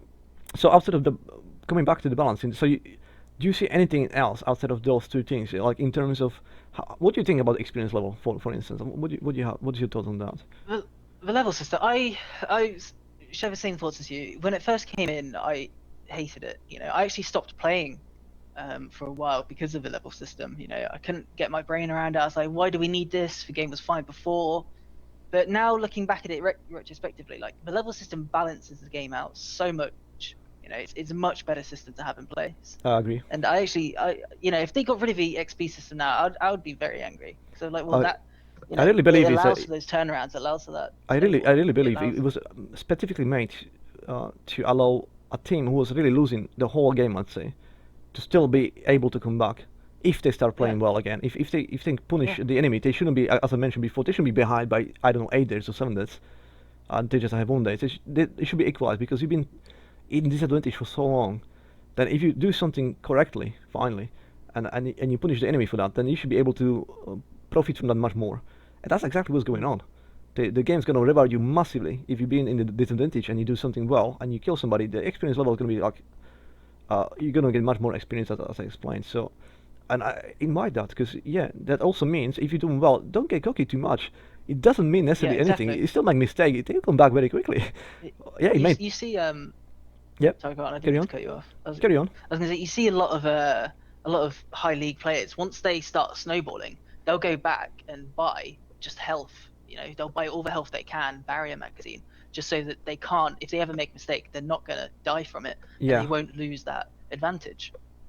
It's a good thing to keep in mind. If you want to keep snowballing, you have to be able to outlive any mistake you potentially make. That's very good. Yeah, that's again like for me. I was thinking as a voter, like I can't really buy anything that's gonna make me. I can put the boots to make me a bit faster, but if the enemy characters have the boost, it's probably the equal speed. We cannot test it. It's Yeah. you're either gonna be faster than me or you're gonna be on equal speed than me. There's nobody who's slower than me. That's guarantee. As a voter, and in terms of health, I always believed like my health is probably the lowest one. And now we find out it's probably not as bad, but it's down there like with the lowest characters. But it's on par with somebody else. It's just the ability for me to really defend myself is much worse than the other ones. That makes me much more Yeah. better target. But I was always thinking like, there's no point to buy the health because even if you increase my health by 8, but my health is not that large in the first place, what's gonna help really? It's probably not. It's probably better to invest into my wave, which is gonna be installed much big difference when I can heal 2 people at the same time and damage and then not, or damage. So my health is literally the last thing I buy. So if I upgrade my character fully, most likely the health's gonna be the last thing I'm gonna buy. It's usually going this That's way. a good way to do it, really. Usually what's you gonna know, go. Yeah, sorry. What be saying? No, carry on. So usually when I approach, because people ask me many times, what's your most common build? So let's say things going well, yeah, like it's just going the way it should be. So I always start with the wave. The wave's gonna be increased in the ability to be going through the bodies and damage as well and heal at the same time. Then most likely I'm gonna get reach, so I can do it safer from bigger distance. So I don't have to be exposed as much as I do, and that also heals more. And then I'm gonna start at damage. Now at that phase, when I start adding damage, that's when we can actually usually start pushing it quite hard as well, because that's making massive difference. Then I can heal a lot, and I can at least do some extra damage than I didn't have before at all. I didn't have any damage. The basic damage is minimum. It's there, but it's minimum. It's mostly against turrets, I believe, but not against Awesomenauts. So it will do something, but not that much. But Awesomenauts, when you get upgrades on there, it's specifically to Awesomenauts, not to turret. So it will not do any extra damage to the turret, but it will do a massive extra damage to the Awesomenauts otherwise. So when I start having that, I feel much more confident then. It's like I don't need necessarily upgrade my droids yet. We can already like be quite confident in everything we do when I have this. It's like, yeah, there's quite a big difference. But then again, let's say things going well. Yeah, the next upgrade I'll need to make a decision. Do I want to do damage at distance, or I want to do damage at close combat? Like it depends again composition. If there is a frog in the enemy team, I'll be like close combat right now, anti-frog. Yeah. Same with Ayla. If she depends on being close to me, yeah, those characters are going to be instantly countered. I'll just do that and shut them down. Yeah. That also means if I go to the turret, that turret is going to go awfully quickly down as soon as I get there. Yeah. If I can get there, I still have to be careful. But if I get some chance, some seconds at the turret, it might just fall before anybody can do anything about it. So I like that one. But sometimes you have to like, yeah, there's too many characters that can snatch me. It's just too dangerous. I have to go distance combat, so I'm gonna go like launching my drones instead, get the refresh, get the damage afterwards, and that also is the best composition for defending. So if you're gonna be in disadvantage in the future, I know I can confidently at distance stop any kind of pressure. And because it's also AoE, every single time somebody stands close to the droids as they come into me, I cannot hurt the Awesomenauts as well. Again, it's a good position for us to come back. So in terms of comebacks and actual defense, definitely long combat distance, like the distance combat is much better if I go that. But I'll be very defensive against frog, etc. So if there's a frog in the enemy team or something like that, but I'm really not confident I can hit them with my droids launching into their faces, at least not fast enough, I prefer to go like close combat, and that's how I'm gonna push. And only then, when I have those, okay, now's the time for the mine. I'll do the mine, and I'll make sure it has enough health as well, so it lasts, and I'm trying to deploy. And then instead of some people go knockback, stuff like that, yeah, it's good too. But I do believe there shouldn't be any damage in there if you're trying to knockback them out or mine. So if I go for mine, then I definitely not want any knockback on there. So that's gonna just launch them out of the mine when it deploys instead of they being trapped into there. So if you get knockback, don't go any damage. Obviously, just do just heal, push the enemy away, and make it all about heal. If you're going for mine like myself, which I prefer to play with the mine more aggressively, there we go, damage. I go in damage, of course. I don't want anything about there. I want damage on the actual wave, and I want mine to be spawned on the place of the heal bot. So if that deploys and there's enemy in there, and you are at advantage, that is like 800 damage just from the mine alone, plus 350 from the wave. And then I just need to be around. My damage is automatic. You know, it's like it's easy kill. Anybody not smart enough to back away from that, or perhaps pursuing me when I'm trying to run away and it's gonna get caught in that, it's quite likely I'm gonna actually kill them. So it's you can just turn around. Good bait, isn't it? Really. Easily, easily, and at the same time I can sometimes just stand at it. So I'm kind of I know he's gonna heal me, and I know if they're gonna come to me, he's gonna even damage them, and I can finish them. I use it so many times. It's many of my kills, maybe even half and half, coming from when I'm starting using the mines. So that's why it's very important for me as well to be in the late stages when I'm really can be aggressive, and part of that is also through the mine. I'm using the mine actively as a combat weapon. I'm using it for distributing damage really, and sometimes you need to use it for defense as well. Like but many times it's more about blocking the way away from the enemy. I don't need to knock back. It doesn't need to be knock them away into our turrets. It just may mean every single time if it's behind you and the other turret and you're trying to come back, you have to go through the wave and around the mine. Sometimes they can't really go around the mine. Sometimes, if nothing else, the wave is gonna hit you. So there's always some damage coming in. If they're already low on the health, it's actually better for them just to be killed by the wave itself than being knocked out, and then maybe there'll be something else happening and they can still escape. No, it's just gonna straight up kill them. They have to go through it. I mean, how many times have you got a confirmed kill in your eyes and a Lone Star comes and bulls them away? You know, like knockback can help you, but it can also be such a hindrance. Yep, yeah, it did happen quite a lot, to be honest. So, you know, but many times actually it's opposite way. Like with the bull, I think the bull is excellent tool to push and produce a pressure. Yeah. But it's even better tool to really pin somebody against these kind of obstacles or even on the turret. I know it's difficult, but I know skill players like Lapin, they do it excellently well. And that's when really, if you get pinned, the bull's gonna last what, like a second and 2 seconds maybe tops when you get maybe 2 seconds, Yeah, but that should be maybe enough. second half. I'm not sure. They literally stack in 2 seconds at place, and if you can, in that moment, it's like it's screaming like alpha damage. All of that alpha damage should be aimed at that person there. Yeah. You can't escape. Just hit them with everything you have. I'm launching my droids like crazy, and it's usually a kill. And if you need to defend the turret, again, that person shouldn't be trying to push away the droids. No, we want enemy droids to come to us so we can color the solar from them. That's how we get upgrades. We don't want to push the droids away and wait for longer for the solar. No, just kill the droids as close to your turret so you don't have to go out there to collect the solar. Or the enemy's going to get them. You're going to kill the droid, but they're going to collect it because he's far away. Don't kill them at distance. Just kill them as close to your turret as possible to make it as hard for the enemy to collect the solar and as easy for you to collect the solar. At the same time, when those droids are down, you want to use the ball opposite way. The enemy is probably close to your turret. There's no droids now in there, and there will be a point when they have too much damage to trying to run away. Again, that's the point when you're trying to actually you're not going anywhere, and push them right back. And that's usually when they get killed because they already been pulling back because they was too low on the health, and now there's somebody else pulling them back. Pinning them against the turrets. It's a guaranteed kill, and that's the most effective way how to Perfect use. time. Yeah, perfect time is the best way how to use these kind of abilities. Like with Jimmy. Jimmy exactly the same. Like most players wait just for that, right? You just get somebody on the enemy team and pull it towards your team as close as possible. If it happens on your turret, then it's almost guaranteed kill every single time. Like, so very rarely can you get out of a good pin, and actually live it. Or have someone on your team live, because someone on your team might come around, kill the bull, help you get out. That's correct. They themselves trapped. There is that argument. Like even Lapin did it. Like he's prefer to use it for pressure because it's more successful, which is probably true, really. Especially when you play in a certain way and it's more successful in push, then it's more successful in push. If you can't really use it as much, let's say defensively, let's say. So if it works one way better for you, specifically for you, then of course just use best to what you can really do with it as well. It's like you mean. With the Volta, maybe some days other Volta who's using different tools than me and he's much more successful with them. That may be the case, but maybe I will be as good with these tools. Again, you just play to your strengths. If you're much better with this kind of build, then just play that build. The build is not definitely there's no clear formula. It's really about the player as well. If you can use it or not, it doesn't matter if they get superior upgrades. If you can't really use them or utilize them, like you just play the way you can actually use it best to your knowledge or best to your skill. So with the bull, he made the argument that anybody can easily jump over it, which is the case. But if even him, like again, he's doing it often. Like when the enemy is falling through like surfaces and stuff, like down. When you caught them there, there's no way you can jump over it because they're already in the fall, and that's how you pin them against any kind of platform. And that's when they pin to the platform and you go and kill them. They do it often on the other map where you kind of go always through the portals. What is it called again? Oh, Starstorm.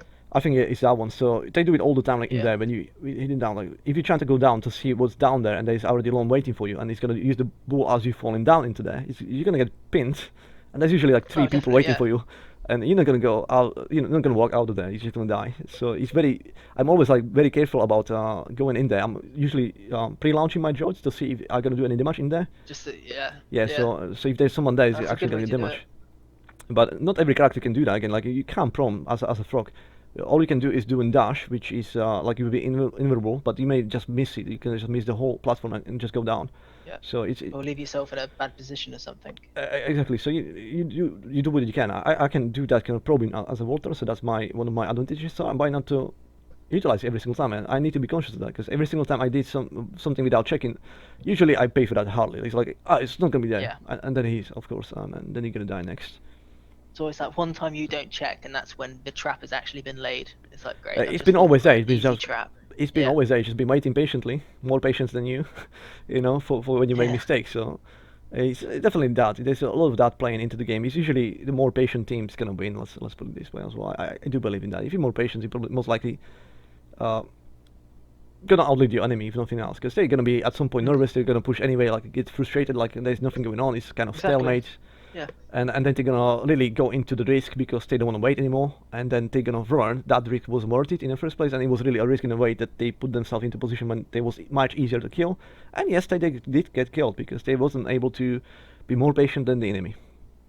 But if the game was going for 30 minutes, I think I'll be as well jumping out already, just finish it off. But that's not the case. Like for most cases, people are unwilling to be patient even for a minute. They can't even wait like for a minute in chop Yeah, settings yeah. just to spring it. No, literally, if something doesn't happen within seconds, at least within 20 seconds, they'll be like, no, something needs to happen. They need to do some action. Yeah. I Jump can into the wait mid a and lot see what you longer can than do. minutes if I know it's worth it. And I'll be waiting even 2 minutes, let's say, somewhere. If it's safe, like again, if there's no other pressure, I'll be waiting there for you to do mistake for 2 minutes quite happily, and I'll have no stress for that. I will not feel like I need to do something right now. No, I'll be waiting Yeah. there. What else we do have on our schedule? Yeah. What's on the list? So, but in terms of improvements, you already kind of touched on that. You don't really necessarily feel that there needs to be more Arsenals. There just need to be more updates to that. And Yeah, I can you don't know. specify that a bit I'm more?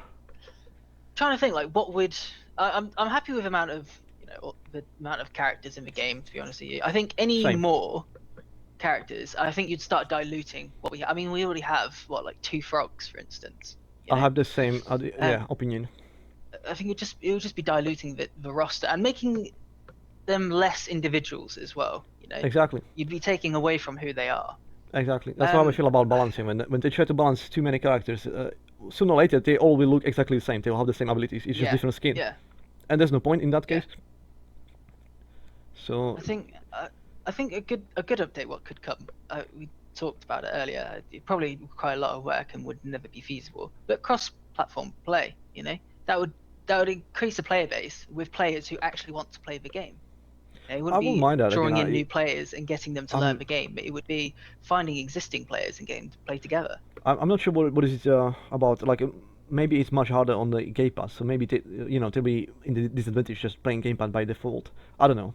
Yeah. I've been always playing on the keyboard and the mouse when it comes to Awesomenauts, so I can't imagine myself playing on gamepad. I'm probably going to be really useless to anyone if I was trying to play it's quite different. It's quite different. When I used to play anyway, it was quite different. So by default, I don't know if they will have advantage or not, but it certainly will not be equal. I don't think you can have 2 different kind of controllers and call it is equal. It may be equal for some players, because if they're very skilled on gamepads, let's say, and even if they are by default disadvantage, a good player on gamepad can be still better player than a average player, let's say, on keyboard. But the point is, if there's 2 equal players in skills, I will think, I don't know this for sure, maybe it's actually easier on gamepad, but I will think you will have advantage on the mouse and keyboard still. It will just allow you to be more precision.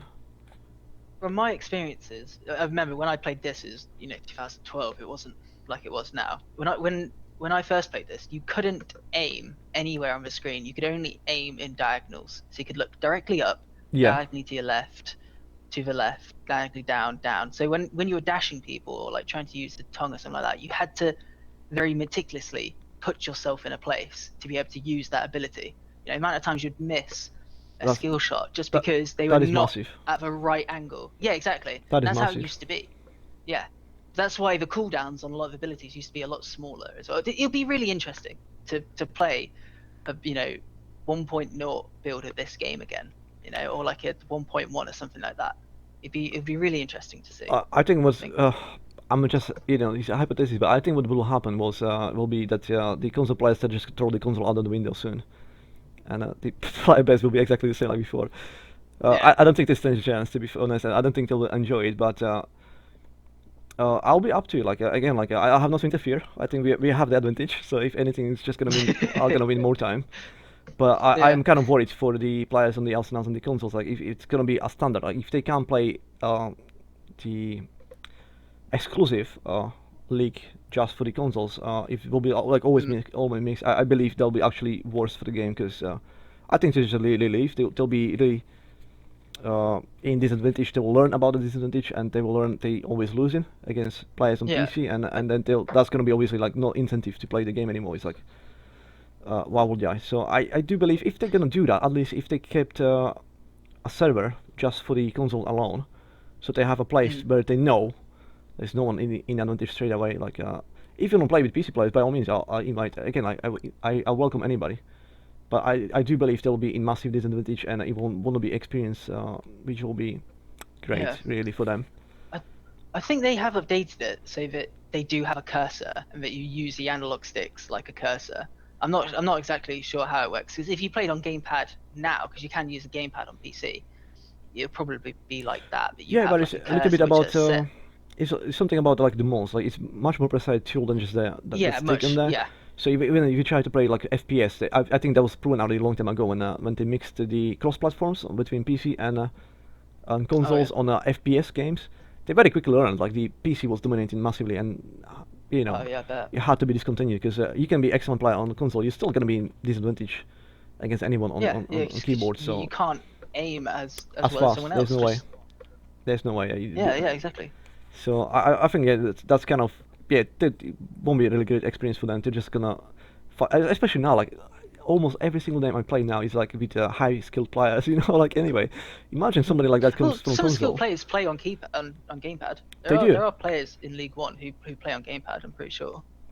I don't know any. That's very but interesting. I'm sure there's one out there. Maybe feel even worse because that means really crap. I would imagine I'll have a massive advantage, and if you can still play against somebody who's playing on keyboard, then yeah, fair play to them. Like they must be very, very, very, very, very good. I mean, this game was originally made for consoles, you know, so I'm sure. Yeah, I do understand that. Yeah, it's just because it become PC game as well, and now you have the ability to have a keyboard and mouse. The precision of actions is much more easier to do, right? Like you can point in direction much easier than otherwise. Like I assume again, I'm not a console player. I'm not even on console. So maybe if I did, maybe I will have a different opinion. Maybe it will be just as easy as with mouse. But I'm pretty sure when there was kind of some articles I've seen about different games doing the cross platforms between in FPS games specifically. But it's basically about pointing the mouse on in directions, right? Yeah. They got beaten up very very badly, and then it was just discontinued because it was I'm learned not like surprised by that. it was only which one?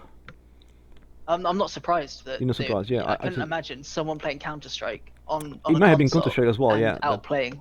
It may have been Counter-Strike. I can't remember anymore. But I kind of it was like one of the information when you see it, like yeah, that makes perfect sense, and then you don't think about it too much. I didn't probably read it properly, but I've seen it. I've seen that was the result, and that's what I think will happen with this game as well. They will just leave very quickly as soon as it will be cross-platformed, because they will just get their ass kicked really by PC players. Not because they're better, but because it's easier really with the what do you call them, the not accessories. There's a better expression for that. The analog sticks. Yeah, what do you call them in technical terms? I forgot what is it called. Like like the X-axis and the Y-axis. You mean like that? No, I mean the device itself. When you want to call it the device, but it's like not platforms. Jesus, it's not accessories. Keyboard and mouse are not accessories. Like technically they are, but in terms of games. Peripherals. I don't know. Peripherals is the word I was. In terms of peripheries, it's definitely easier to be on a keyboard and mouse. Right. Now that's probably all I can ask you about Awesomenauts so far, unless you have something to add. Anything else you want to add in regards to I think Awesomenauts? we've gone over quite a lot. Yeah. We did. Yeah. Well, I mean, looking at the time, man, you're a trooper. Thank you very much for staying with me this long.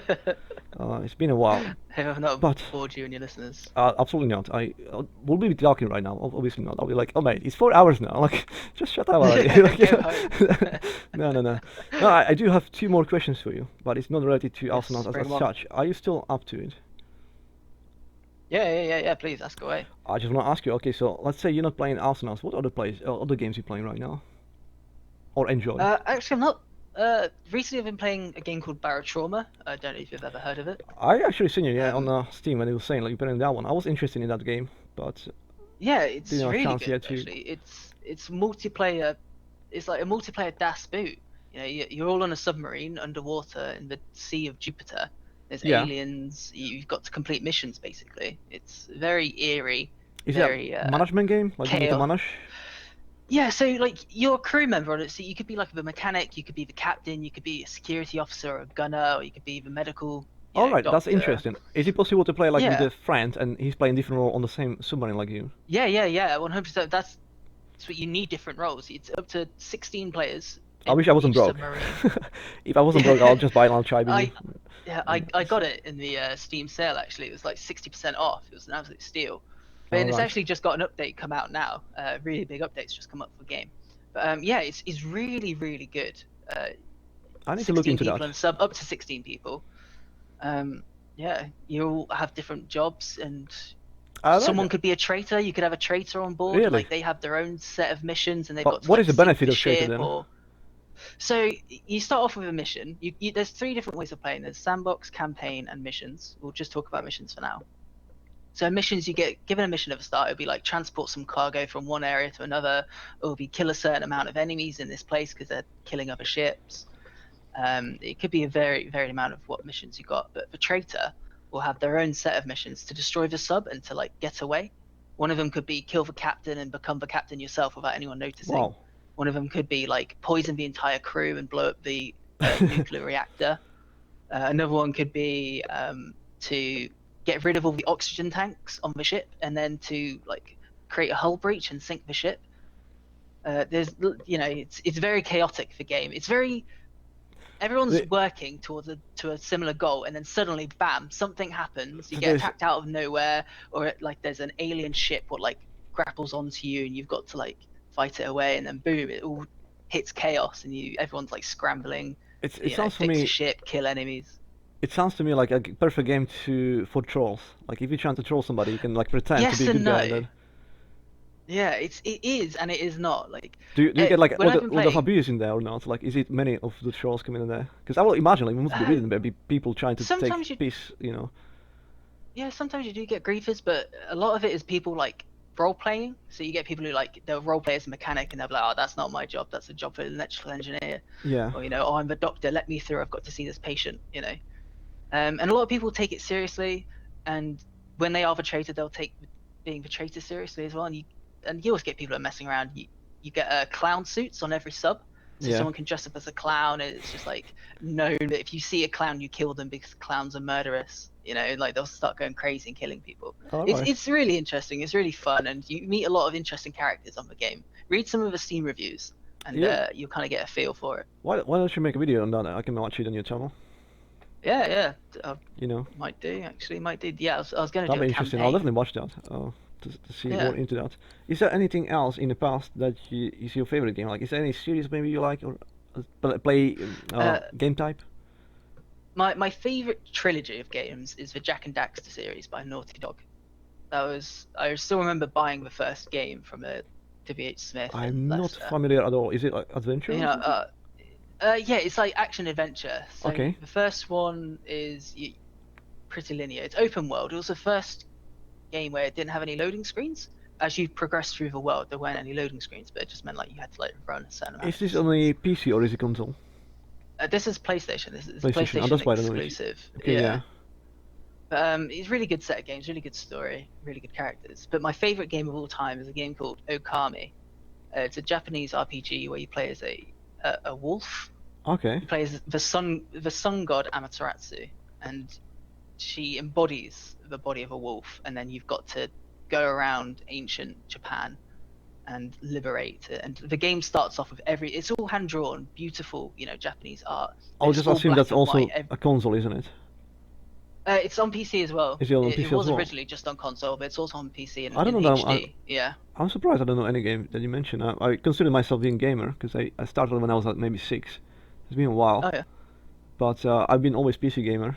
So if it was on Well, console, it may have give completely those skipped two me. games a look. Give those two games a look because they're really good. Make me I a review. definitely I'll watch it in a recommend video Okami. so I know what I'm going into. Yeah. That'll be nice. Did you have I don't know, disappointment in the game? Like any worse game? Like maybe something you'd be disappointed. Like you expect something. You'd be waiting for a game long time and then it wasn't really what you hoped for it to be.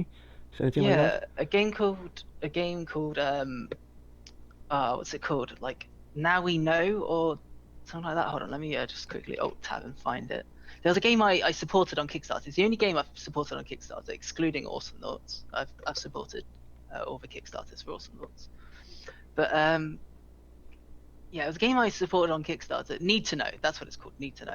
And it's like this kind of espionage game where you're like part of like the FBI sitting behind a computer, and you can like click onto a person, like read their emails, read their texts. You got to like kind of find out who like murderers are and terrorists and stuff like that. And it got a lot of hype, and then when it came out, it did not wasn't live it? up to that hype. Now I paid I think like £15 Yeah. for the game when I was at uni, which was a lot of money at the time. And then I It's got a lot it. of money Played about anyway, I mean. 5. Yeah, £15 can buy quite a Paid lot. about- If you wait for the sales, definitely. which I always do, Oh yeah, definitely. then £15 can buy at least 2 games. You know, Yeah. or one good one really. Yeah, one good one. But yeah, I waited probably about 3 years to play this game. And then when it came out, I played the tutorial, and then stopped, and I've never touched it again. I don't. Yeah, I'd say that was a big disappointment. I don't think I have. I do. But that's it wasn't like I didn't play it in the end. But back in the day, I was really hooked onto Test Drive Unlimited. That Okay. it's like a racing game, but it's not racing. It's like more like it's just cruising. It's kind of true to its name. Like you testing literally. For me, it was like testing cars. So it wasn't pretending Yeah. to be a racing game. It was more like a simulation, but it wasn't exactly simulation. Otherwise, it would be too hard, you know. But that was in 2006, and that's back in the day when Need for Speed was like, the golden standard. And there was nothing really that interesting on consoles needed to combat even Need for Speed. There was like nothing on par. I don't think so. No, there was probably nothing. And then out of nowhere, this Test Drive Unlimited came, which before it was like basically a kind of fail series. Like there must have been at least 7 games before that of Test Drive, but it wasn't really that good. You know, it was definitely like it almost looked like a scam on people, like just cheap copies of something else, but it wasn't really good. Although I'm probably being harsh on them, they was probably trying their best, but they didn't have the finances, so it always looked much worse than Need for Speed. Yeah. But then out of nowhere, this Test Drive Unlimited came out, and I gave it a go, and it was like, oh my god, these graphics are out of different world. These cars, they have interiors. Like that was probably the first game I've seen. Like these cars got fully 3D interiors. You can sit down in the car, see everything. Then you realize, oh, this driving, it's not driving. Like it's not even made for keyboard, like anything like that. It's literally like sounds real. It feels real. And then it forced me to buy Racing Ball, which was I didn't say I was gonna do that for a racing game. I didn't like racing games in the first place. But again, I don't want to call it racing game because it's more like about driving. Like literally, you have the one-to-one copy of a Hawaii. So essentially, that island of Honolulu, I'm not sure which one exactly. I think it's Honolulu. So it was like one-to-one built from scratch. So you get a real world in real settings in one-to-one scale, and then they put cars in there, which was at the time like the brand new cars, essentially, or some of the good classics, and it all felt real, like literally test driving. I didn't care about racing in there or anything like that. I was just caring about cruising with my friends. Yeah, it was all multiplayer as well, so we was cruising a lot. I bought the wheel because of that, very quickly when I realized how good it is, with the pedals and transmission, everything. Like it was like the real thing. I felt like I'm literally driving those cars. It was as close as I probably ever will get to the real feeling to have like hypercar and feel what it's like to drive with it. Yeah. So it was good. I was really hooked on that one. I didn't expect a racing game to do something like that to me, but it literally did. I started playing everything else. Like it didn't exist for me anymore. I was just TDO every single time I could with my friends, and we was planning those trips around the island. So even in those hypercars, it took you 2 hours just to go around the island. Yeah. And never mind if you do any stops anywhere, or you're trying to go in the middle for a while, explore into the mountains, it will be even longer. So that map is really 1-to-1. It was massive scale. It was a really great feeling, and that lasted for 2.5, 3 years. It must have been 3.5 years. And then it was TDU2 coming out. And the expectations was massive. Like what's gonna be the second one? They be talking about, okay, now we're gonna add the Ibiza island in there as well, 1-to-1. Okay. Oh my god, yeah, amazing. So the Hawaii will be still there. You're gonna have Ibiza. Graphics will be improved, although it was largely the same, but they improved the weather conditions, so it was changing now weather all the time. Day and night was changing as well, so you can start in day, you end up in night. Like it all sounded very good. It was more cars, everything, and then you play the game. And very quickly you realize, oh shit, they made arcade of this. Oh. It wasn't real. You don't need wheel anymore. It was made for keyboard and stuff. They just was trying to reach as much players as possible. And then they imagine, okay, so not everybody, or let's say minority, has a wheel.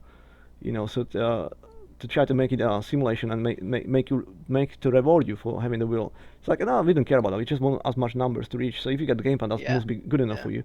Which I believe gamepad is still better for driving than just keyboard and mouse. It's definitely going to be easier. Let's say it's more, but it's nowhere near the feeling when you have something that really acts more like a simulation, and then you have the pedals, you have the transmission and the wheel. However, the game was arcade. I couldn't believe it. It was like, why would you do this to us? The magic was gone. It wasn't about testing the cars anymore. It was basically just a racing game at that point. Yeah, you can go around the island and everything else. It was better graphics. It was changing environment. I actually recently I've started because I found these videos on my hard drive, so I Yeah, started posting you, it recently on my channel. It's the old drives, and more of that is actually this right too. There's maybe 2 videos from one, and that was really long time after the actual gang we had at the time. We had a bunch yeah, of yeah.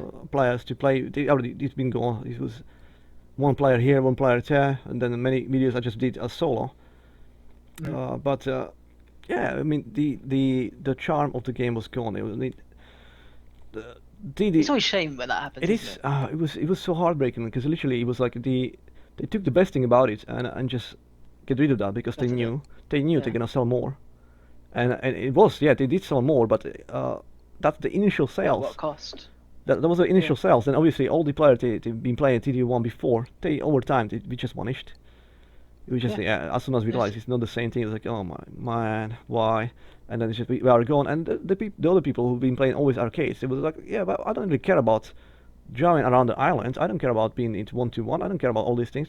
There's different play. They want to race, you know. yeah. They want to Yeah. race. Yeah. They don't Yeah. need necessarily just open world essentially of open roads, and you just do whatever you want and just drive and enjoy the cruise in it. It's not even simulated anymore. Like, what's the point? It can be essentially a Forza Horizon, what's better in every aspect, and you just want to race. And now you get like the actual Forza Horizon, which is based almost on TDU. It's kind of the same kind of thing in a sense when they was trying to make it bit more about, okay, you have this open map in there, you can do whatever you want, you Yeah. earn money from racing, and then you can buy better cars, Yeah. and it's kind of testing, but it's more about racing, and it's all about arcade. So when you Yeah. compare it to TDU2, it was Forza is better on every aspect what it's trying to do. Like, there's nothing else to that it can offer. Forza is not playing about simulation either. Like, but that's the thing. It's how many years is since. Even now, Forza is slightly better than TDU. Back in the day, okay, it may have been very good, but because it was arcade, people still prefer to play Need for Speed if you want to play arcade. So Yeah. yes, Yeah. initially they had a lot of sales, which was because there was the initial players in there, and then there was more players like trying to go into the game and to find out, okay, it's arcade, you don't need a wheel or whatever like that to enjoy the game fully. But at the end of the day, everybody was kind of disappointed. Like, it's not exactly as good arcade neither at it, and since it's not a simulation, it's like, it's not bad, but it's definitely much But worse it's than it was not. the first one, and that Yeah. was the disappointment. And then over time, yeah, they didn't even try to do anything with it, so it kind of faded Just. into the past. It was probably dead within 2 years, really. In Yeah. 2014, it just stopped, and ever since those servers are closed down, and nothing happened since.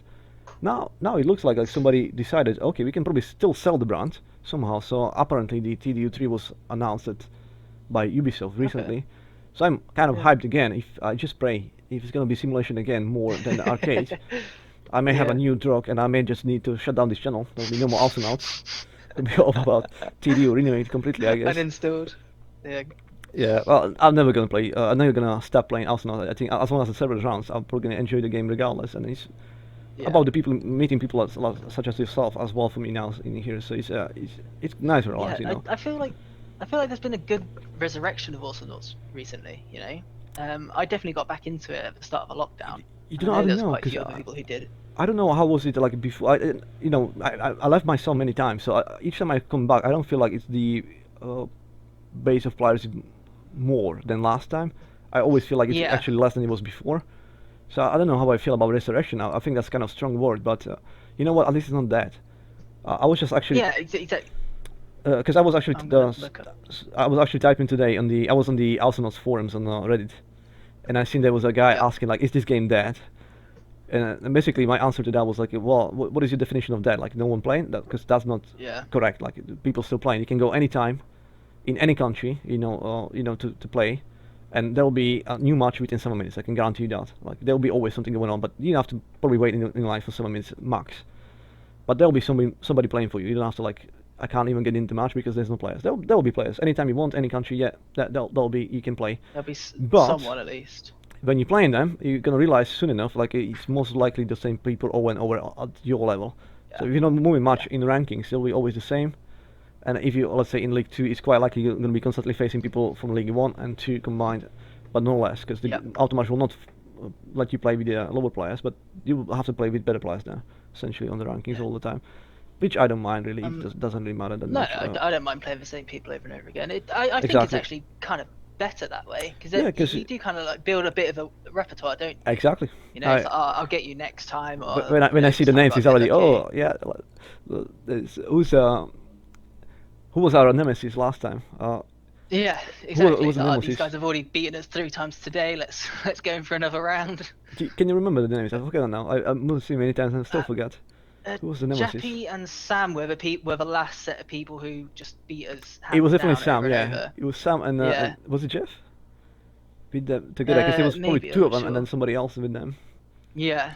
Yeah, so yeah, that was Who funny to else see do we them. go Like against quite a bit we see them like 5 times in the night, and we didn't probably beat them not each even time? once. I Probably don't lost every think time. I don't think we. I think we've maybe beaten them before, but we Yeah, definitely didn't beat them that night.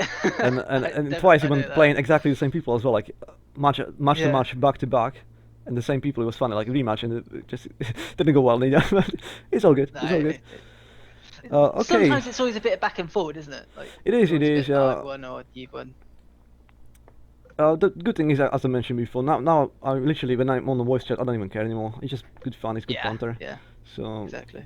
whatever. If I fall down too low, yeah, fair play. Now that somebody else gonna be probably not having that much chance against me as well, so I'm gonna bounce back very quickly.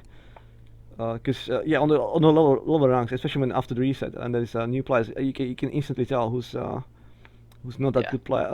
Again, he's not Yeah. experienced player. It's not about being good. It's not that experienced, and you can abuse that fact very easily. They really don't know yet what to expect or how to act, and it was easy to punish. Even me as a voter, I could easily punish that kind of players, and it was just Yeah. that's why I won like the first 7 wins like very easily. It was mostly soloing really. I was really soloing at that point. And it Yeah. didn't matter I mean, because he was all players. I probably got lucky. I didn't play with somebody else with League One before. It was kind of it almost felt it was not fair really. I may have like 2 matches or 3 matches out of that 7 which was kind of I recognized the names like okay, these people play with me otherwise as well. But I yeah. was lucky enough to win the match regardless, and then yeah, out of nowhere I was first in the ranking. On the very first day after they restarted, for like a good solid 2 hours, first 7 matches I was like first in there. And then of course Can't believe when you didn't get a screenshot. I think it was Jimmy, it was like then we made a duo, and it was Jimmy with me, and Yeah. then we was like okay, let's do image afterwards. But it was already in the match, and I just mentioned like, did you know by the way I'm first in the rankings? Like yeah, I'll show you after. I'll make a picture, and we lost the match though. I was like, okay, I'm not gonna show you now. We're not gonna show you now. Well, Yeah, just Murphy laws. Like of course they're gonna lose afterwards. Whatever. Who cares about rank, right? yeah, exactly. Yeah, exactly. Yeah. It was cool to You to know. see that. For a moment, I was on the top. Yeah. Yeah, it's I'm looking at the. final Oh. question, and this question is no, nothing serious. So basically, just did you have fun with me today? Yeah, definitely. Yeah. I'm glad to hear that. Is there anything you wanna say as a final statement to the community? Anything you wanna say? Just the field is yours. Just keep playing, I guess. You know, keep it chill. Heads up, yeah, and Don't get angry. Yeah, you know. exactly. Just keep playing. Get involved. Anyone listening to this now who's not really too involved in community, get involved. You know, like the community's only gonna slowly die off if people don't engage it. So get engaged. Would you feel like it's worth it to come even now if you're starting as a new player into the game? I used to tell people no. I used to say you know, this game's just filled with veterans and it's very hard to break through. Which is But probably true though. if there are new, yeah, it is true. That is definitely true. But I see it a bit differently now. You know, if you are a new player, talk to the veterans, ask for help. You know, be like, oh, I don't quite Well, understand how I died here, or why is this not so overpowered? It's like, well, it's not overpowered. You just It doesn't don't know mean that you how can't they have fun, work. right? It Yeah, exactly. Yeah, you yeah. know, like don't take it so seriously because it's not that much of a serious game, frankly. You know, it's a very casual game, if anything. Yeah, I'll definitely I encourage everybody who wants to join, or if he's not sure of if she should start or it's too late. It's feel like all these things about like there's only veterans playing it. It may seem to us as a veterans that we only play veterans because we are up there. I don't know how is exactly when you just start and you start at 0. What's the automatch gonna do to you? And I do think there's must be new players in there, because Yeah. from how many rankings we have now? Like there's some people only play like once in life, whatever. But there's like even now after the reset, there's like 1900. Yeah, I think Twen- last time I checked, it was like 20,000 entries Oh, is it on the yeah, leaderboard. 20,000 entries? There you go. I never see Yeah. anybody from below 300. Like, that's what happens to me now. Like we usually play with people Yeah. at least 400 and above. So it's always kind of the same people. But that doesn't mean there's not a lot more people out there. It's just the game Yeah, won't let me to yeah. play with them because they are really that much behind on rankings. So which is a good thing, because Yeah. otherwise you definitely need the time until like it should be like the learning curve. It should be linear, so you shouldn't be really thrown into the water straight away because you're gonna get demolished absolutely. Like if you try to play Yeah. with the people I play right now, uh, it probably won't be No a fun chance. experience. But if you play with Yeah. people who started such as yourself or just doesn't have as much experience, by all means, that's how you can learn first. And there's a lot of fun to have really. And as Mr. Foogolbon mentioned, believe if you ask anybody uh, for help directly, I don't think that anybody can tell you to to zork off. No, no, I don't. I can't really think of anyone who would. No, Honestly, neither even the me. most toxic players I've come If across wouldn't even tell you to if go anything, do one. I imagine people will be happy to go into custom game with you Exactly. and Yeah, practice 100%. scenarios, Yeah. with you to show you Yeah. exactly what it is like. So, and then you got people such as myself, Jimmy or Mr. Foogolbon, doing content which hopefully is gonna help you and trying to teach you stuff.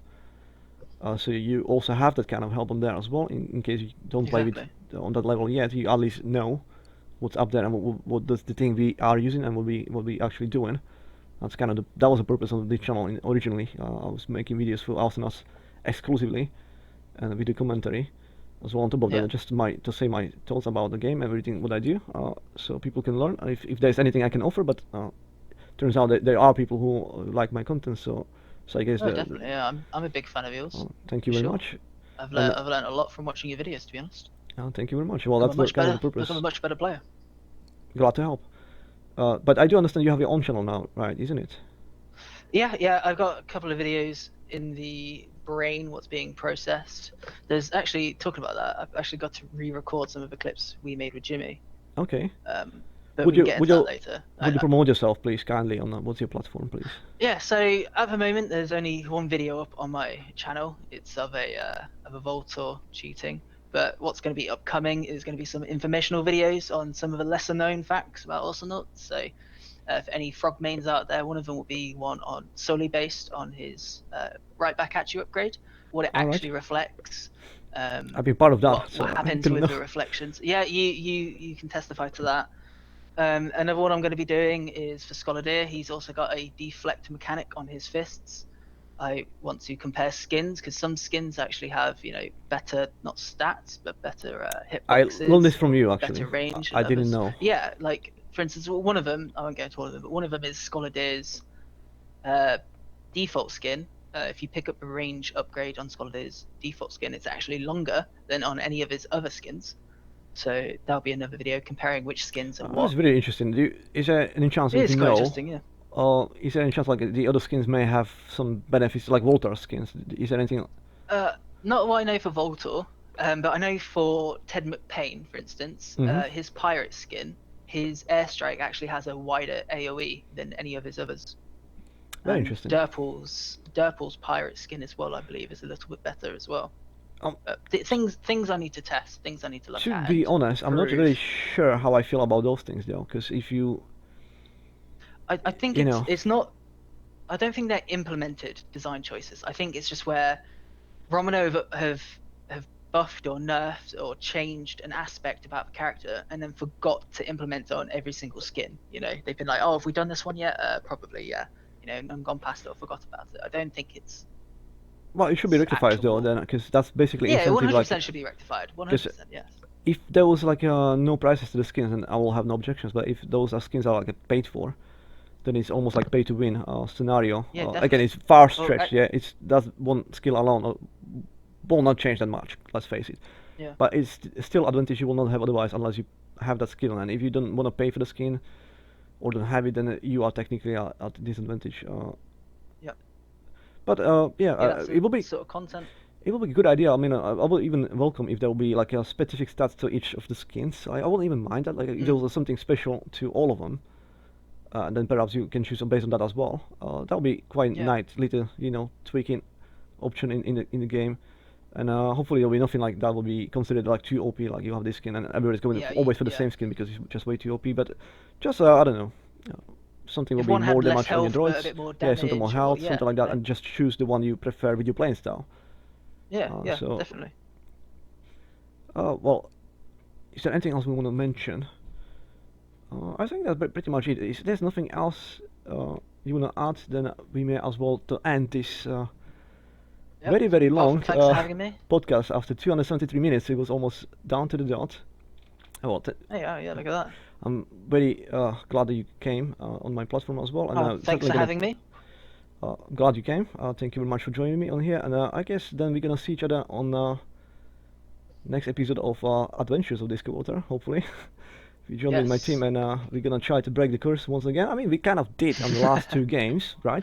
As far as I know, Yes, we we got did. two We- wins, Got 2 solid wins. what do you say, victorious consequent wins, yeah. victories. So Yeah. that's how we finished the last time. So we have 2 wins as the last 2 games we played, and hopefully we can carry on. And if not, then nothing's gonna happen. Well, with this, thank you guys for joining us as well. If you listen to this, all of this in one go, my hat's off to you. If you didn't, Congratulations. well, doesn't matter really. I will probably split it myself, but thank you for listening regardless. And it's kind of selfish and it's kind of ego boost. But I want to make a tradition of this podcast. So every guest coming on my show for the podcast with the Disco Water has to be sacrificed to the worm. So this is the reason why we're on this map. Do you have any objections to that?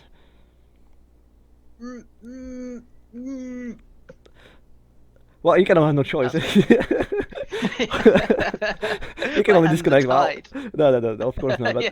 if you don't mind, I'll kindly feed you to the Afternoon gods, because you know they're kind of angry with me, and I need to make sure I breed them tributes to sacrifice. I don't want to sacrifice myself since I Some can't. frog's legs. So if you kindly sacrifice yourself, that'd be very kind of you. Thank you very much. And there we go. Thank you for your contribution to breaking the curse. And with this, I'll see you guys in the next one. It's the froggy G. Hop and jump from brook to creek.